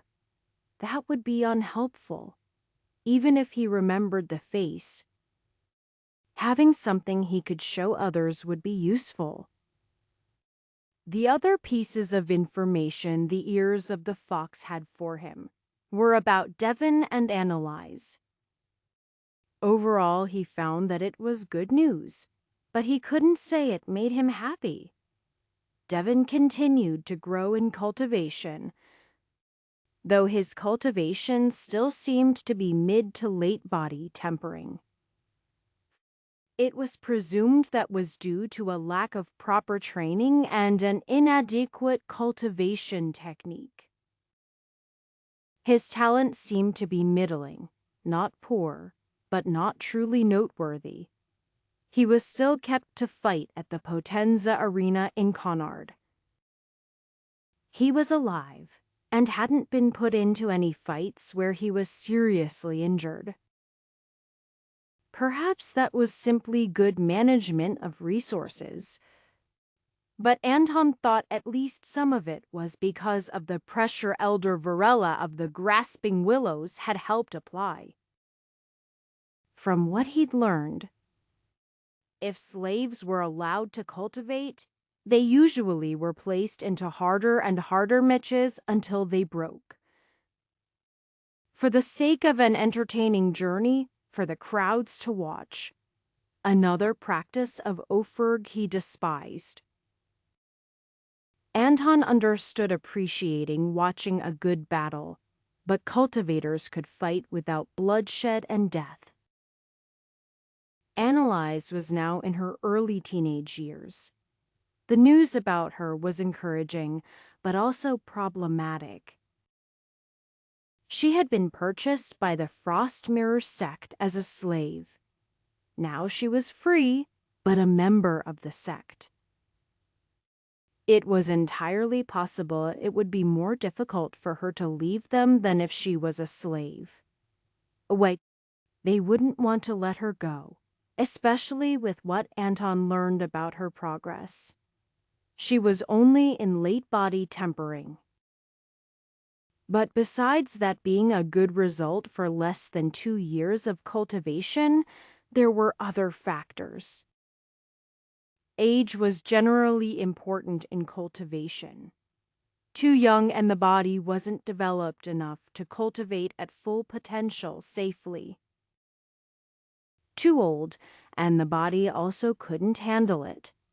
She was making impressive strides with those circumstances. Anton knew he was far on the other end. His old body had still been healthy enough to have a chance when he first began cultivating. Cultivating without thought of whether or not it would kill him allowed him to push past the beginning stages where the burden on his body lightened. If he'd been a little less healthy or insufficiently determined, he might have died or failed to achieve even the first star. Now his body was rejuvenated to merely an advanced stage, and he had to immerse himself in gathering insights from every available opportunity to continue advancing. He knew even that wouldn't be enough if he wasn't suited for energy cultivation, but he was fortunate in that regard.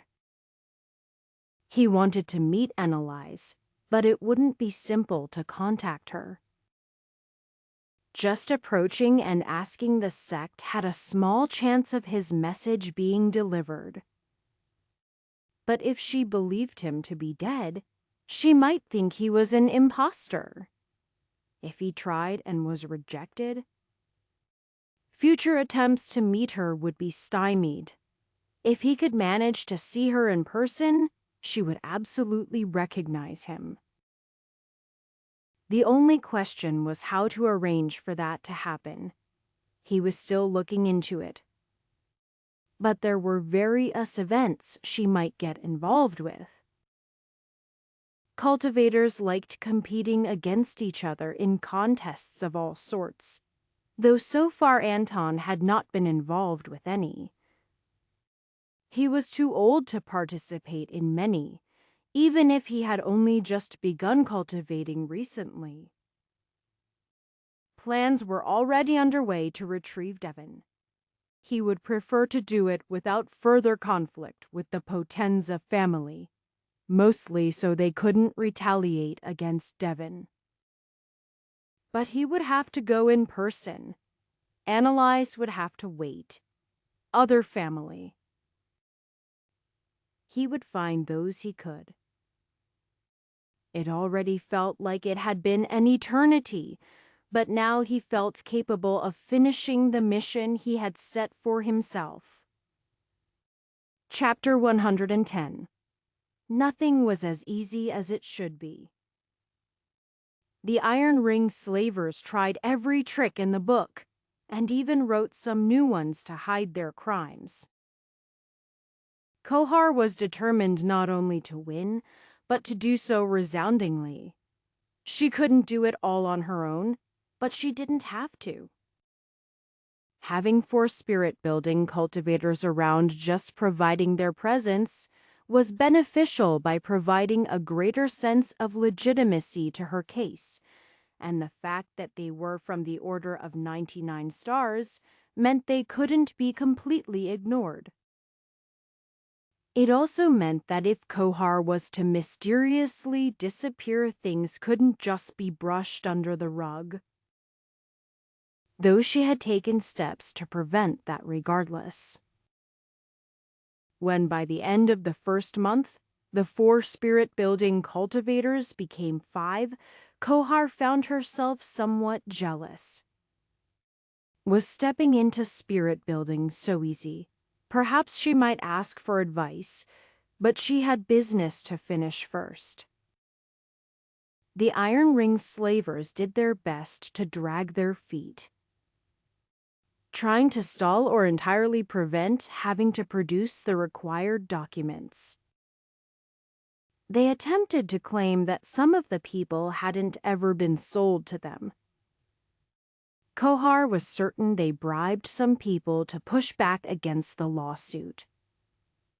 She received a threatening letter which intended to consume itself after she read it, possibly explosively. Katerina spotted that and disabled it by slicing just a single line in the paper, which left them with a useful piece of evidence, though tracing it to the Iron Ring slavers in a sense of legal proof might be difficult. Everything that needed to be done was far too much work for one person, but Kohar didn't have to work alone. Anton Krantz had been part of the village of Dunganon and was willing to throw large amounts of money her way. Kohar took her proper payment for her time. But even that part of it mostly went to the same place as the rest, hiring additional hands. When they finally received documents, there were far too many for even a peak body tempering cultivator to read over in a reasonable amount of time. Most of them were unrelated to the case or clearly falsified documents. It was frustrating that it took what was basically bribes to get proper sanctions against them and require them to produce the original documents. But at least the money was available. There wasn't just work to do in Varen. Because she needed to notify every person who had bought one of them. They were basically threats disguised as legal missives, informing them that any further harm to befall any of the former villagers of Dunganon would be prosecuted to the fullest extent. It wasn't possible to punish them for previous actions, as slave owners could do almost whatever they wished with a slave, and they could, possibly legitimately, claim that they bought the slaves in good faith, that everything was proper and legal. Preventing any further harm even before the end of the legal action was critical. As time passed, it became more clear to Kohar that they would be successful, at least at the surface level. Those who still lived would be freed. The Iron Ring slavers would be forced to refund the sale price for all of them. The slave owners might complain about that, but Kohar had already prepared to deal with them, claiming increases in value. Honestly, she was ambivalent about whatever resulted from individual events of that sort. Because whether the Iron Ring slavers or the slave owners had the money, it still supported the cause of slavery. What she was really pushing for was further penalties to the Iron Ring slavers in the form of fines and restrictions, plus recompense for those who had been unlawfully enslaved. The latter of those was unfortunately not always required. But since it was basically intended to assuage cultivators, if something happened to someone, they knew there was actually a good chance to get some amount of payment, though ironically not nearly as much as the sale price of a slave. The 4 younger cultivators displayed clear potential and the promise of later difficulty if things didn't go their way. But Kohar personally found herself more concerned about Anton. Well, not actually concerned. None of his ire was directed towards her. Instead, it came out in his every movement as he stood in the courtroom. His face was calm, his back straight, and his heart murderous. Yet he was in complete control of his emotions, never reacting to provocations in anger. Nobody was allowed to use their cultivation to suppress others in the courtroom. That was the law. But what it practically meant was that nobody was allowed to attack people or put physical pressure on them. Once Anton had seen what others got away with, he consulted Kohar. And then he began openly impressing those strong emotions upon people. It was occasionally enough to make the lawyers from the Iron Ring slavers choke on their words, or stumble and admit to certain sorts of wrongdoing. Every little bit helped the cause. Dozens of papers sat on a table in front of Anton. It disturbed him that the lives of people were reduced to just ink and paper, but that was the current state of Ophirg. One pile were those who had not survived. Illness, accident, or foul-tempered masters were the main causes. One had been killed by wild beasts while working on a farm that generally took decent care of its slaves. Another pile was those who were missing. Several were said to have escaped. Others were bought by roaming cultivators who were unable to be contacted. Some seemingly hadn't ever been registered at the Iron Ring slavers. Anton didn't intend to take every declaration at face value. Owners might have decided that the slave was worth more to them than a refund for whatever reason. He doubted many would do that. They could receive payment as if the slave was new and in good condition. But some people were very attached to certain slaves, or just stubborn and unwilling to give up something that wastes tears. He would be taking advantage of his friends and allies to move throughout the country and help retrieve those who had been freed. Some would not be in any condition to travel, nor would they necessarily have the resources. In the worst case, as lone foreigners, they might find themselves right back in slavery with fewer tracks to follow. So many friends and family reduced to pieces of paper, though Anton had to admit the majority were merely acquaintances. He might have fond memories of them, but his closest friends had been older. Even the ones decades younger than himself weren't slave material. As for family, none of his children were alive. None of them were young. Even some of his grandchildren and their spouses had been older than people liked as slaves. Half had died in the attack on Dungannon, and he now only had 6 who survived and had known locations. Every individual who had not was another reason to kill Maximilian van Hassel, and possibly everyone connected to him. If he was able, after everyone was as safe as they could be, Anton's grandchildren started with Annalie. At least if he were counting those from Dungannon. He might have others elsewhere in Greoton. But he was confident they would have at least decent lives there. In the decades since Annalie had been born, he had 10 more great-grandchildren. All of them had been sold to various training facilities, and while they were alive. 2 years of that at such a young age would certainly have been disastrous for their mental development. The furniture in the room was trembling. Anton's control of energy was better than to accidentally destroy things. But he realized he wasn't fully controlled. He breathed out slowly, feeling the way his energy flowed out of him and affected the room. He wasn't naturally talented in that area. Sensing energy in the form of armor or an attack or in large concentrations was simple enough. But the flow of things was more obtuse to his senses. He was now taking the opportunity to train that sense.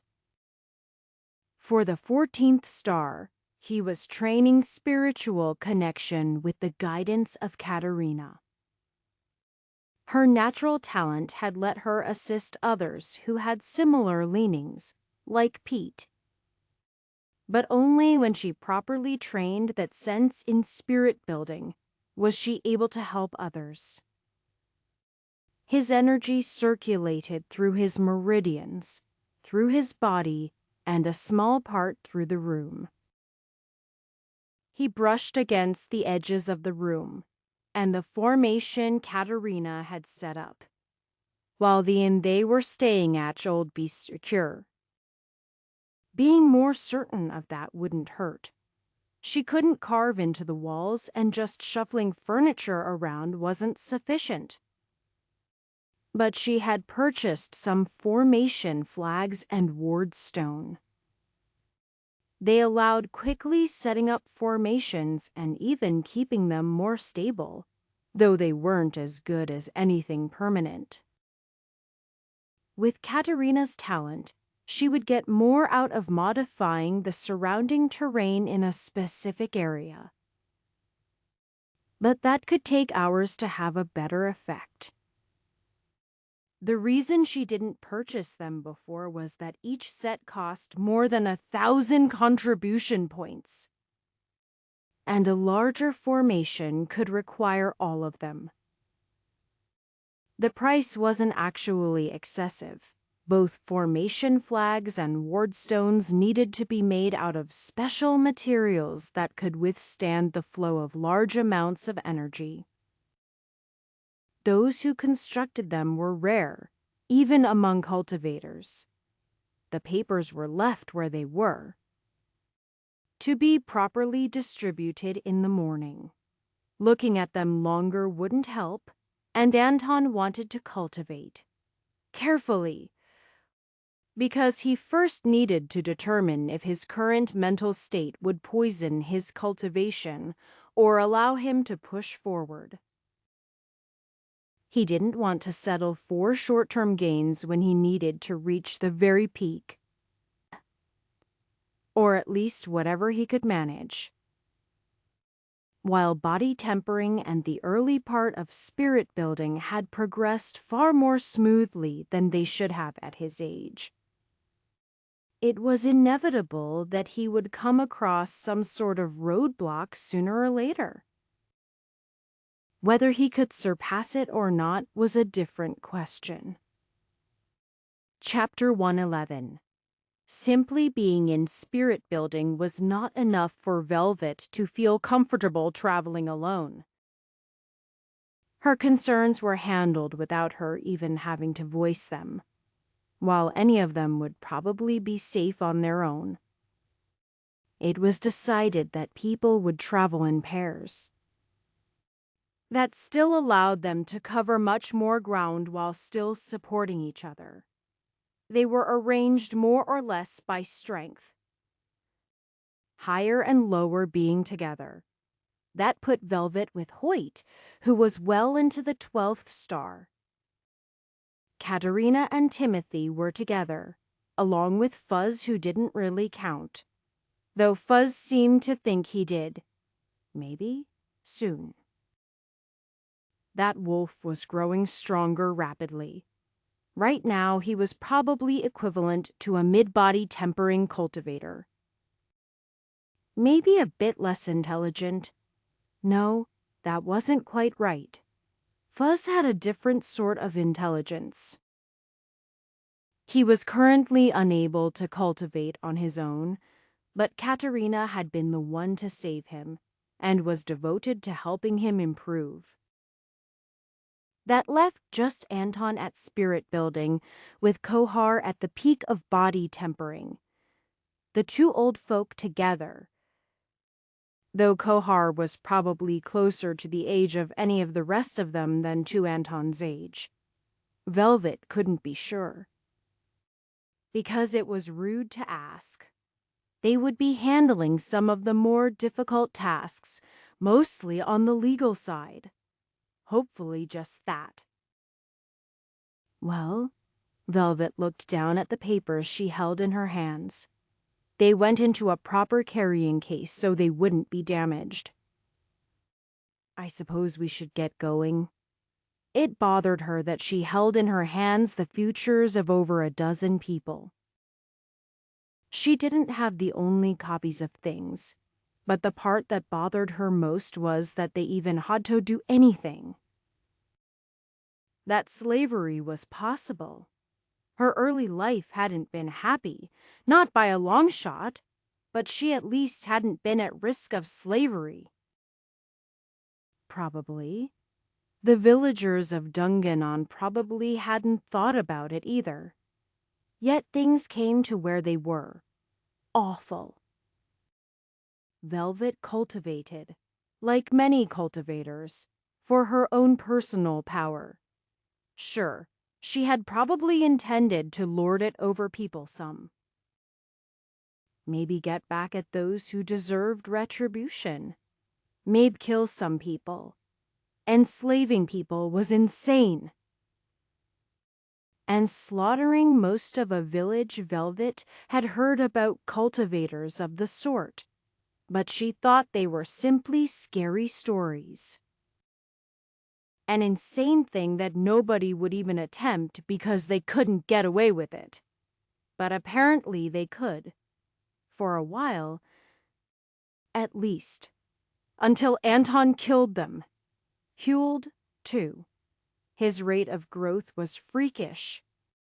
Not really any faster than the quite talented Hoyt and Katerina, but he didn't have to be. She wondered how he grew so strong. She'd thought it was some sort of secret. Maybe it was, but not in the way she'd thought. Hard work, talent, cooperation. Those all fed into it. The last she was still getting used to, but she understood it in principle. That would get people somewhere, but people had noticed. Rumors spread. Anton was willing to share the truth about why was cultivating, though he'd greatly unexaggerated his desire for revenge. Velvet wasn't sure which rumors about his training were true, but the one she gave the most credit was the one where Vincent told the other elders.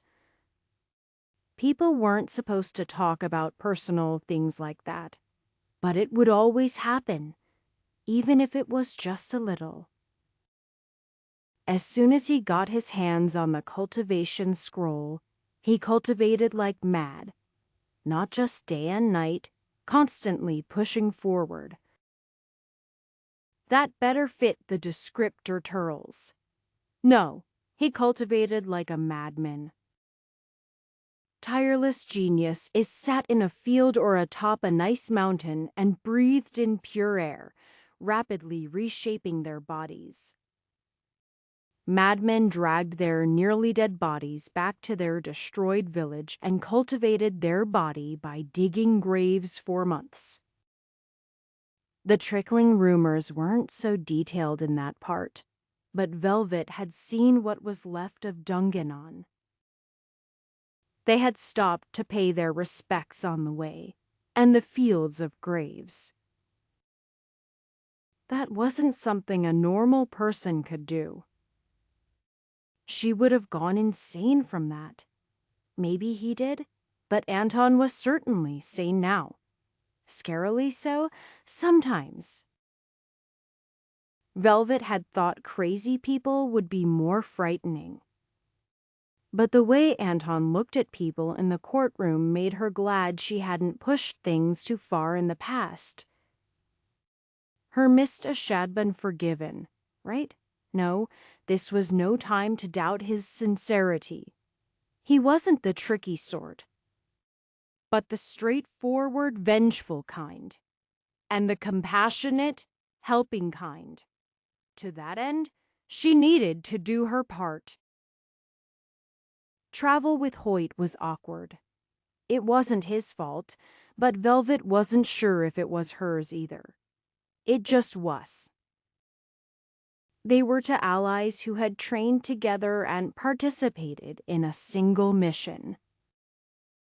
A few months of shallow experience compared to a stunning performance in the hunt, where they saved a village nobody even knew could be in danger. Maybe if she had. No, she wasn't the right person to have participated at that point. She likely would have fled to protect herself. She couldn't say for sure if she was still that person or not. Thank you. Thank you! Thank you! The woman squeezed Velvet's hands as she cried tears of joy. I am just helping out Anton Krantz. She didn't do anything worth thanking. At best, she was a delivery girl bringing money that wasn't hers. We're, planning to travel around to gather some others. We aren't leaving Ophirg directly, but we can escort you as we travel. It might be safer. The woman closed her eyes for a second. The two of you are Cultivator strong ones, we're. Better than the weakest.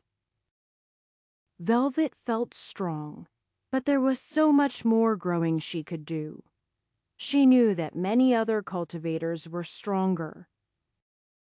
Most of them, in fact. She hadn't been cultivating for that long yet, despite her success. That wasn't the right thing to say, though. I can beat some people who have trained for a decade or more. That was more encouraging, and was true even if she didn't count people eternally stuck at the beginning of cultivation. Cultivation speed could vary so widely. The woman nodded. Then yes, I will put my trust in the two of you. Shadows could cloak a person, but a natural shadow was just as obvious as standing in the open. The proper way to sneak about involved good body control and careful regulation of energy for use only when necessary. A creaky door could be silenced, footfalls softened, and legs made swift to avoid the gaze of a guard.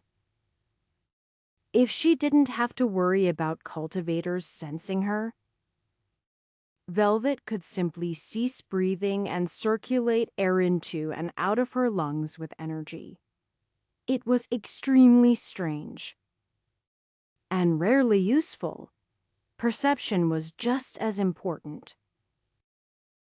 You didn't have to hide from a guard if you went where they weren't going to be.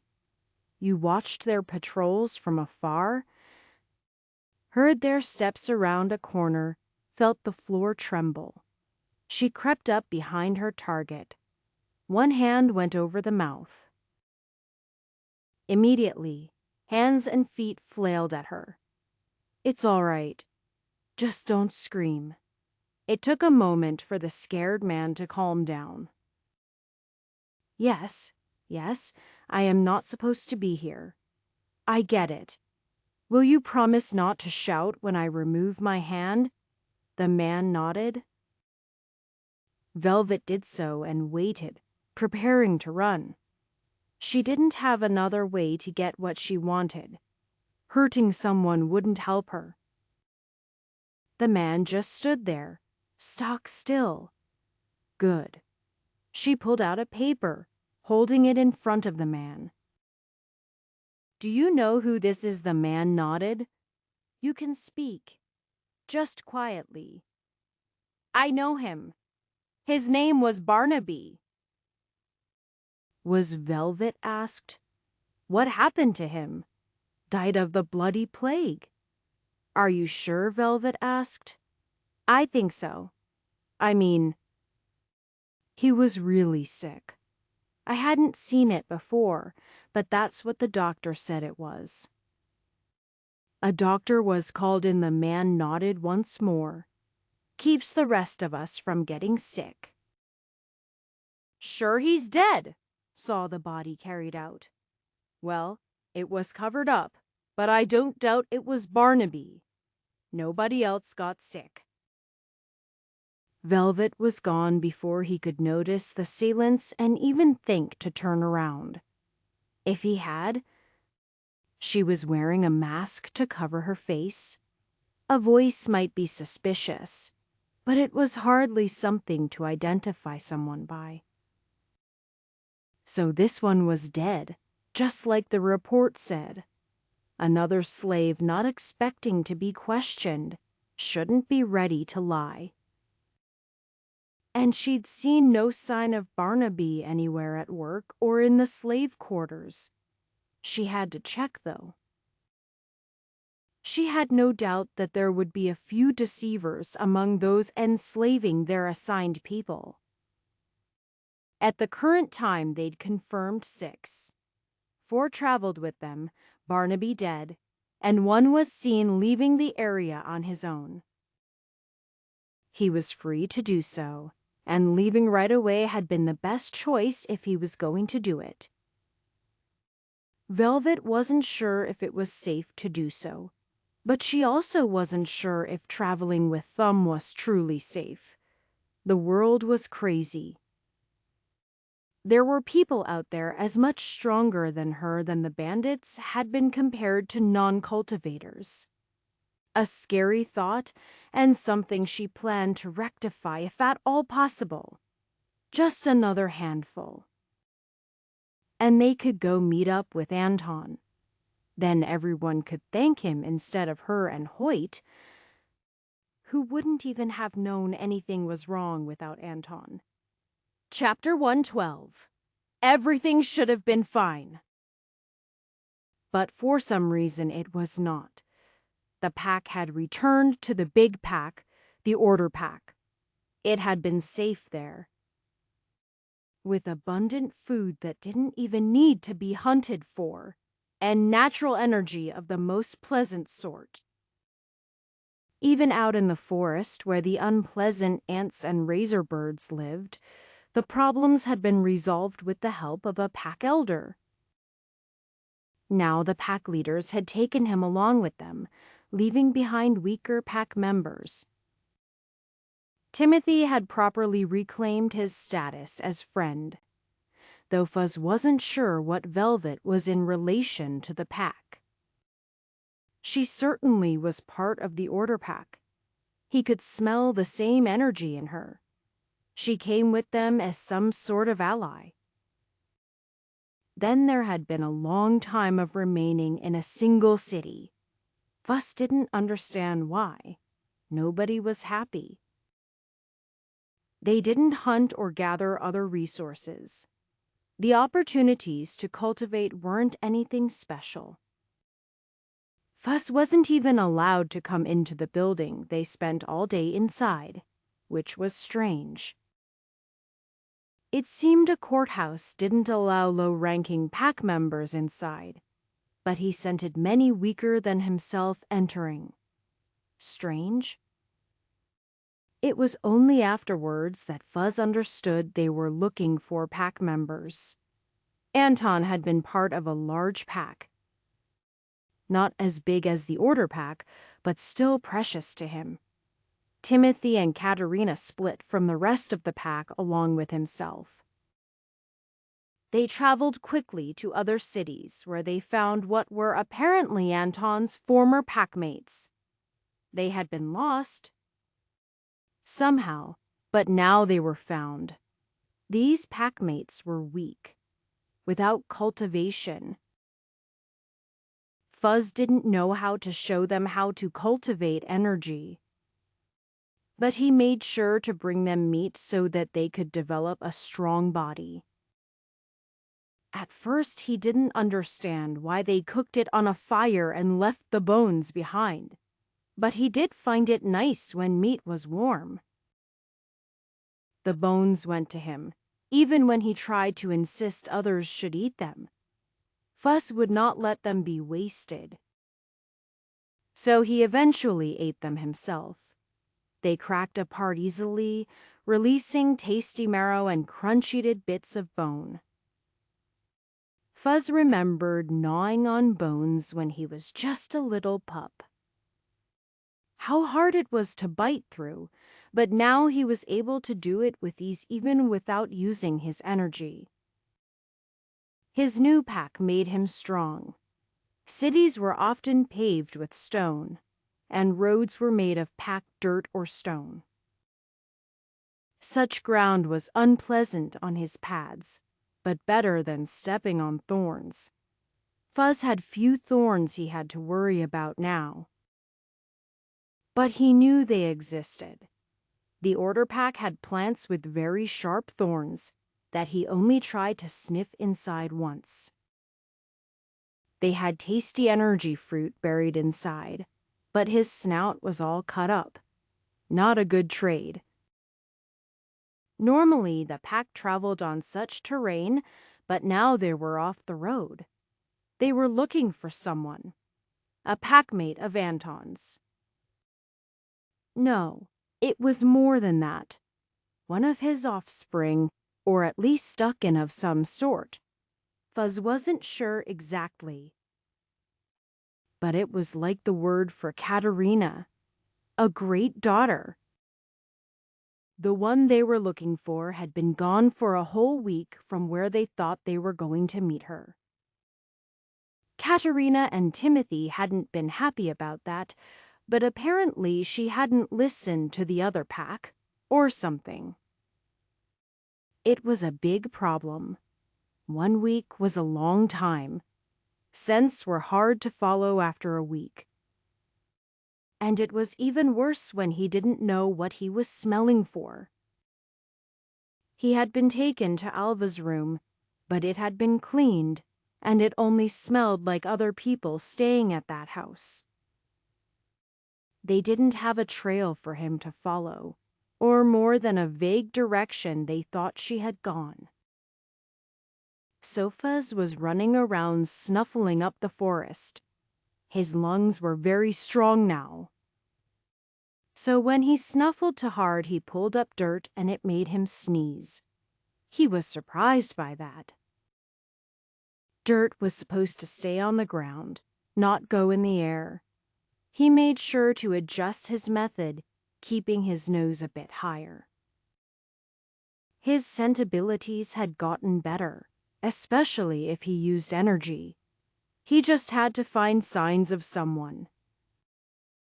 5 people besides their pack had passed through this area recently. 17 squirrels, 2 boars, a bear. Some kinds of birds Fuzz didn't recognize, and countless insects also filled the area. But he knew what humans smelled like.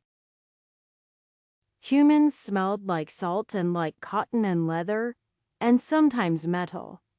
It wasn't clear to Fuzz which he should follow. He wandered back and forth on the trail. He had gotten ahead of Katerina and Timothy, but he was still close enough to hear them. They were very slow because of all the other pack members, so he didn't want to wait. He could cover more area on his own. The trail split. Most of the human scents weren't from the same time, but it was an easy path to walk along. Now they could spread out into general directions. Which one should he follow? Fuzz sniffed hard. Getting a nose full of dirt and leaves. It was all too faint. Who did he want something? He sniffed more, using energy to pull in more air, but also block big chunks from hitting his nose. Was that what he wanted? He was looking for kin of Anton, which would also be kin of Katerina. Besides the smell of the 99 stars, they had very little scent in common. But there was one bit of smell here that matched that. With no better idea, Fuzz followed that one. The trail scent grew stronger. Fuzz was much faster than a normal human. And though the trail wandered around without specific direction, he knew he was able to cut ahead at some points. He was going at a quick trot. The current trail was no longer a week old, only a few days, maybe less, fresh since the last rain. Most of the beasts avoided Fuzz. Squirrels and rabbits didn't want to be eaten, and he had no time to hunt them. Deer ran away quickly, but he didn't give chase. A boar wandered into view. It was big, tough. He was on its territory. Fuzz growled. He didn't have time to fight a boar. The boar pawed the ground as if about to charge, then turned away. Good. Paws found their way over dirt and roots and leaves and sticks. Bushes got in the way and he plowed through them or jumped over. The scent was getting closer. Now he was no longer close enough to Timothy and Katerina to hear them, but he would be able to find them. He knew where their trail would be and was very familiar with their scent. He had to find this kin of Anton. She was close. Then Fuzz heard a scream. His claws tore the ground as he moved, propelling him forward with great speed. He no longer cared about the trail. No more time wasted with scents, just running. His lungs and heart pumped quickly as he ran, panting to cool himself. Screams continued, but he was getting close. Then he saw it. A great cat and a king of the forest. One paw was the leg of a human girl, Childer. It could have easily leaned forward to bite her neck and finish her off. but it was toying with her. Fuzz barely even needed scent to know this was the kin of Anton and Katerina. He howled and charged. He hoped that Timothy and Katerina would hear him. The cat was not just larger than himself. As a king of the forest, it had energy just like Fuzz did. That energy was stronger than his, deep and old. The great cat turned from its prey towards him. It knew it could safely ignore the girl to face Fuzz. That was what he intended. He couldn't allow more harm to come to Anton's kin.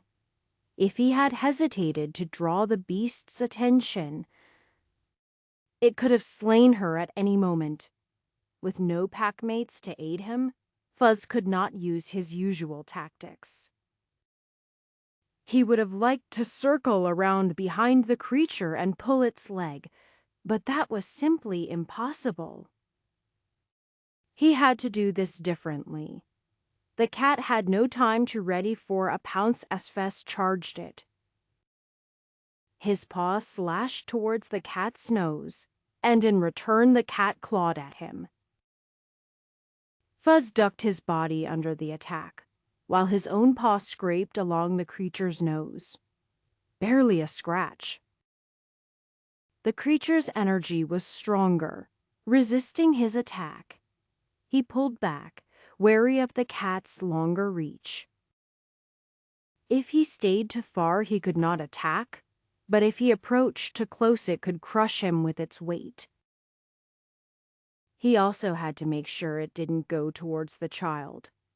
Fuzz relied on his quick reflexes and turning ability to move around it. Attacking from an angle on its right side. The right side was dangerous, a quick paw slashing out, and he felt blood trail along his ear and down his head and neck. His own attack barely connected, and didn't even leave a shallow mark. His teeth remained ready for a moment when he saw an extended neck. But he found no opportunity. He pulled back to circle around to the other side. His turning allowed him to see that the human girl was dragging herself away. Hopefully she could escape. But if Fuzz did not win the battle, it would do little good. All that could be hoped for would be the cat getting bored and not her being far enough to escape. Fuzz didn't want to let Anton's kin die, but he also didn't want to die. He wasn't able to choose between the two options, which meant he had to win, even though he didn't think he could. He howled once more, hoping Timothy and Katerina could hear him. He was quite far, and human ears were weak. He lunged towards the cat's left side. Its reaction was a bit slower, and his fangs dug into its shoulder. In return, the creature fell on him, then turned itself to tower over him. Fuzz lashed out with his teeth to keep himself safe, but it would only last so long. The creature was bigger and stronger, and he was in a disadvantageous position.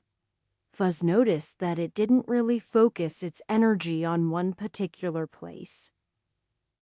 But it was enough stronger it didn't need to. One paw pressed down on his chest, cracking his ribs. Jaw opened wide to bite down at his neck. Fuzz knew he was going to die. Then a tiny rock hit the cat in the head. Such a small rock didn't even cause its head to move, but it shifted its weight and slightly lifted its paw. Fuzz immediately attacked. He didn't have the energy to resist its attacks, so he didn't. Everything he had went into his jaws and teeth. It was almost too much. As he tried to lengthen his teeth, he found it pushing against his mouth. He softened it to not affect him as he lunged for the cat's throat. Warm, sweet blood filled his mouth. He tore or flung away what he had in his mouth, then bit again, and again, and again, until the cries of the great cat faded away. The great cat had fallen atop him, pinning him down. His ribs were broken. His head and neck were bleeding, along with his belly and side. Fuzz pushed, trying to get the cat off. It would be a shame to die after killing it. He couldn't do it. He was dizzy from loss of blood, tired, nearly out of energy. Then he heard a little voice. It was the human girl. She wasn't saying anything he recognized as words, just grunts of exertion. He saw her pushing against the side of the cat, as if she could even slightly affect it. How silly! Then he heard a cry of pain. She was pushing with her legs, her back pressed against the beast. That included her injured leg. But she didn't stop. Fuzz growled, trying to get her to just leave him. But she either didn't hear or didn't understand. How pathetic. How could he give up when Anton's kin still wanted to rescue him? He growled. Not with any sort of meaning, but just to express himself. His legs pushed. His ribs strained and ached and felt like they might break even further. Then something snapped, but it wasn't his ribs. The great cat's body flew off of him over to the side, and Fuzz rolled onto his belly. He tried to bend to lick the wound on his side, but his body wouldn't listen. He slumped into unconsciousness, but not before he felt warm arms around his neck. Chapter 113. The howl of a wolf carried through the air as Katerina sprinted through the trees.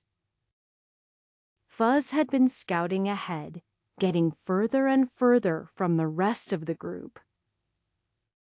Timothy and Katerina could have both kept up. But even mildly dangerous animals would be a threat to the handful of common folk they had with them. There shouldn't be anything dangerous to spirit-building cultivators, but Fuzz was weaker than that. He was just a little wolf pup.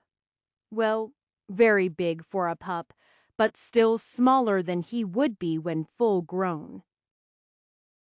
His defenseless and weak form lingered in Katerina's memory as she moved closer to where the sound came from. Soon she could sense his energy, but it was weak instead of vibrant. Closer.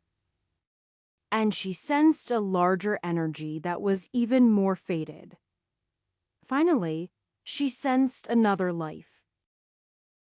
Just before she came into view of the scene, blood was everywhere, soaking into the leaves and splattered across the bark of the trees.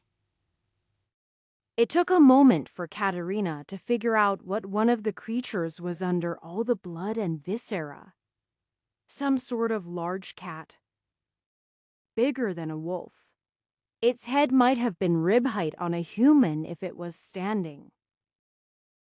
It only took a moment for Katerina to find what she was actually looking for.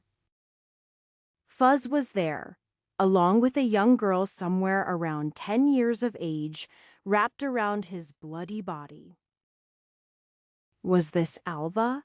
She heard breath from both figures. But Fuzz sounded nearly as weak as when he had first been found, after the parasitic moss had been removed from him.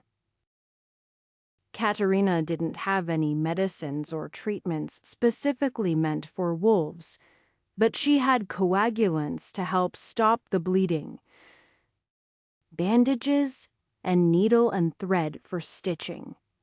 She carefully pried off the unconscious child, relieved that none of the blood seemed to be hers. though noting a broken leg.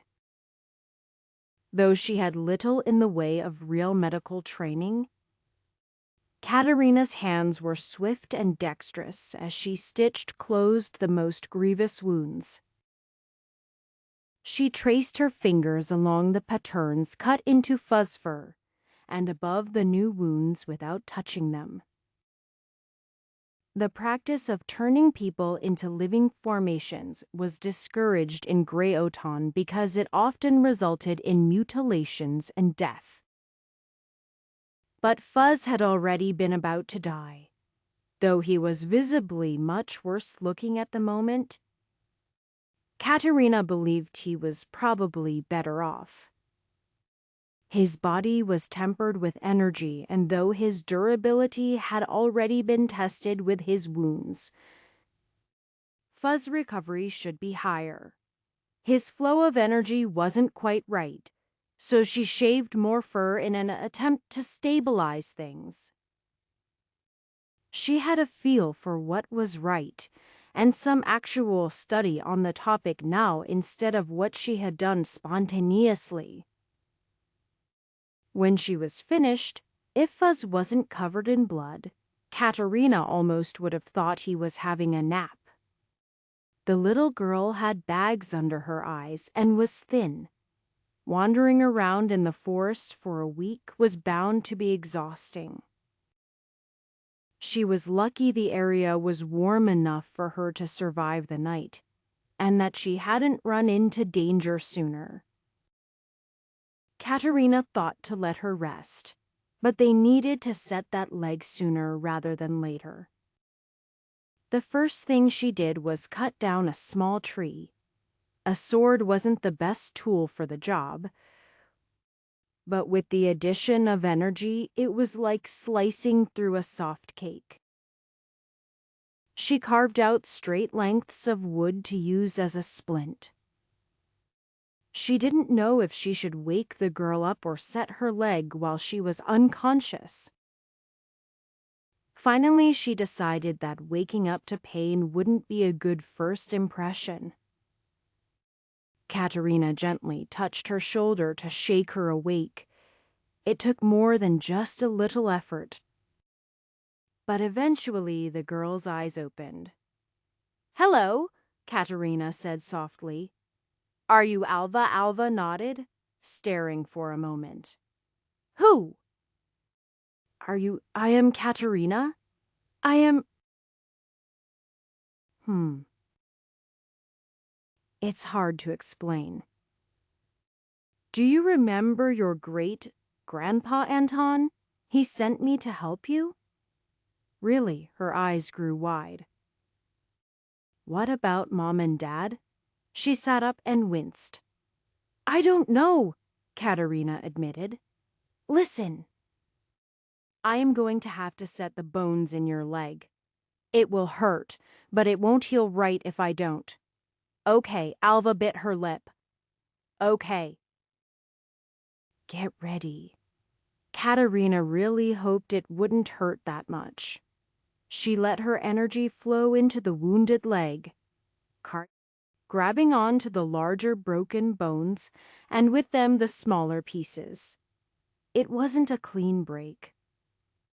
But if she could get it closer where bone, healing medicines for humans that she had. Despite her best efforts to ease the movement of the bones, they made asnapis. She moved them back into place, and Alva cried out in pain.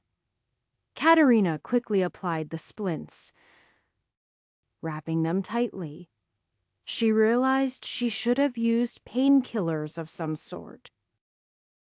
She'd spent too much time with cultivators who could push through the pain. Alva was doing her best. But tears streamed down her face. What medicines were bad to mix, Katerina could regulate what happened inside her own body. But Alva couldn't.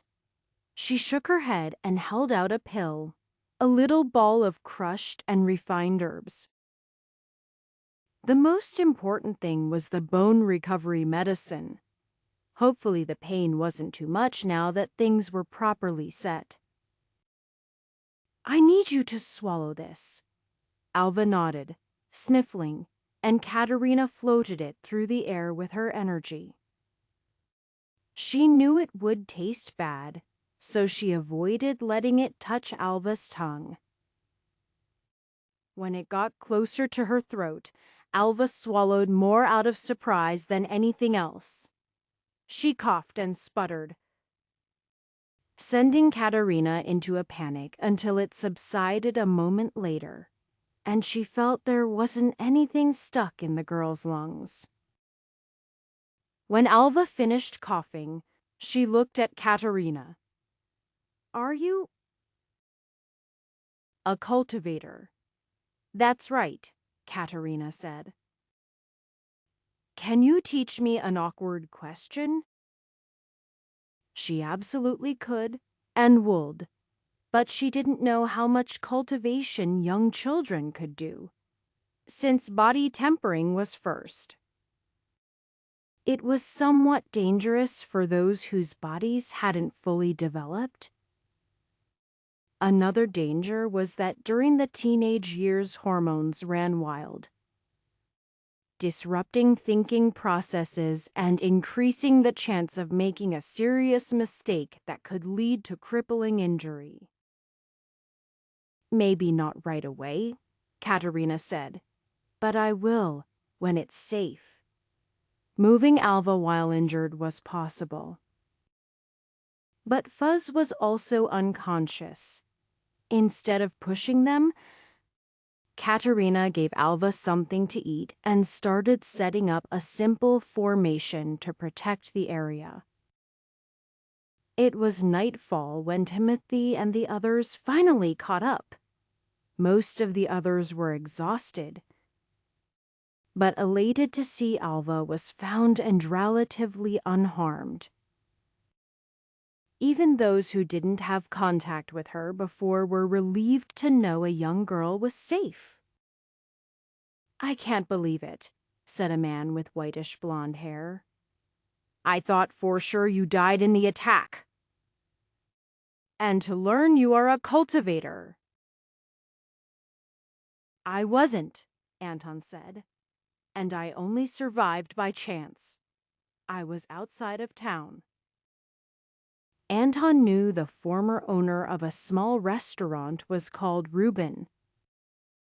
Though most of his food was raised and prepared by his family, sometimes when they visited the main part of Dungannon, they'd gone to eat at his place. Maybe not more than yearly himself, but they knew each other well enough. In the giant snowstorm, Reuben shook his head. If it was someone else, I wouldn't have believed it. It was a bad winter. People were hungry. Don't have to explain to me. I know you well enough. A tough old guy? That's for sure. Reuben looked Anton up and down. You look younger. Maybe it's just faulty memory, but you were a bit more wrinkled before. Like a prune, Anton admitted. Cultivation helps somewhat. I tried it once, Reuben said. Cultivation. Didn't get anywhere in a couple years. Maybe I can point you in the right direction, Anton said. It'll be good for you to even get some initial success. Anton looked over towards Kohar. I've found comparing experiences to be very helpful to my own cultivation. I'd be glad to have you join us, if you are willing. She had enough time spent as a cultivator, he knew. She really should have useful insights, despite being lower cultivation than him. Since she cultivated a different technique than the 99 stars, he wasn't sure if he could help her surpass body tempering. But he wanted to try. I would be glad to exchange thoughts, Kohar agreed. Because of my chosen path, I spend less time cultivating than I might like. Many find the study of law a waste of time, and trying to help others with it even more so. It's a most honorable choice, Anton said. I have some thoughts about helping strangers in some potential future, where I solve all of my own problems first. But at the moment, this is mostly just for myself. He inclined his head to Reuben. Sorry to say it. Ha! Reuben's face spread into a wide smile. I am not going to complain about whatever reasons you had to help get me free. Besides, I know you have a good heart. You didn't ask me to swear eternal loyalty to you, or sacrifice my life for anything. Oh. Did I forget to mention that part? Anton grinned. It was nice to be happy for a few moments. But he still had some of his most important steps ahead.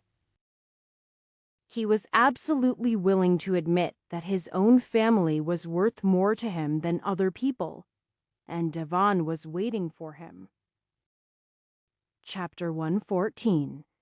It was almost hard to remember life before everything had become a total mess. Yet those precious memories from before were the things Devon clung to the most. Memories of comfort and community.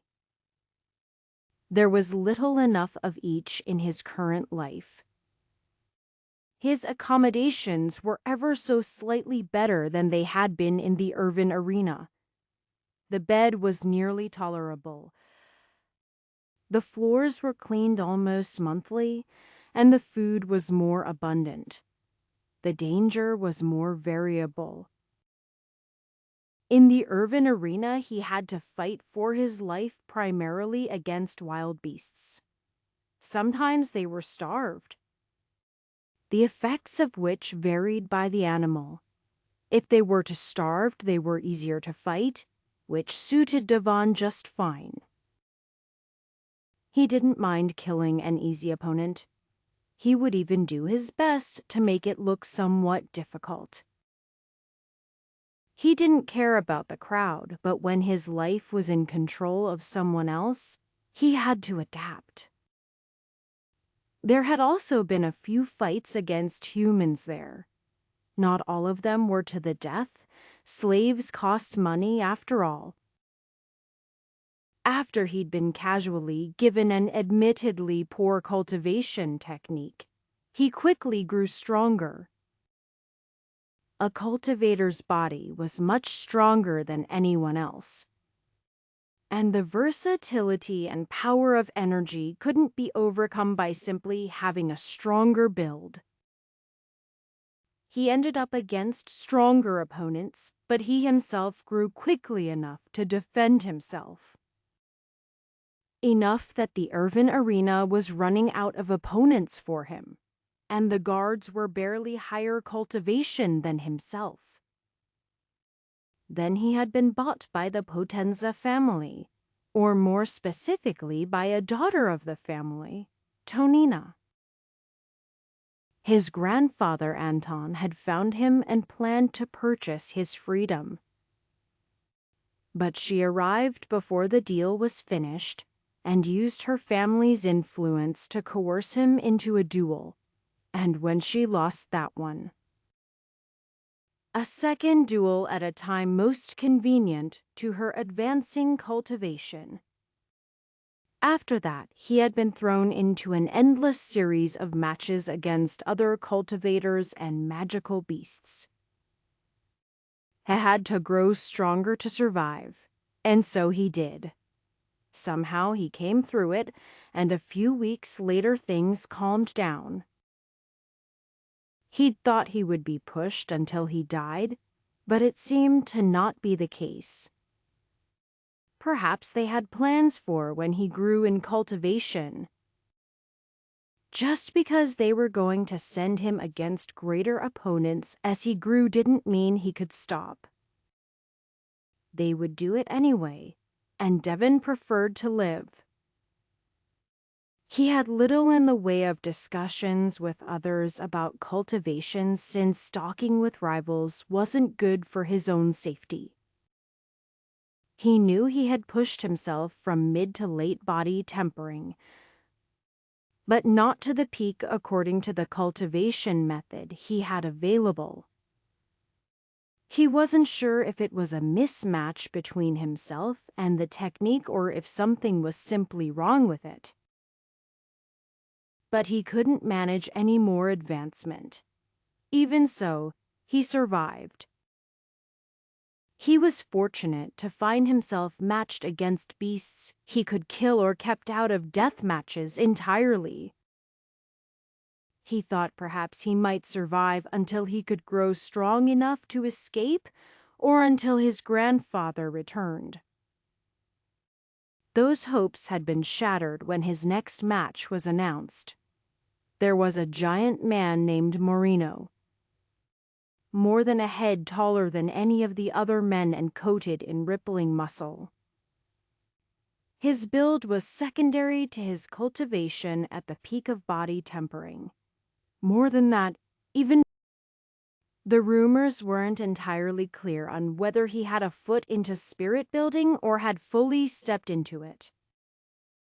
Devon's only time seeing the man he hadn't felt like he'd completed a full level of whatever cultivation technique he used. But that could have changed in the last few weeks. Regardless, it didn't matter. Moreno had more than just higher cultivation than Devon. Moreno wasn't a slave, or at least not fully treated like one. He was the man chosen to end most every arena combatant's streaks. Permanently, Devon didn't know what sort of bets were involved. But anyone involved would be foolish to bet against him. The matches weren't fair. He was always equipped with better gear, high quality and enchanted, even if his opponent was more skilled or nearly as strong. Even a lucky hit by them wouldn't be enough to change the tide of battle. Devon had found out about the match only 3 days before, directly from the lips of Tonina. The evil grin on her face told him that he was going to die just as much as her words did. If he'd had a weapon nearby, he would have tried to stab it through her heart. Despite her presence in early spirit building, meaning he had no hope to kill her. So he was going to die. 3 days wasn't sufficient for any sort of breakthrough. The only solace he had was on the training field. Moreno had his own place to train secretly with outside opponents. He was still able to watch the others train to inspect their weaknesses. It was clear he hadn't been informed of the match any sooner than Devon. He hadn't been watching him fight at all. In fact, he was out of town. One of the other men used the same sort of weapon, if it could be called that, instead of a torture device. A chain with spikes along its length designed to cause maximum pain. Devon had convinced him to help train. Since Devon would be dying in a few days regardless, any secrets couldn't be used against him later. His goal was still technically to win and kill Moreno, but Devon didn't think it would happen. He had no control over the shadow of death looming over him, but if he was going to die, he was at least going to go down swinging. That might be exactly what the arena wanted, but he never had a choice in the matter. If possible, he wanted to take out an eye or at least chop off a finger. Something lasting to remind the world he had been alive. He held his head high as he walked towards the arena floor, only to be thrown for a loop one last time. He wasn't assigned his typical weapon, but instead a fencing sword and small bucklers. Someone didn't even care if he was entertaining as he died. The walls of Connard loomed before the small group. Some of the less fit members were falling behind, unable to keep up with the pace Anton set. Kohar was able to keep up with the pace, but she gave a side eye to Anton. "Why are you pushing so hard? We're here." "Are we not?" "We are," Anton acknowledged. "But I have a feeling. Last time I came here. If I had arrived just minutes earlier, maybe a quarter of an hour, things would have been different. I just feel that—" His eyes caught a figure in the distance. He turned to the few former villagers of Dungan he'd been able to gather on their route to Connard.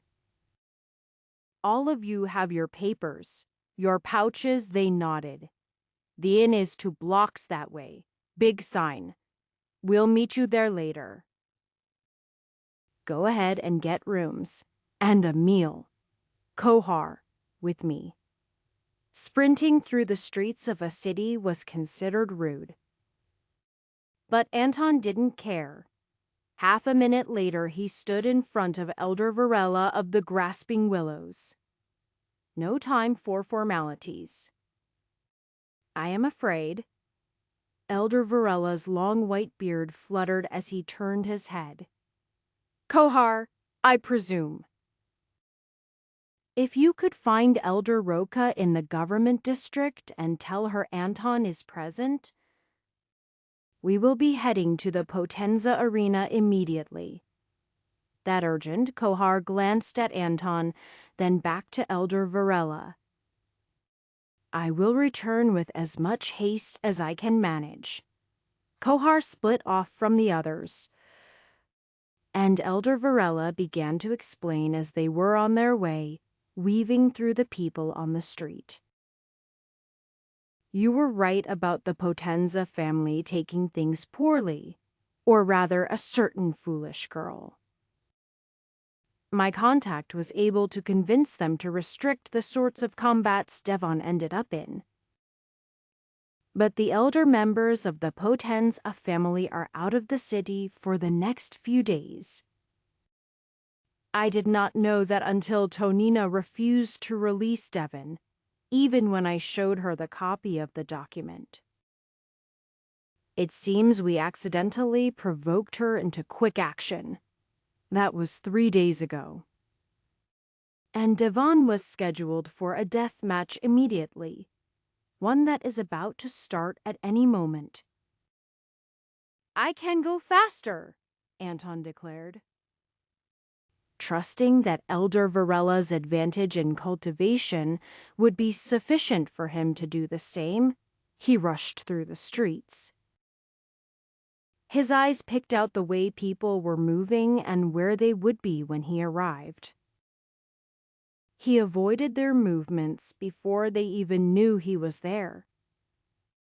And when someone noticed him and made uncoordinated movements that would have resulted in a collision, he was prepared for that too. Was there a slight flow of energy along his path, guiding him? Or was that his imagination? He couldn't be sure, and simply relied on his insight to avoid people. As they approached the arena, Anton was able to sense many sources of energy. Guards with cultivations around the peak of body tempering.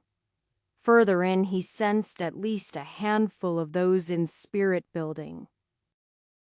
Some might simply belong to those watching the match. But Anton sensed Tonina and the guardian she'd previously had with her as well. If the information was correct, he was known as Maso Z. Then Anton sensed Devon, combating someone unknown. Anton unfurled a document as he stopped in front of 2 guards who had spears drawn to block the entrance. You are illegally holding a man and will release him at once. Bring that up with the Potenzas, said one of the guards. I know Tonina is inside. Bring me to her now. Can't. Match is happening. The guard seemed awfully confident Anton wouldn't do anything to him, despite him being weaker. Even as his eyes drilled into the man, he stood firm. That match involves a man illegally taken as a slave. Take me to him. The men continued to block the entrance. Do you intend to ignore the rule of law? Like I said, the guard stood firm. Take it up with the Potenzas. Anton turned to Elder Varela. There was just a simple nod response. Then there was a blur of motion. On the left, the shocked head of a man landed sideways on the ground, shortly followed by his body. On the right there was a snap as the man's neck was twisted completely around by Elder Varela's seemingly innocuous long hair and beard, unthreatening before they latched onto him like giant hands. With a powerful flick of his hand axe, Anton cleaned the blood off before returning it to hang at his side and drawing his bow. Should we announce ourselves more clearly? Anton asked. They'll be able to put up an organized defense. Dangerous. But it will help justify our actions and might help your grandson.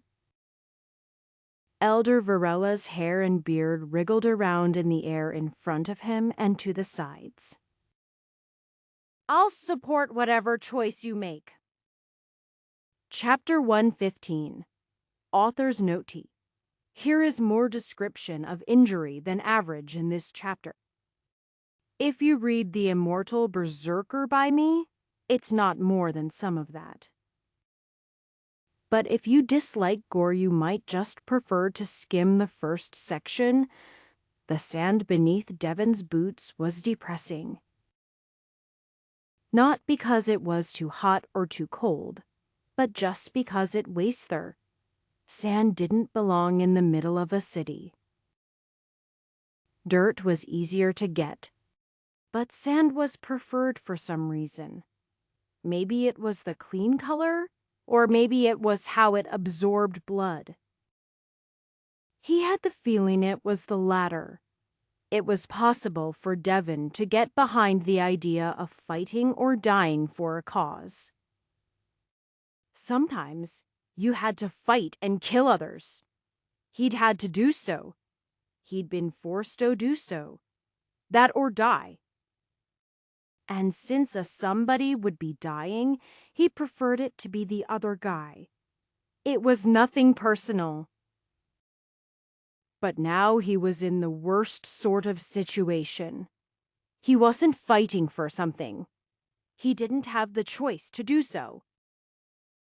Nor did he even have the option to kill his opponent, neutrally. He held the unfamiliar fencing sword in what he hoped was a reasonable stance. Looking at the two, Smike Buckler held in his left hand. It was probably a perfectly reasonable setup for someone who trained that way. The weight of his armor rested on him. It was the same as all the rest of the armor. Inadequate. The helmet and breastplate were fine. But the arms and legs didn't cover everything, so that there would be more blood. People liked blood. If those sorts that liked to watch humans die were people, maybe they were just monsters in human skin. Devon looked up at them, the bright sun making it difficult to make out their faces. They were just a mass, he only saw face he recognized. And that was more a matter of remembering her energy. Toni na potenza. the person most responsible for his current situation. He'd like to live today, just to spite her. But that wasn't possible. He knew that, as he turned his eyes towards Moreno. There was more than just a single step of cultivation between them. In fact, though he was concealing it, Devon felt that Moreno had more than just stepped into spirit building, but completed the first stage of his cultivation technique there. Maybe that was even the reason he'd been away. To complete his advancement, Devon noted how his armor covered his knees and elbows, and how the long chain he was dragging along behind him sparkled in the sun. He never consciously heard the call to begin fighting anymore. When it was time, it was time. His legs moved, pushing off of the sand as it flew up into great clouds behind him. He didn't have the stamina to draw out the fight. He probably didn't have the power to finish the battle early, but he had to try for something. The chain writhed on the surface of the sand, Moreno's powerful arms manipulating it to flick towards him. Devon slid underneath it, taking advantage of the sand's malleability to sink low. He carried as much of his momentum forward as he could, thrusting with the sword straight towards Moreno's eyes. A slight turn of his head, and the man's defensive energy absorbed most of the blow, with the helmet deflecting the rest. Pain. Chunks of flesh were pulled out of his back as the spike-laden chain raked along his back like he knew it would. It tore through energy, breastplate, and skin before slicing into muscle and bone unevenly. He shoved the buckler into it to divert its momentum as he shifted around Moreno's side. He wasn't sure how much of his success was his own, and how much was the man playing with him. A series of thrusts with his unfamiliar weapon allowed him to get used to its motion. If he'd chosen it, it wouldn't have been a bad weapon, beyond just relying on his armor and energy. Moreno was forced to dodge and even tried to grab the sword with his weapon, twisting the chain around it. However, before it could bind, the sword Devon pulled away. The rest of the length of chain was not idle during that exchange. It twisted and snaked around, savaging the rear of Devon's left thigh before coiling around his left arm, pulling away parts of him as it left. The pain was sharp, yet lasting. Some of the finer sand was already finding its way into his wounds, clumping together with the blood. It was the sort of pain that should make him cry out to the heavens for relief. Instead, he grit his teeth. If his jaw clenched any harder, he was certain he would crack it or his teeth or both. But he wasn't willing to give anyone the satisfaction. If he'd been faced with a real weapon, he would just be dead now. His torso sliced into, or at least his arm on the ground. Since they wanted to cause him pain, he wouldn't show it. His energy surged inside of him. He had not held back one iota since the beginning of the match. But he began to exceed the maximum output he thought he could control. Maybe he couldn't. It felt more like the energy was controlling him, leading his attacks and twisting his body. Then again, wasn't it all him he didn't know? He just fought, oblivious to anything but himself and his opponent. Thrust after thrust failed to pierce Moreno's defenses, but he wouldn't give up.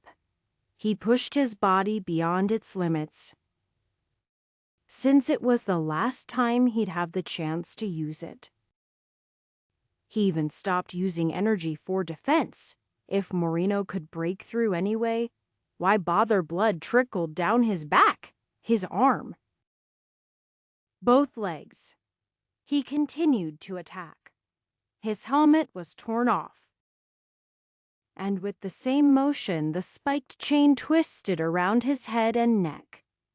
It traced a line along his scalp, across his right eye, tearing through his right ear, and circling around the back of his neck to his left shoulder. For a moment, Devon thought his eye had been destroyed. But he used his energy to clear the blood, and he could still sort of see out of it. Just damage to the white, but not superficial. He hadn't even managed anything to Moreno yet. He continued to press the attack, making use of all his training with his usual weapon and skill, and the bit of practice the older gladiator had allowed him fighting against the spiked chain. He was almost starting to feel comfortable with the foil in his hand, and tried a series of feints and attacks. At a critical moment, he stepped forward, thrusting with all of his power. He was too far forward, his shoulder nearly touching Moreno's belly as he stepped toward Devon and to the side of his attack. A mistake was what Devon wanted it to look like. His left hand was already coming up, clutching the buckler.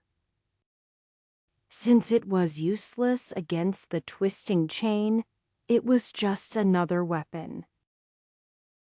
There was no chance it could break through Moreno's armor, but there was one place that it could just barely work. As Moreno stepped forward, the edge of the buckler slid into the partly open face of his helmet. There was a crunch, and Moreno took a step back. Devon shook his head.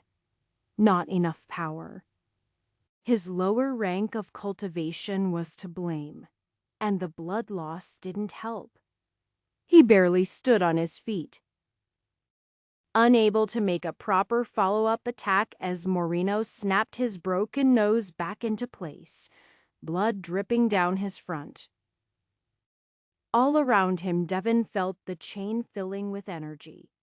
It would constrict him, tearing him apart once and for all. It was over. But he allowed himself a slight smile. Then Moreno twitched, taking a half step forward to catch his balance.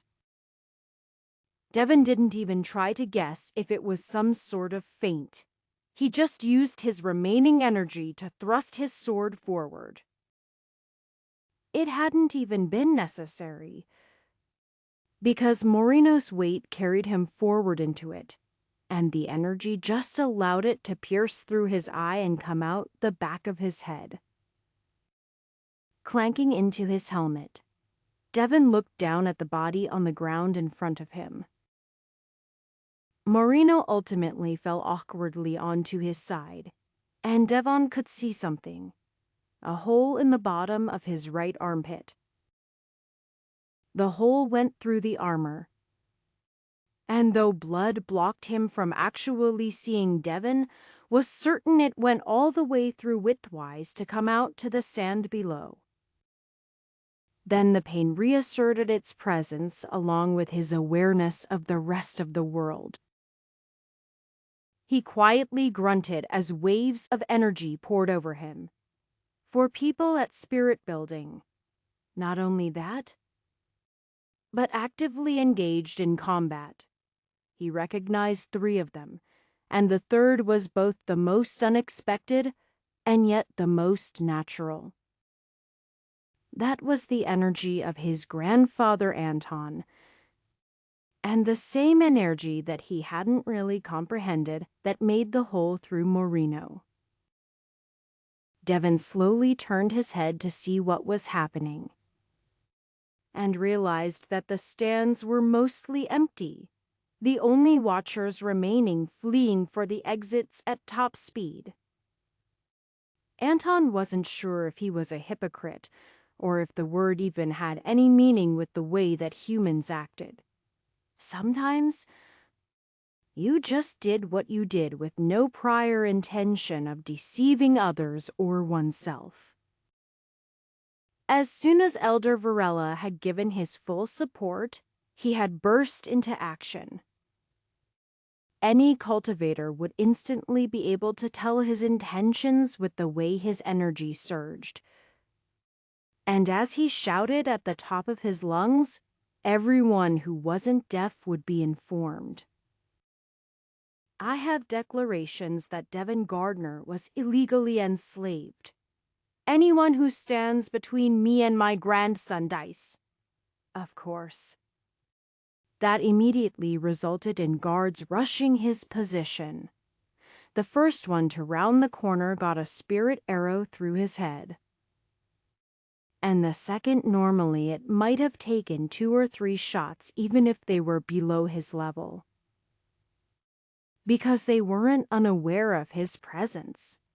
However, if there was ever a time to use forbidden techniques, it was when storming an enemy fortress. Candle wax flared as Anton burned years off of his life. His legs carried him forward, arrows piercing into anyone who showed their face. When several came at once, he restrained himself slightly and let Elder Varela tear into some of them, snapping their necks with his knee, length white hair, or simply piercing their heart with a dagger. The corridors entering the arena were twisted and maze, like on purpose, in case anyone thought to escape past the guards. That meant they ran in too many squads of guards, from mid to late body tempering, as well as a handful in spirit building. They killed them all. When they came to the arena floor, barred gates stood in their way. Elder Varela moved forward as if to lift the gate, but before that Anton took his shot. The bloody figure of Devin in front of him was clear to his eyes, and Anton didn't hesitate to throw himself along with a full bundle of years into his attack. He was a streak of energy. One moment outside the arena, the next piercing through the formation on the gate, the next meeting armor, ribs, lung, heart. Lung, and finally one last piece of armor before putting a hole the diameter of a finger in the arena wall behind the man. A cloud of black smoke came out of Anton's mouth as he felt himself burn on the inside, but it didn't matter. Each rank of cultivation was at least a year. Burning his lifespan felt truly awful. But as long as he continued cultivating at a rate that outpaced his growth in lifespan, he only needed a year as a buffer zone. He didn't care how overconfident that made him. Because while revenge was his ultimate goal, it would be empty without friends and family. White hair extended, growing even longer than its actual length as Elder Varela took advantage of the momentarily broken formation to grab the metal bars and twist them. They snapped apart, leaving room for a man to walk through upright. He was first into the arena, but Anton was only a step behind. Elder Varela spoke before Anton could. Members of the audience, I am here to inform you that you have been witnessing the Potenza Arena in the midst of committing a crime. As you must have already heard, this man should have never been enslaved. I provided proof of this to the young lady there.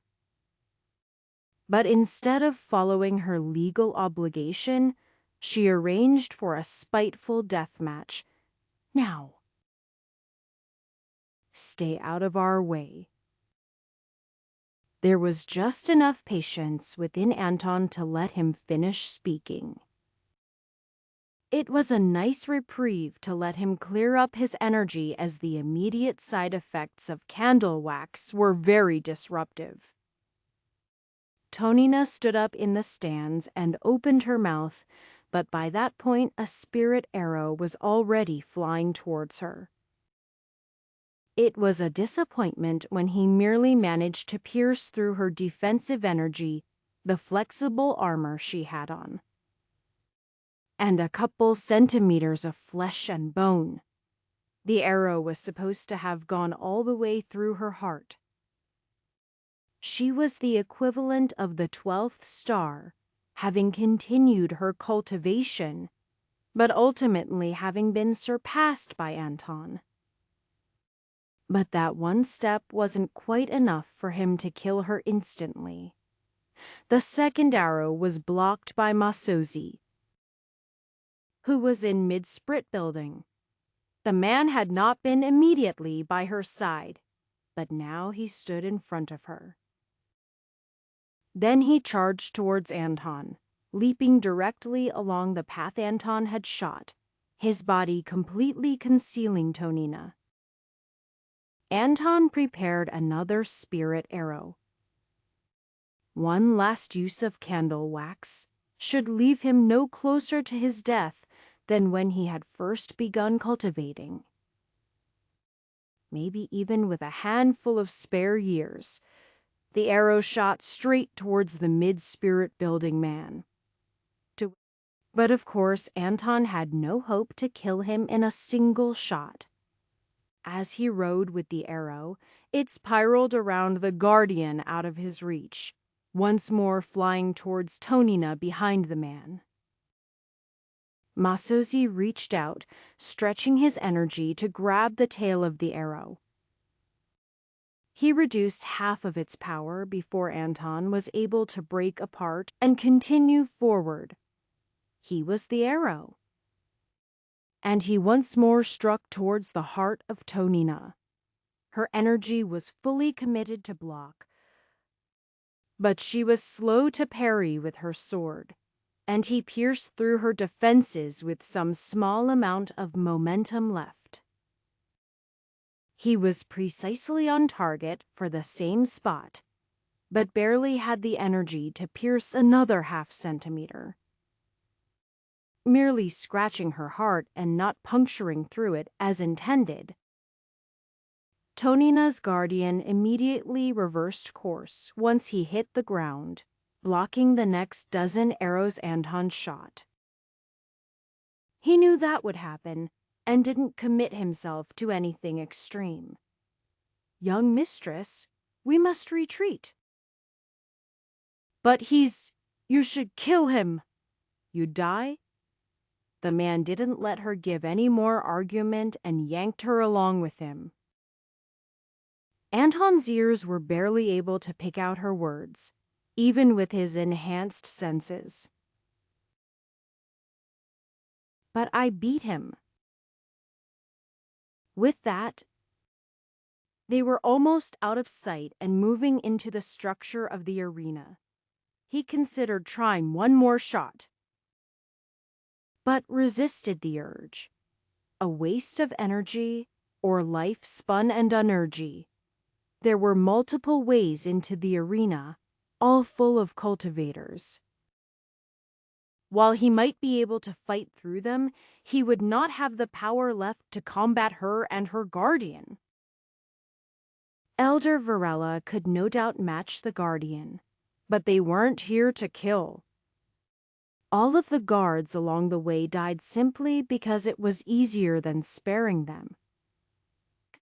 And their chosen profession gave them no sympathy from Anton. Anton looked to Devon, smiling.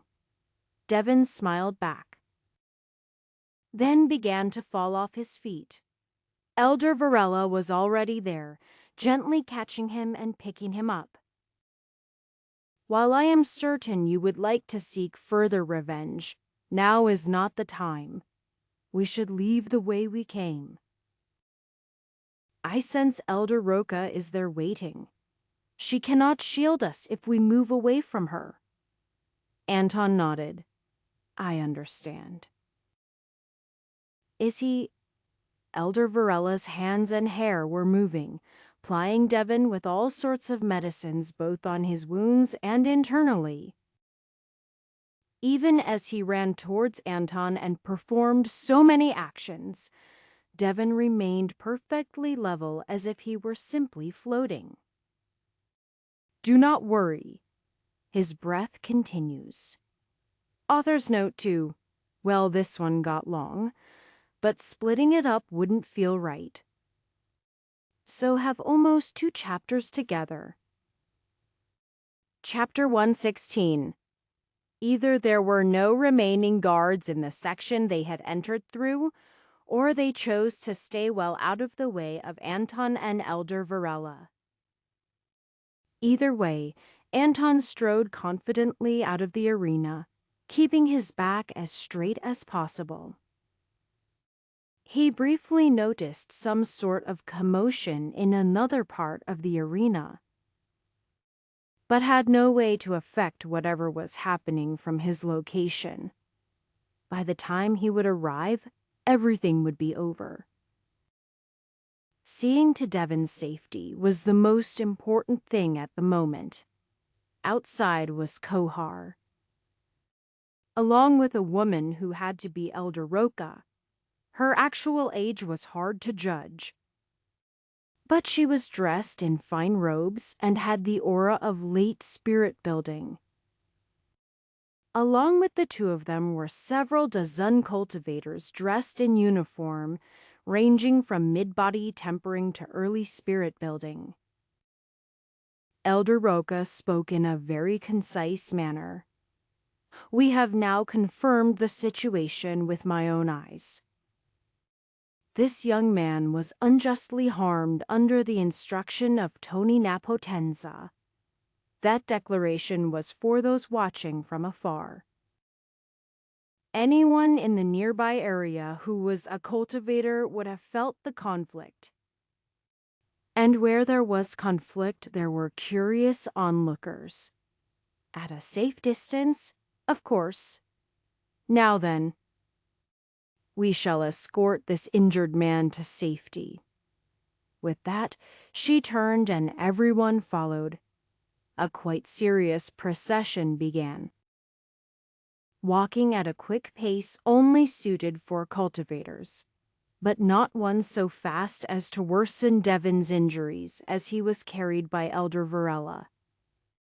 Elder Roca stood at the front, with Kohar, Anton, and Elder Varela behind her. Around them on either side and behind were the other cultivators in city official uniform. They only managed several blocks before another group moved to intercept them, Tonina at the head. Her guardian Masozi was next to her, attempting to support her without it being obvious, but it was clear she couldn't stay on her feet by herself, let alone walk. There, she pointed, coughing as she raised her voice. Catch those criminals! Tony Napotenza. Elder Roca said the name like a mother chastising a child, though without any sense of affection that might otherwise be present. What do you think you are doing? What are you, she coughed, you doing? They attacked my arena. You have made interesting choices as of late, Tony Napotenza. Elder Roca's voice was perfectly steady and calm. She gestured towards Elder Varela, who pulled out a paper. Do you remember this document? I can't see it from there.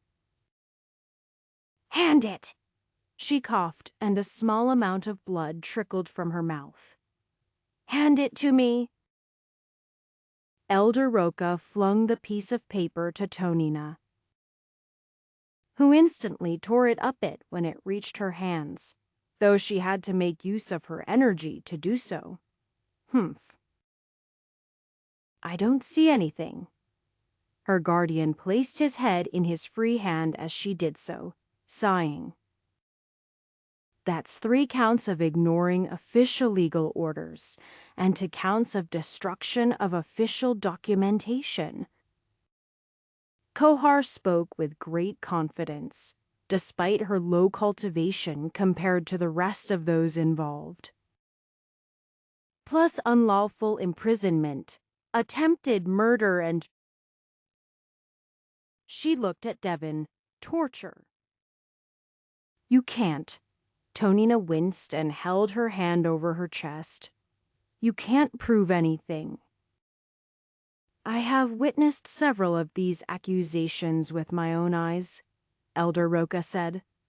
Her face remained impassive, but her energy and late spirit building stretched over the area.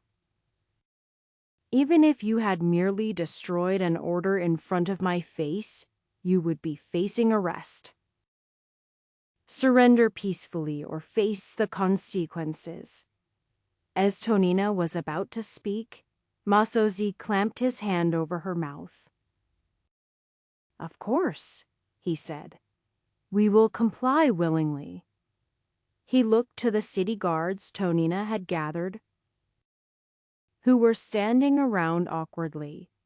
Feel free to return to your other duties. Your continued presence is redundant.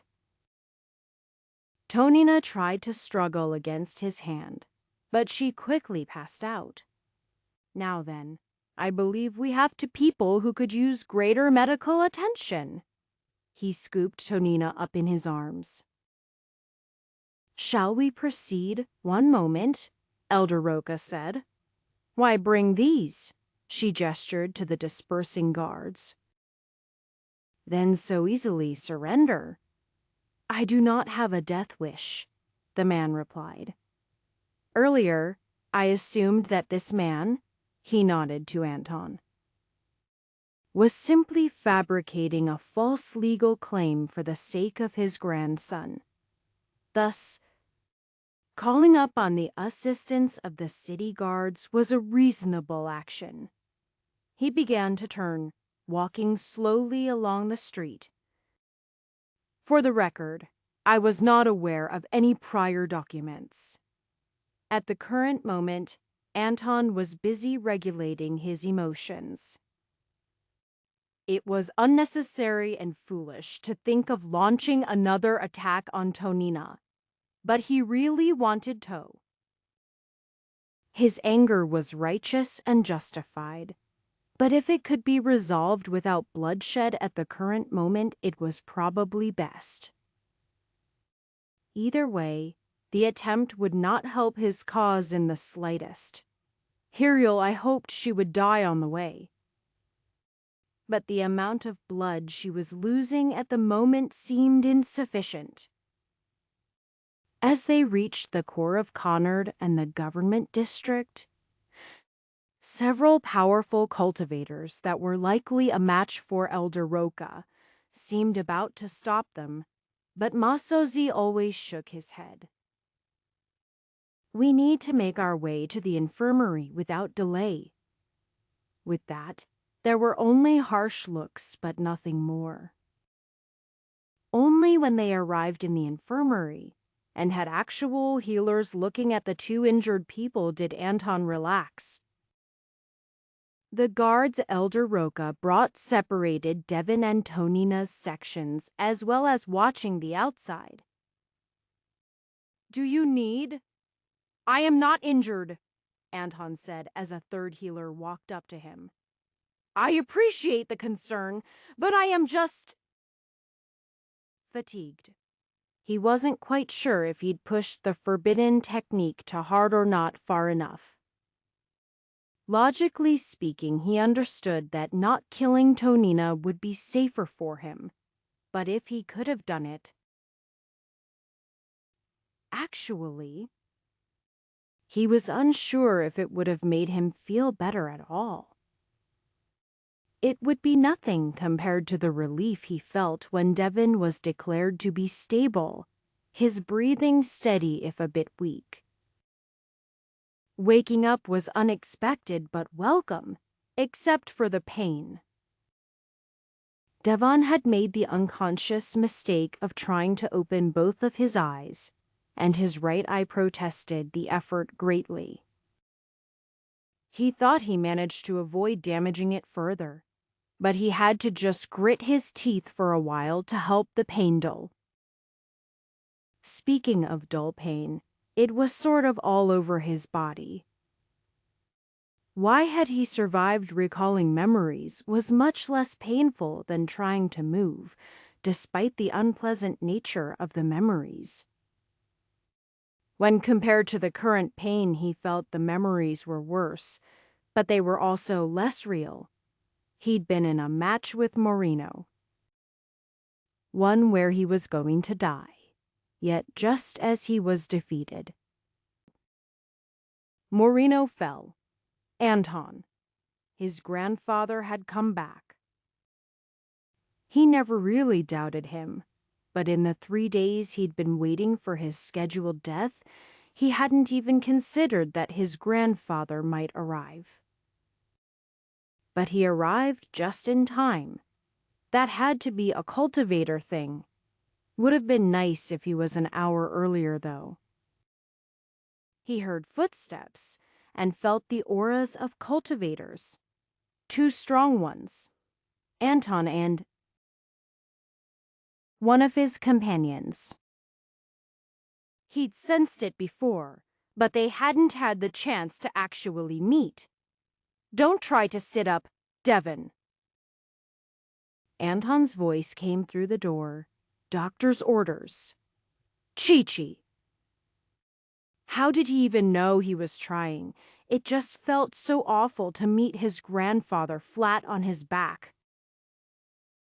"I heard that," Anton said as he opened the door. "Which is good." It doesn't hurt to talk. It was wonderful to see the face of his grandfather again, and to feel safe. If he could stand up, he would be hugging the man, and if he wasn't injured. He knew his grandfather would have his arms around him, nearly crushing him. Instead, Anton gripped his hand gently. That was one part of him that really didn't hurt, which was good. His one functional eye went to the familiar form of his grandfather, and a strangely familiar form of a young woman he'd never seen before. "Who is this?" "This is Katerina," Anton answered. "It would have been nice if I could have introduced you in happier circumstances, but that did not work out as hoped. But now that you are free legally, if that makes you feel better, we have the opportunity. She is Ashlyn's granddaughter." Really amazing. Ashlyn had left the farm while he was still young, but he remembered her somewhat. That explains why she looks familiar. It's nice to actually meet you. "Uncle Devin." He smiled. "That's probably the easiest thing to call me. New family." He really wasn't sure what to think about that. But he'd have plenty of time in the future. "There are others waiting to see you later," Anton said. "We've had great success with freeing those from Dunganon, but did not wish to overwhelm you while you are injured." Others were now free, more than before. Devin was almost crying now, but it hurt to even think about it. Besides, he'd spent so long just staying alive. Nothing felt quite real yet.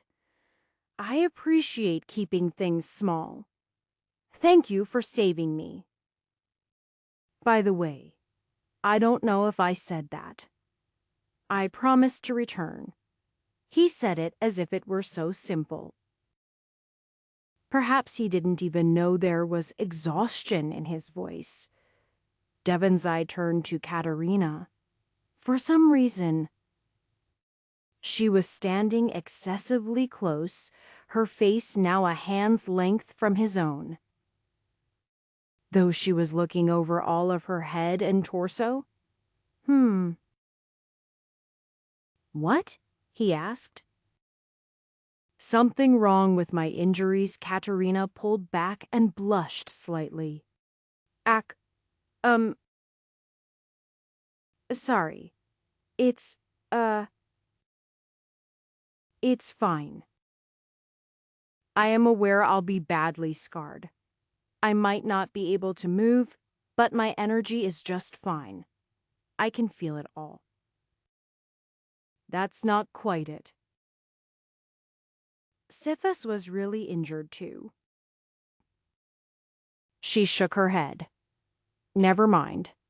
It's probably a bad idea. Well, now I am curious. Devon really wished he could sit up or even turn his head without the dull pain greatly sharpening. Even turning his eyes hurt his right, as there were injuries on its surface. Anton looked at Katerina for a few moments, then rolled his eyes. She was probably thinking about turning you into a walking formation. Like a building? Devon asked in confusion. I know formations are the protective things on the cells. It doesn't matter, Katerina said. You are not like Fuzz, so it would probably hurt to try. And I can't guarantee I wouldn't mess it up. You know about formations, though Devon was quite curious. I am missing most information about cultivation. Honestly. I am sure we can help with that, Anton said. While I can't say I have much more experience than you, I had a much better learning environment. Yeah, Devon frowned. Is that bitch dead? Anton shook his head. Number I tried. Good. I'll kill her myself. Maybe. I am stuck below the peak of body tempering. His grandfather's face turned into a very wide smile at that. I'd love to hear about it and help you through. In fact, I could teach you a much better cultivation method. I am not sure, Devon said. I've come so far. I'd like to continue this path, if I can. Anton nodded. A reasonable choice. And I should be able to help ease the journey somewhat. You don't have to follow the prescribed methods exactly as written. Though do be cautious. That's something I learned quickly. The only problem was Devon wasn't sure how well his body would recover.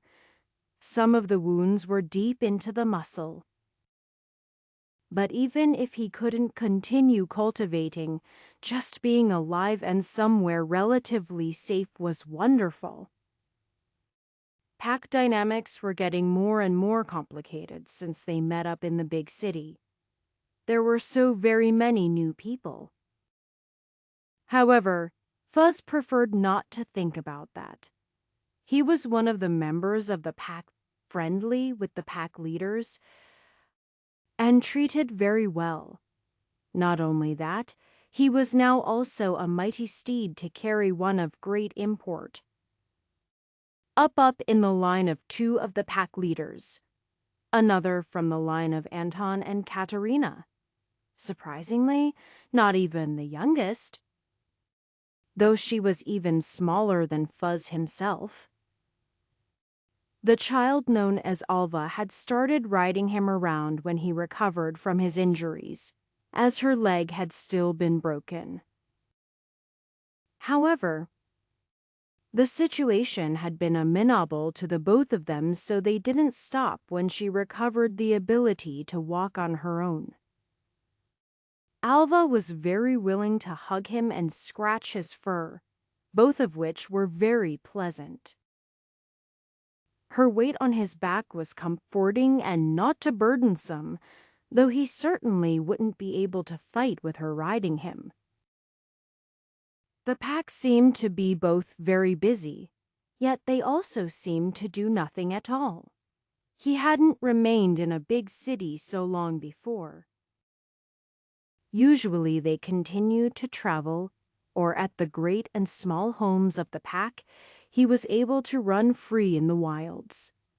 Now, he had to have one of the pack leaders with him as he traveled about. Truly strange. Chapter 117. The next weeks were filled with more boring yet stressful legal proceedings.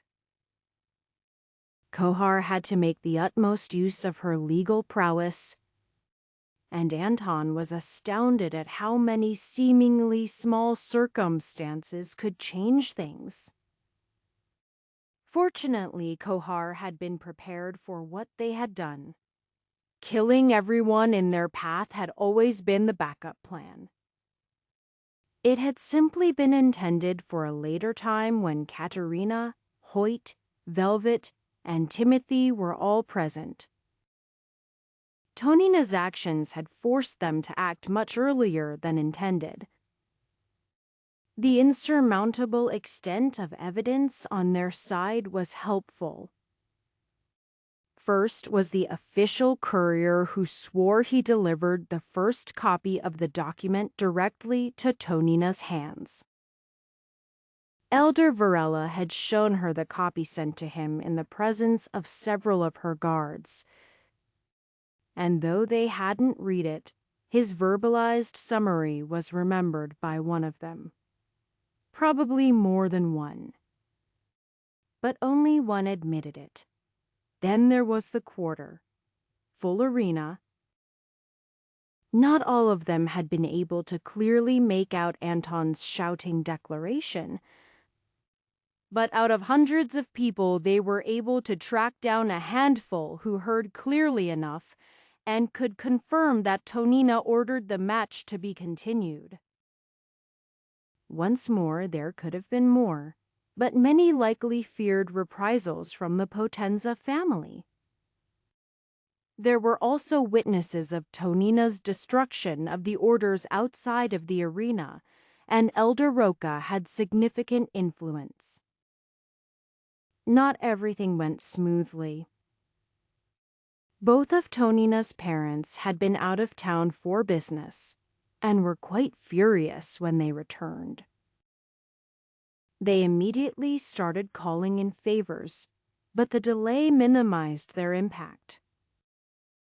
They also brought countercharges against Anton and Elder Varela.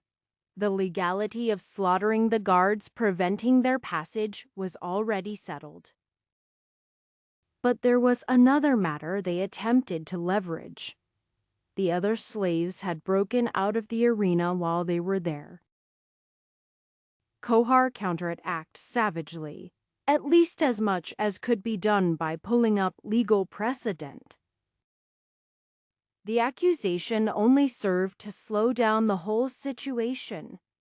There were no witnesses of them being in that section of the arena. And there couldn't be. All of the guards were dead. The freed arena combatants had been even more savage than the caged magical beasts that seemed to have been unleashed first to soften up the guards. Despite Cultivator's patience for certain matters, legal proceedings weren't generally one of them. The Potenza's influence only went so far when held against Elder Roca. In the end, they merely sufficed to keep Tonina alive. The sentence was a paltry 3 years of confinement and penalties that amounted to 10 times what Devon had been sold for. The first was nothing compared to death, but not quite as worthless as it sounded. Proper confinement for cultivators involved a prison where there was no natural energy. If they could cultivate, it would hardly be a punishment at all. And while it was just 3 years, for a young woman like Tonina, missing even a single year of cultivation would significantly weaken her compared to her peers. I owe you both great favors, Anton said to Elder Varela and Kohar. I promise to pay you back properly if I can. I will not refuse the offer, Kohar said. Your goals aligned with my own. But I will admit that there is more risk to myself than my normal business.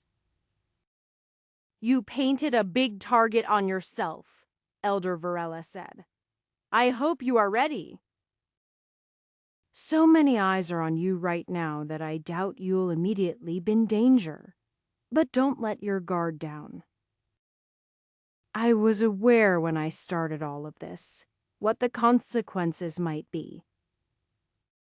Anton looked towards his other companions who had arrived during all of the legal mess. In a way, I am glad things turned out just like this, without any of your involved. Katerina hung her head. I was willing to share the burden with you. That's right, Hoyt said. I wanted to fight with you. I am not saying you won't still get to do that, Anton pointed out. Rather, nobody took notice of any of you. At least, not in the same way. It's not so easy for you all to be unnoticed with, well, everyone. There was quite a large number of people to bring along with them now, as each group had over a dozen freed people. I do mean it about that favor, Elder Varela. I may have saved Lev by coincidence, but you called in a big favor to help Devon. Elder Varela smiled beneath his massively long beard. Oh, don't worry about not paying me back. I know the value of favors. I hope you don't mind if I wait until you are in late spirit building so I can get a fair exchange. That's some confidence you have in me, Anton laughed. How long? Elder Varela asked, more seriously. What do you mean, how long until you are in late spirit building? I am sure you have an idea.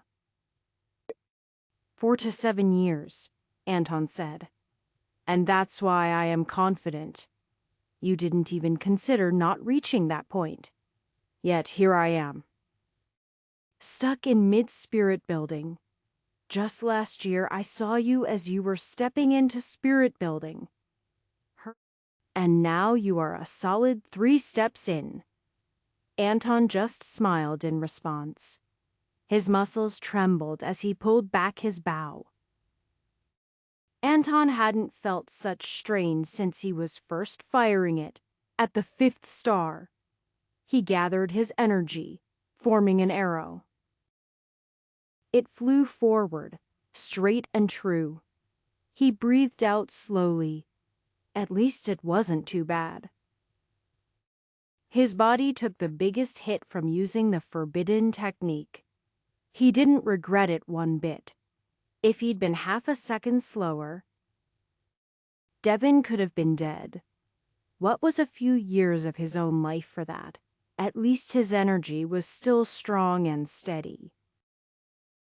Age simply didn't affect his ability to use energy as much.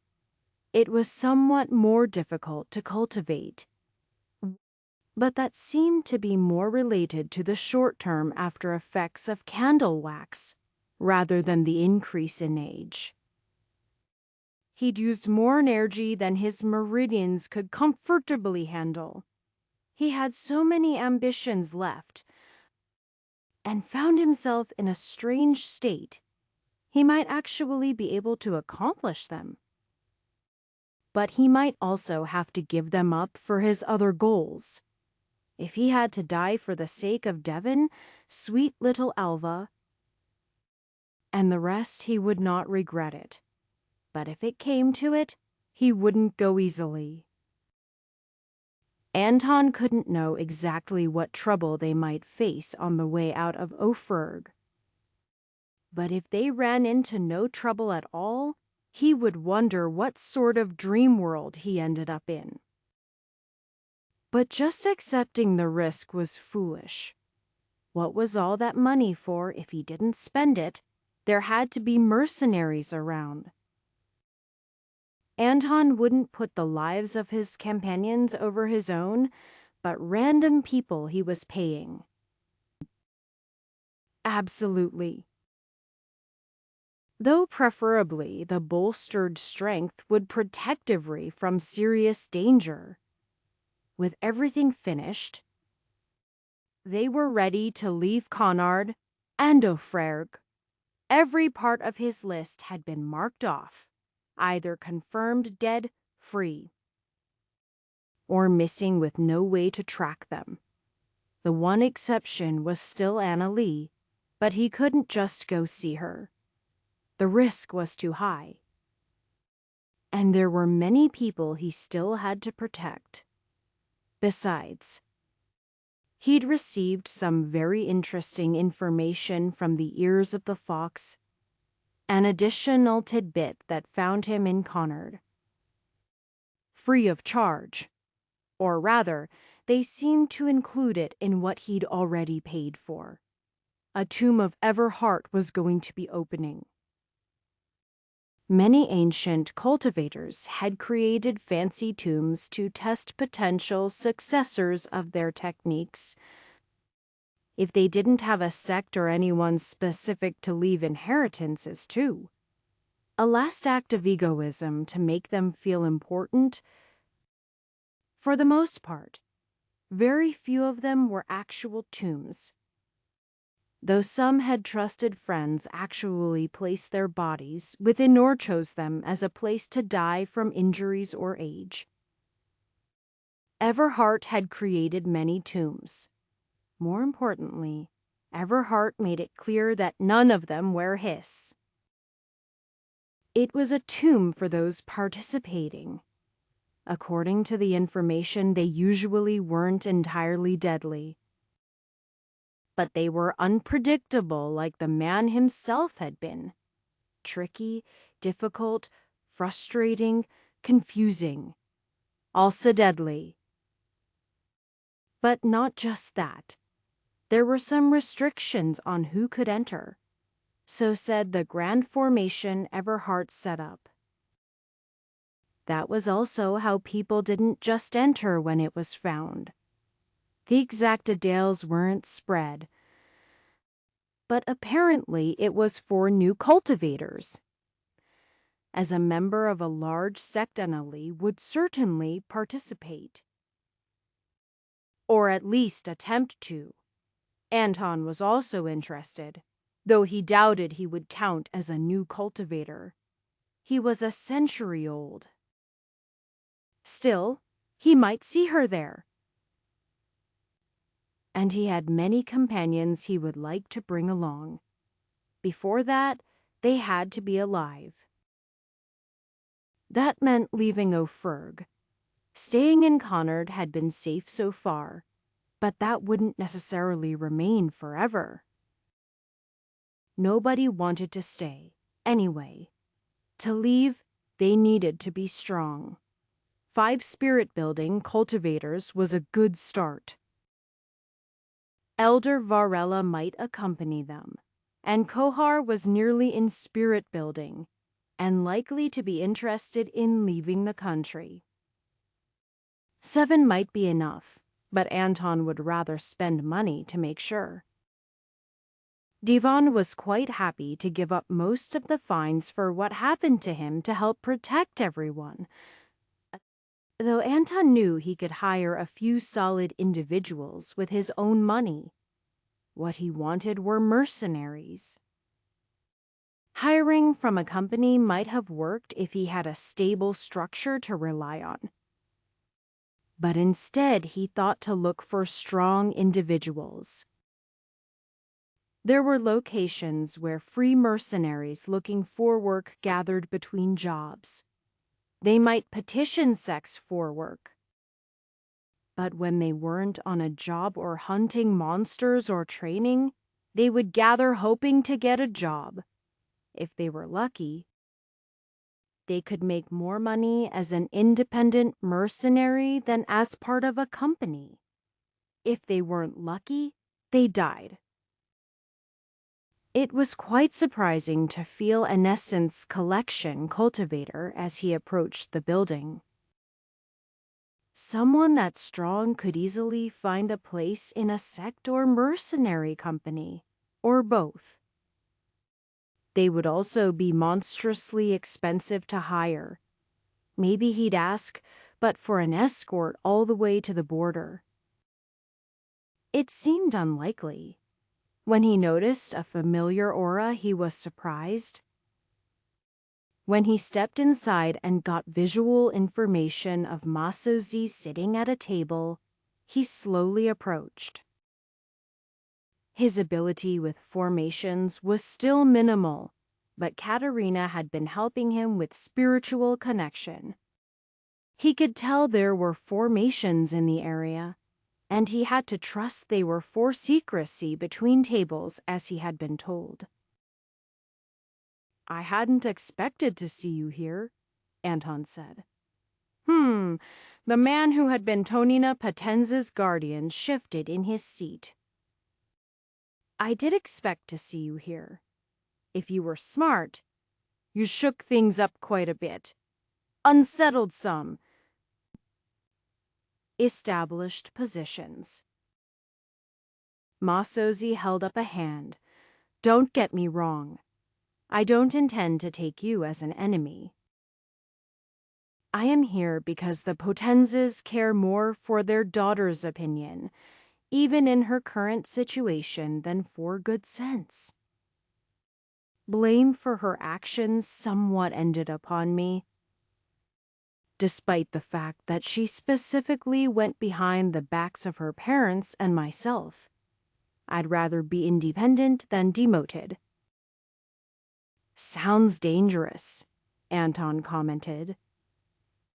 "I don't plan to be the only mercenary going on whatever mission I receive." Masozi sat calmly with his hands folded in front of him. "I am smarter than that, which is also why I hope we can leave any matters of the past behind us.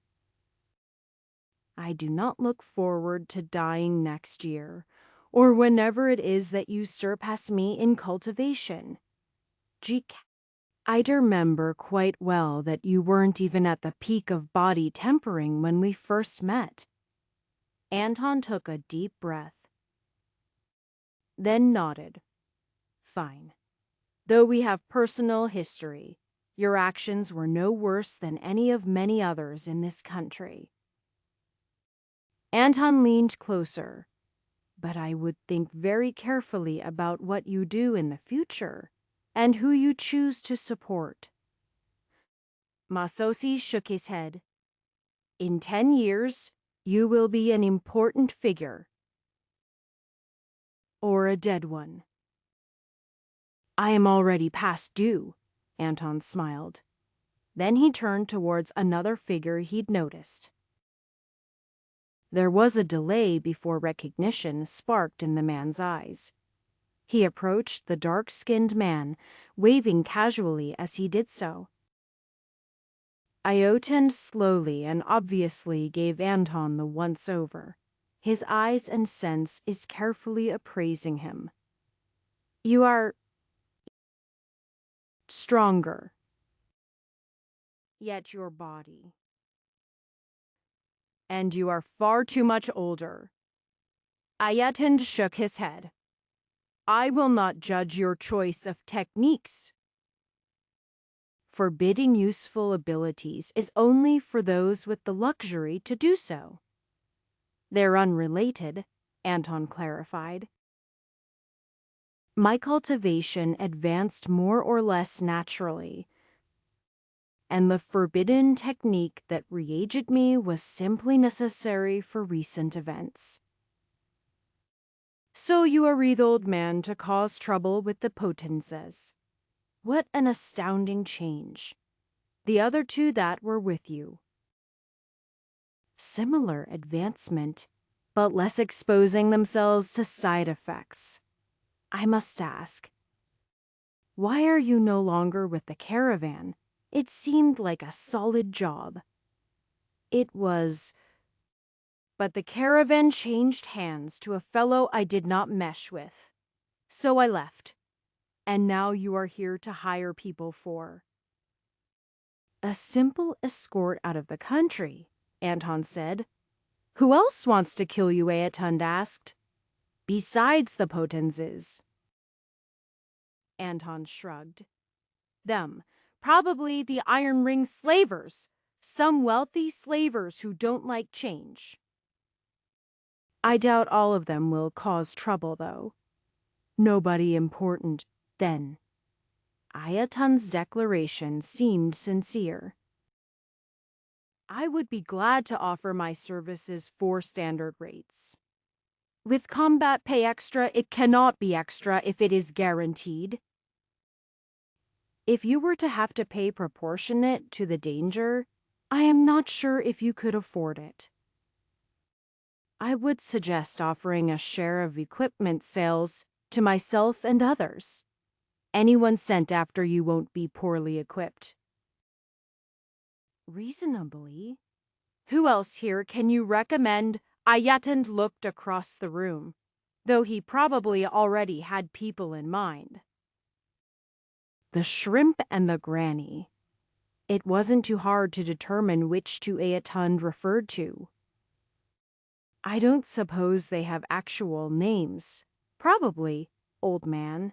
But why even bother? Aetund smiled. Chapter 118. Everyone was in high spirits as they were leaving Connard. They were aware of the potential danger. But given how some of their lives had been over the past 2 years, they were happy to have the option to face danger instead of just living with what they were told. The spirit of happy reunion had diminished somewhat over the weeks they'd spent together after everyone met up in Connard. But some of the joy still remained. It was a heartening sight, but it also made Anton realize something. He was barely one of them anymore. That was not a change in any of the former villagers of Dunganon, but in himself. In most of them, he saw the desire to go back to lives they had before. All were grateful to be saved, and eagerly learned cultivation as a means to defend themselves. But most of them would go back to lives that resembled what they used to have. He didn't blame them. That was the life he had desired and fulfilled for a century. Now he could no longer be content just living a good life. He had to make sure others were able to do so, as many as possible. Revenge? That thought still existed in his mind. But he had ambition beyond that point. He might not live to fulfill either, but that no longer concerned him. He just had to do what he could, starting with bringing the rest back alive. Senior Anton, a young woman, somewhere just around 30 years old, approached him. I heard there was another group before us, Anton nodded. It was not easy to find everyone. It took time. He looked at Silrun, trying to recall details about her. These people were more than just names on a list. Of course, I don't blame you for the time it took. I was just wondering. My sister. Was she with them? It was as he thought. She and her older sister had worked together as tailors. He bought a coat from them once. He remembered her. He also remembered the brothel where she had been bought. He shook his head. She was not one of those that made it. He'd been able to confirm her death. A terrible task, and everyone hurt. Hearing the news from the others wasn't any better. The majority of those brought into slavery had survived. But perhaps a tenth had died from ill treatment. Oh, can I ask? Do you really want to know? Anton asked. There is nothing you can do right now but honor her memory. Silrun hung her head. I understand. That I did not mean to discourage you. Even with training, what he said wouldn't always be right. You know she would want you to live your life in the way you are best able. But if you cannot let the thought go in the coming years, there might yet be something you can do. Not for her, but for others forced into slavery. You have a decent talent for cultivation. In time, you can be strong. Like you, Silrun asked. Stronger than me? Anton said. At least. Stronger than I am now. I have been fortunate to only fight those who are relatively weaker. I am close enough to see those at the top. But to consider myself truly strong, that was a problem he had to deal with. How strong did he really need to be spirit building was a good step. But he couldn't create the sort of change he wanted with just that. It's not quite good enough yet. But if you continue to cultivate, I am certain you will have the opportunity to do much good in the world with allies at your side. I think I want that, she said confidently. Then I will help you achieve it. Hoyt, you are on the right side. Elisa. The rear. Anton was handing out orders. He was the highest in cultivation except for the mercenaries they had with them. Protecting a large group of people was difficult work. Velvet wasn't sure if they had enough cultivators. Only 2 people could go in each area.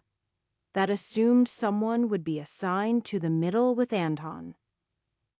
But nobody else could cover as much area as he could. But assigning someone to the middle would mean they had the mobility to support anyone. Velvet thought she was capable of that. And was hoping to be assigned there. Alva. Yes. The young girl stood at the ready and saluted. I am going to need Fuss to be able to freely run about. Please stay with the others. But I am a cultivator now. Anton's face was very stern. That's right. But you are barely at the first star. You have no more power than a strong man. You lack reach and training. You must let the cultivators at Spirit Building handle everything they can. Velvet knew that even Devon, near the peak of body tempering, was remaining with the others. Part of that was he had lingering injuries, but there was a significant difference between his level and those truly in spirit building. At the very least, he needed to avoid being the first line of defense. But Fuzz isn't in spirit building, Alva complained. Anton sighed. He's a magical beast. They work differently. Besides, he has experience in battle. But you have a weapon?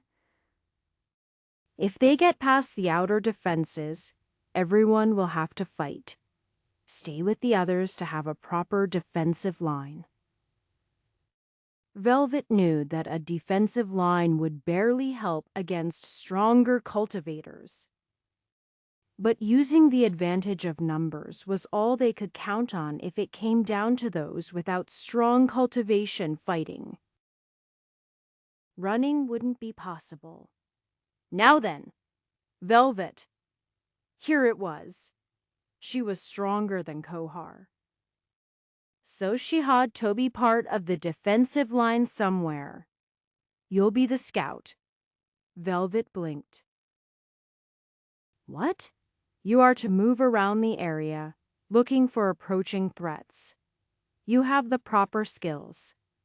By myself, of course. You'll be most effective that way. Your concealment skills are excellent, and they won't be looking for you in particular. Anton smiled reassuringly.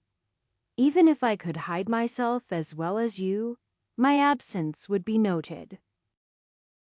You've managed to keep a low enough profile that you should be unexpected. Okay, Velvet nodded. This was what she wanted. Right, real responsibility. If so, why was it so hard to breathe? No, Anton was right. She could do it. She just had to watch for enemies. By herself. She surahepident on was right, because it didn't feel like it. At night, they set up a defensive and concealment formation.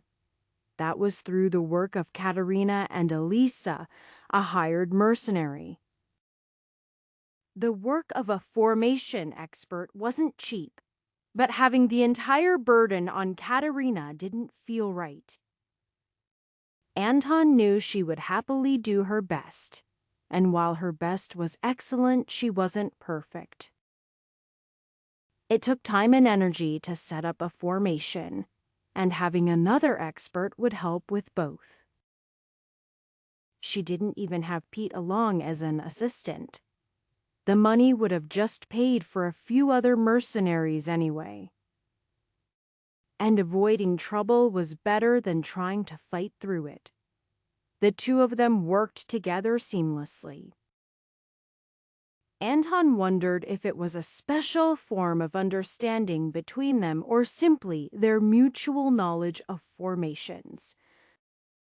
Both of them had formation flags that would allow them to improve the effects of what they did by another level. With his current practice of spiritual connection, Anton could feel the flow of energy changing as he was inside. He still didn't have the sense for why it was changing as it did. But he thought he could at least find the best place to disrupt it. From the inside, that was, as he stepped out of the formation. He almost felt like he had been teleported. He couldn't pick up even the slightest trace of energy from any of the others. And it looked just like an empty section of trees. He passed back over the border of the formation. He had been attuned to be able to pass through it, but he felt it flowing over him as he did so. The camp was arranged to take up a modest amount of space. That made setting up the formation easier and left fewer traces behind later. Simple tents were trivial to acquire, as well as practical bedrolls. The placement of those tents was dictated by the two formation experts.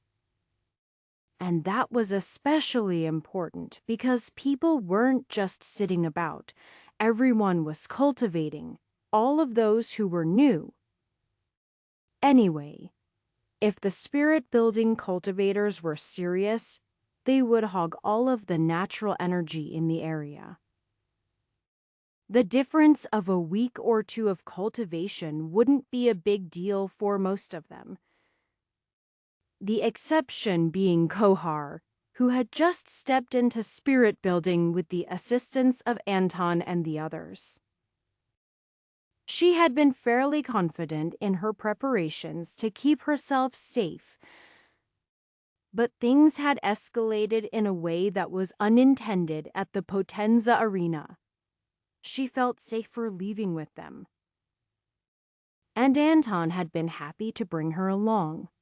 Even if she wasn't the strongest cultivator, she was enough to provide them an additional portion of safety.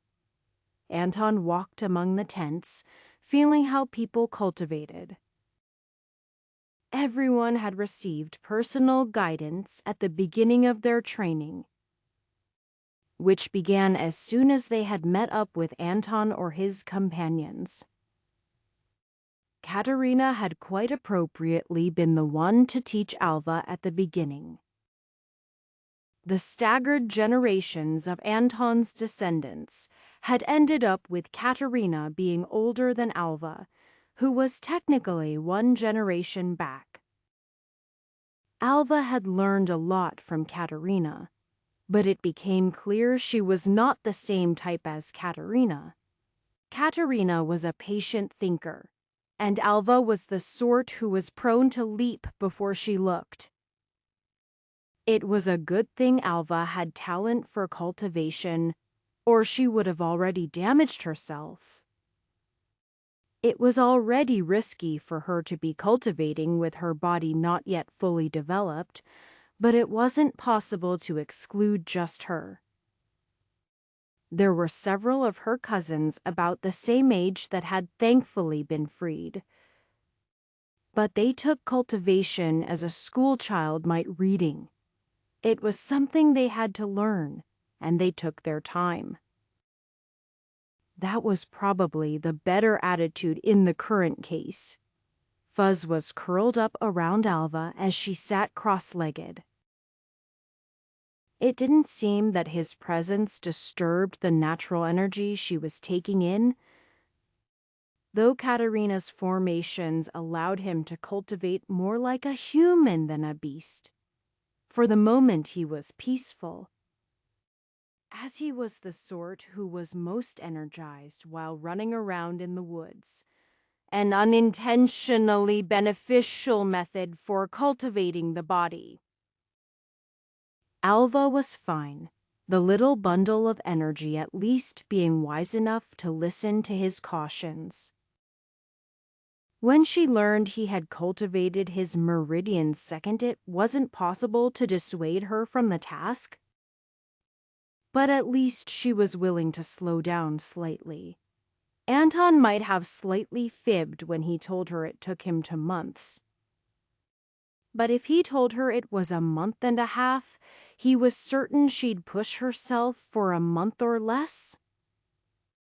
Anton followed the flow of energy to Silrun. She was nice and steady. Her talent was at least on the level of Pete and the others, though knowing for certain after just a month was difficult. Reuben was next. Proper guidance had helped him begin cultivating. And while Anton doubted he would be treading new territory anytime soon, he was diligent and capable of working with a teacher. Devon didn't feel like he was near the peak of body tempering as he cultivated. He called, but he was being properly cautious. He had been focusing on all of the wounded parts of his body one at a time, and now he was nearly healed. He would have wicked scars, even with medicines to minimize the damage. But his current reason to be gentle was because he was reorienting his cultivation. He had chosen to stick with his current cultivation method, despite its flaws. He mentioned insights gained from the battle with Marino, and had declined the offer of specific help. So Anton made sure he wasn't doing anything harmful to himself, and hoped Devon was right about knowing what he had to change. For a few hours, energy flowed in vortices around the internal part of the camp until it thinned out enough everyone was better off going to bed. They needed the rest anyway. Every day was a long one where they hoped they could get to the border before anyone looking to cause trouble caught up. Chapter 119. Scouting in all directions around the group would have been impossible if they traveled at the speed of well-trained cultivators. Velvet wasn't any faster than the others, so handling the scouting duties by herself was a difficult task. First, she moved in front of the group, along the road. Traveling along the road made them more predictable, but it also made them faster. More importantly, they had many people that would be troubled by rough terrain. The distance Velvet went in front of the group was about twice what she expected them to cover in a single loop around. Trying to get more distance would leave her vulnerable if she was noticed, and any less had a good chance of leaving them without advance warning and ruin the whole point of her scouting. Then she would curve around the group, sensing for anyone approaching from the side, the back, other side, and then back to the front to get ahead of the group again. Nobody else had the same training in stealth she had, which left Velvet to complete the task on her own. So far, she supposed she'd been successful. If finding absolutely nothing since the last big city counted, there was nothing wrong with that. As long as nobody was actually around and trying to kill them. It was strange, though. There should have been wild beasts at the very minimum. She saw a few animals, but nothing aggressive. No magical beasts. She should have encountered at least some of them, even if they avoided the large group moving through their territory. That was a problem. Looking at the road they were following, it was impossible to say who had been traveling on it. Not from a lack of signs, but rather an abundance. Many tracks, old and new, all mingling together, but no people. Even if traffic between Noferg and Grouten was limited along the path they were taking. It was expected that some cultivators would pass them in either direction. Yet there was nothing suspicious. The border was rapidly approaching. It was only a couple weeks from Connard by the direct route at the rate they were traveling. And now they were a handful of days from it. It was a smaller border crossing than the one they used to enter Oferg. Since the route had difficult terrain and little trade, front, side, back, side. Nothing. Just rocks and dirt and trees. The terrain steepened, the road worsened. Most of those traveling with the group had healthy bodies, and they continued slowly. Velvet moved quickly along the road. Next to the road. The road itself had nowhere to hide. And her stealth techniques weren't sufficient to make her actually invisible. The road continued through a deep gorge, carved long ago by a river that had found another path. Velvet nearly entered the gorge to scout ahead, but thought better of it. Would people be waiting for them along the bottom, perhaps? But being up above on either side was more advantageous. Even if most cultivators didn't specialize in archery, the advantage of the high ground could allow them to attack without retaliation. The terrain rose so quickly that Velvet had to climb to reach the top of the left slope. She did so, slowly and carefully. She had little experience climbing, but any peak body tempering cultivator could hold themselves up by even a few fingers. The slope wasn't even truly vertical at any point, so she pulled herself up arm over arm and foot over foot with only bad holds.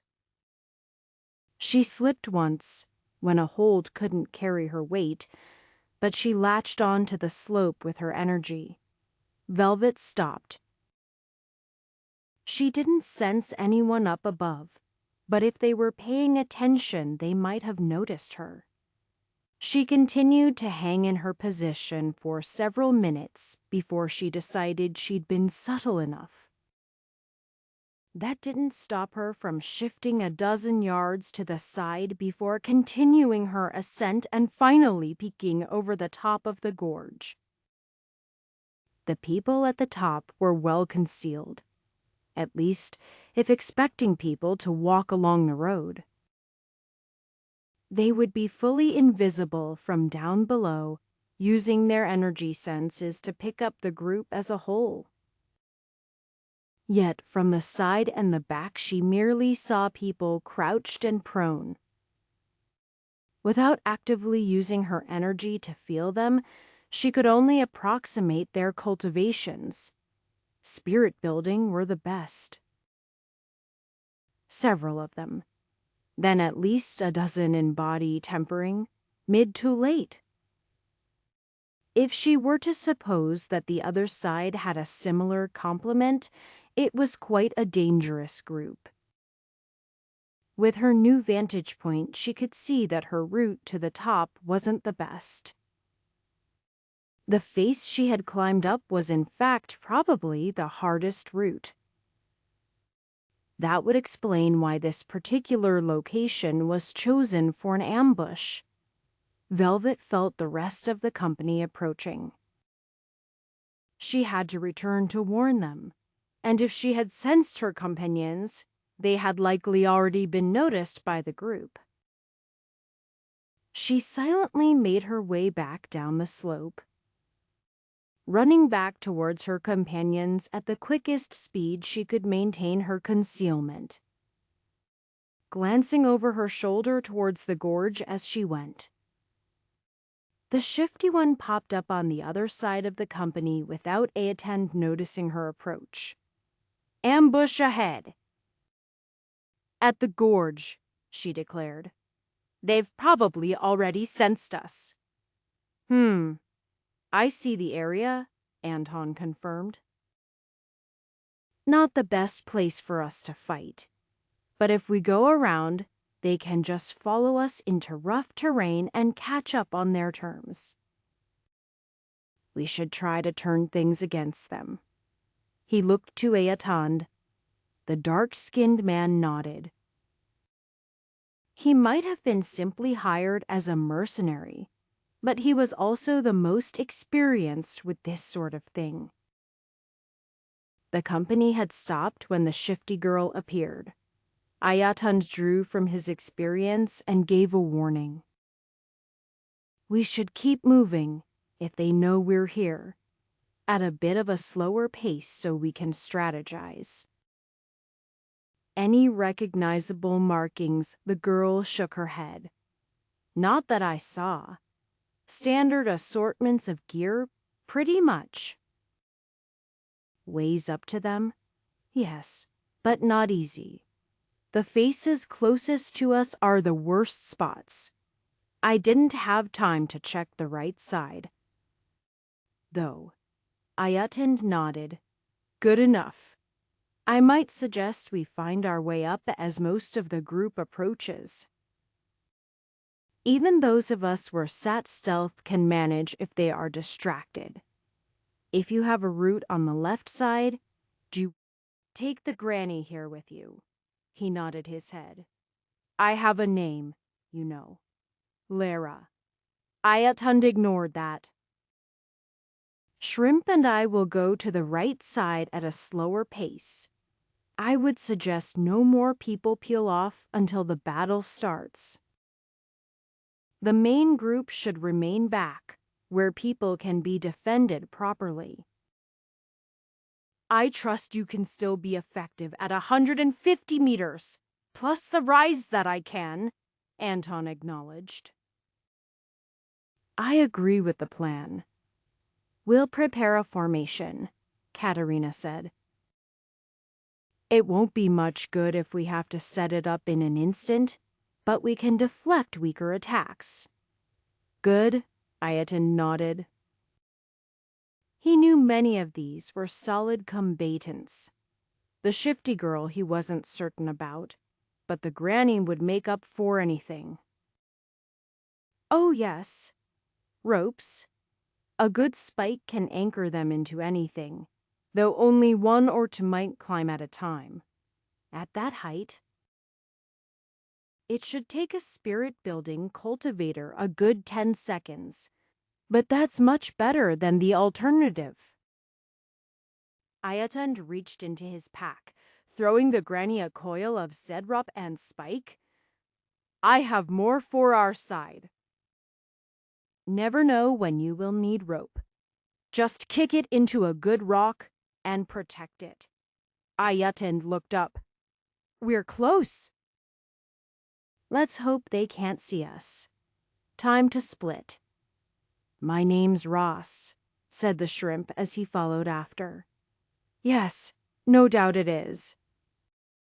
He pulled his energy inward, keeping it tight against him.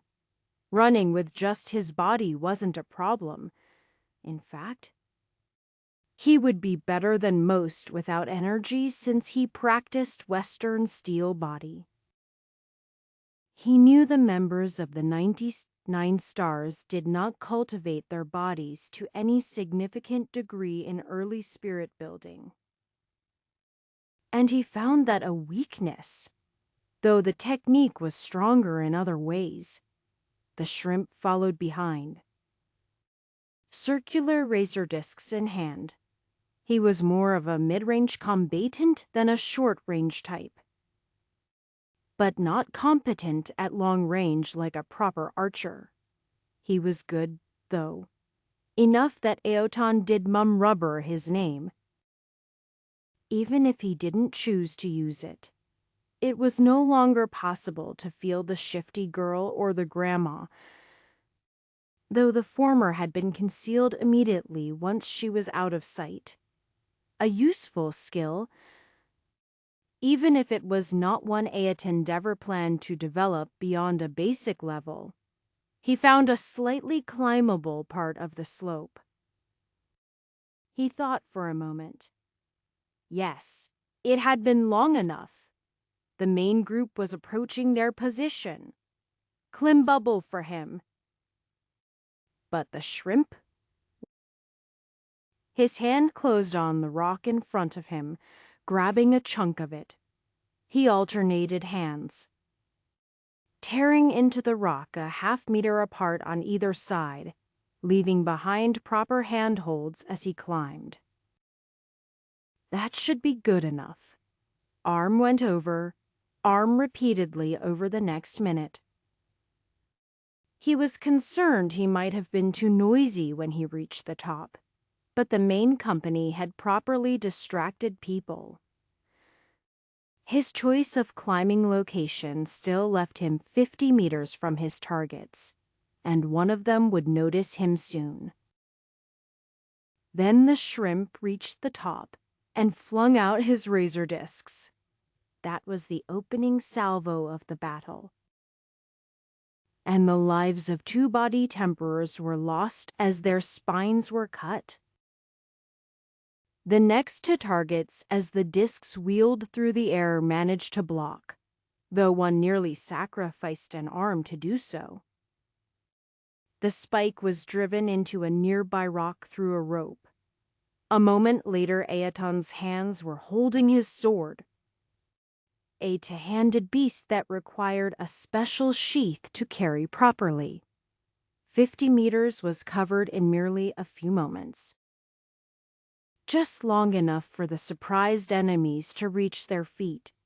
He'd wanted to take out one of the spirit-building opponents, but he wasn't quite fast enough. A spear stabbed out at him, But Aeton's sword was nearly as long. He nimbly wielded it, parrying the blow before striking back at his opponent, cutting his shoulder from underneath. Next to him was a woman with a bow ready to fire on those below. The unexpected flanking attack had rattled her enough that she didn't think to switch to her sidearm. Aoten didn't even bother trying to avoid her aim as he just sliced through the bow and her arm at the same time. Not an archer. Then, she'd have been ready for that. Aeton pulled back to where the shrimp's blades danced through the air, almost daring anyone to approach. With over a dozen enemies still standing, he needed to use proper tactics. That included stalling for reinforcements from below. He was hoping for the axe guy. More power was always nice.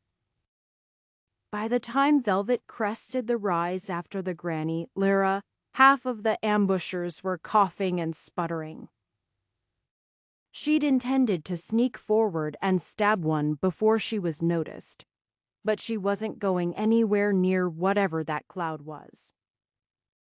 She used Lyra as cover to approach closer.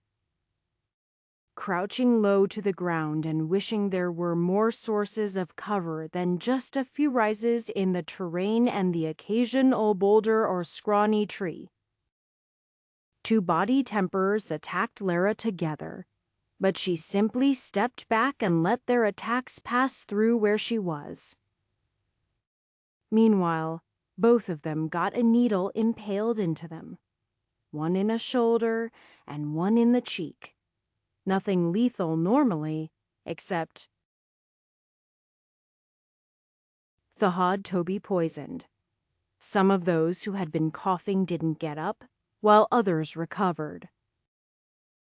Arrows flew towards Velvet. No, she hadn't been noticed. She merely placed herself in their trajectory on accident. Several more launched down below, but they were matched by more shots from just Anton himself. One body temperer went down, and even a spirit-building cultivator got an arrow of pure energy in his side, as he presumed that there would be no relevant counterattack and had only minimal defenses. At some point, Lyra had managed to set up the rope, and Velvet could sense Hoyt was already halfway up. That was good. Because Lyra was getting swarmed. A dagger sliced along the side of the neck of a large spirit-building cultivator. Velvet cursed. There went her best chance at taking someone out instantly, and she only managed a thin cut. Sure. She had to pierce his energy defenses and armor, but she thought she had it. She dodged back away from a wild swing of an axe. She needed to be careful, or she might find herself dying instantly. She was feeling more confident when Hoyt arrived to help take off the pressure, and she managed to dodge around several people and make them lose track of her. The battle on the other side of the gorge was also going well. Then she felt another group of cultivators charging along the floor of the ridge towards their main company. It wouldn't take them long to arrive, and now there were only a few defenders left below. Damn! She hadn't even thought there would be a third group. Chapter 120. Sometimes there were people who seemed able to do anything they set their mind to. Anton Krantz was one of those. Reuben was aware that a farm had many different things it needed, and Anton could take care of them all.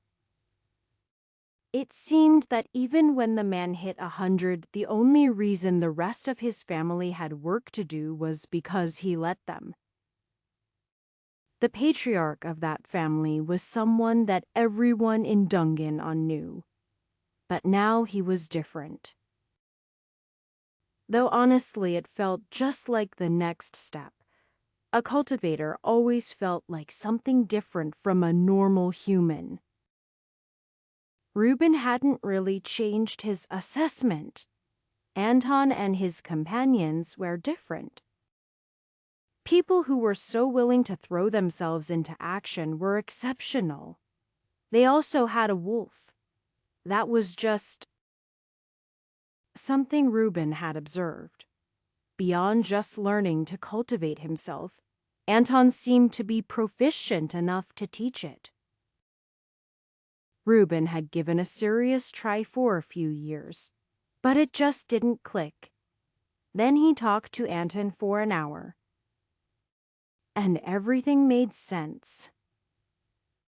It still took a week for him to really have enough sense and control of natural energy to really feel like a cultivator. But the path had been laid out for him, and he just had to walk it. Sometimes paths were rocky and full of twigs trying to snag you, but at least you knew you were going the right way. Learning to cultivate was empowering. But Reuben hadn't realized it would be so frightening. Actually, being able to sense how strong cultivators were was intimidating.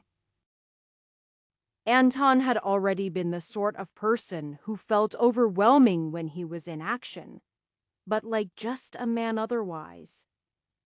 But the feeling was amplified. Others weren't so restrained. There was the dark, skinned Deutond, a mercenary. He was even stronger. Seeing some of the cultivators spar for training was entertaining, but when actual battle happened, that was where he felt fear. When Dunganon was attacked, he'd seen people die. So many people, for no reason. As they approached the growing gorge, he felt people die. To the right, to the left. Powerful presences that were simply snuffed out. It made him realize just how much further he had to go if he wanted to really be a cultivator. What was the first star, even? Against the attacks facing them, arrows he was certain could pierce through him, and the man behind him flew in both directions. The ones from upon the cliff were greatly weakened by a sort of barrier set up by Katerina and another mercenary called Elisa. Enough that the villagers could block with the shields they had been given. Reuben held his shield above his head, doing his best to reinforce it with his energy. He should probably dodge, but he didn't know if he could do it in time, and that might just leave someone else in danger. The arrows from their side were fired by Anton. Just him, yet he matched a handful of other archers. He didn't even have arrows, making them purely from energy. They didn't look like much, but the sharpness that radiated off of them combined with their speed and power made Reuben feel that they were indeed very real. When Dunganon had been attacked, nobody could do anything. Now Anton was so strong. Reuben wasn't sure. But he wasn't too far from the stronger bandits. Since they'd had no real opponents, it was impossible to say. Now the villagers of Dunganon were still weak, but they had hope. They were free, yet people were still trying to claim them. Reuben knew he was far too weak to matter, but he stepped forward anyway, just inside the edge of the barrier. Devon was right there as well, looking towards those approaching from the bottom of the gorge. Most of their warriors were atop either side, fighting opponents who outnumbered them. Reuben wasn't sure if he could harm some of the stronger figures approaching, but he was certain he could tree. Each arrow was aimed at a precise spot. It wasn't always where someone was unprepared for an attack, or at least not where Pioplethoti were unprepared. Anton was beginning to sense the subtler fluctuations of energy. He realized that there were always weak points, even in a person's defensive energy. He might have thought he had an even layer covering him like armor, but some places were simply weaker. When one of those matched up with a weakness in actual armor, he could use less than half as much energy to achieve the same result. Usually, that was killing someone. None of his attacks were ever intended to go easy on someone. If he could kill them, he would. If he could wound an arm instead, that would make things easier for the future. People tended to overcompensate for areas they were injured, shifting to cover the weaker area with excess energy, even if it was just a small change. He could catch someone while their energy was moving about and not perfectly placed. It wasn't enough to kill other spirit-building cultivators in just a few shots, but it could certainly distract them enough that they weren't able to fight effectively against late body temperers. He took them out by his third arrow in most cases. It helped to have strong allies on the front lines suppressing people. He was glad he'd hired all 4 of the mercenaries he did, because they were quite worth the expense just for this one battle. He saw Otund maneuver his large sword to change from a slash into a stab with his two-handed sword, piercing into someone's neck. The old woman, Lyra, was a poison user, but Anton wasn't sure if anything was more dishonorable than trying to own other people or fighting for them. Poison wasn't a weapon he wanted to learn how to use, but he saw its value. Velvet, Hoyt, Timothy, and the small man known as Ross also performed excellently. They were nearly finished with their battle when the front lines of the group coming down the gorge arrived. Another dozen body temperers and 4 at spirit building. The wide variety of cultivation styles indicated they were a mercenary group, and not a sect of some sort. Hopefully, the Heavenly Lion sect hadn't connected the dots yet. He'd done nothing directly against them or their little former disciple Van Hassel.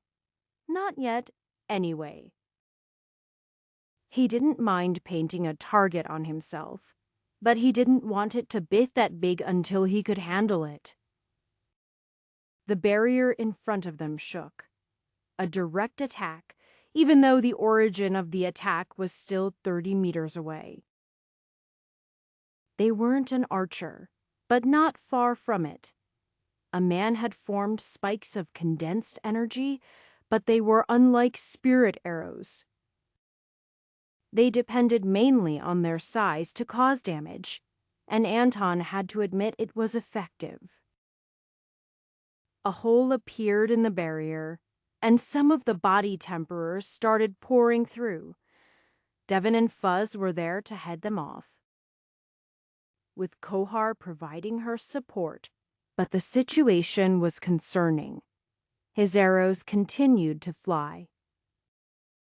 Someone tried to chop into Devon with an axe, and while Anton's grandson handily protected himself, the act wouldn't go unpunished. An arrow into the neck, curving right under the helmet, was an appropriate response. He also fired shots to help the villagers who were much weaker and in more danger. Though they managed to keep enemies at bay with at least 3 or 4 spears prodding at each of them. Anton had to twist his body to the side as spikes of energy flew towards him. He'd been taken as a priority target. And he didn't mind responding in kind. He couldn't afford to have an enemy who could target any of his friends or family. As his hands grasped his bow, Anton took careful stock of how his energy covered it. Some parts needed more, but he could thin it out on others. The main spine of the bow only got the bare minimum to protect it in case of an attack. But he wouldn't get much power from adding energy there. He needed to be efficient with his energy because his muscles were old and tired once more. Having completed body tempering, he was still stronger than even the strongest who didn't cultivate, but somewhere at half of his peak.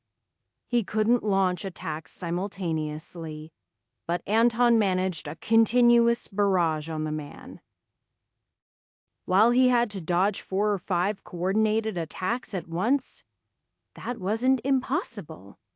In fact, it was made easier by the way the spikes moved in formation.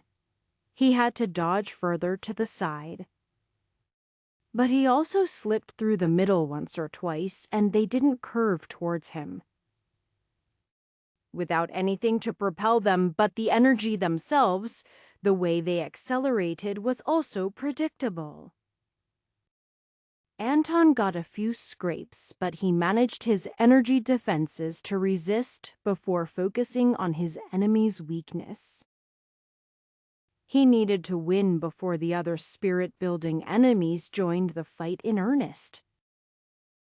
A two-handed sword like Aotan's was actually light and agile, without the sort of thick blades that were suited for cutting off someone's head.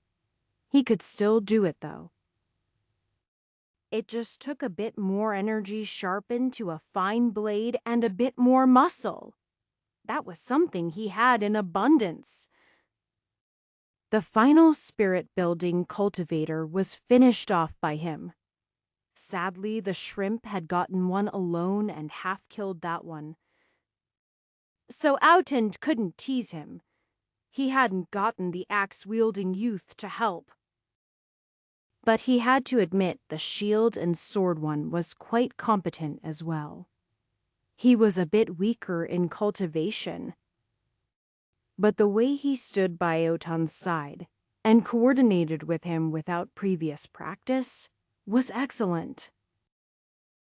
Being able to ignore an attack and instead counter with an attack of his own was quite liberating.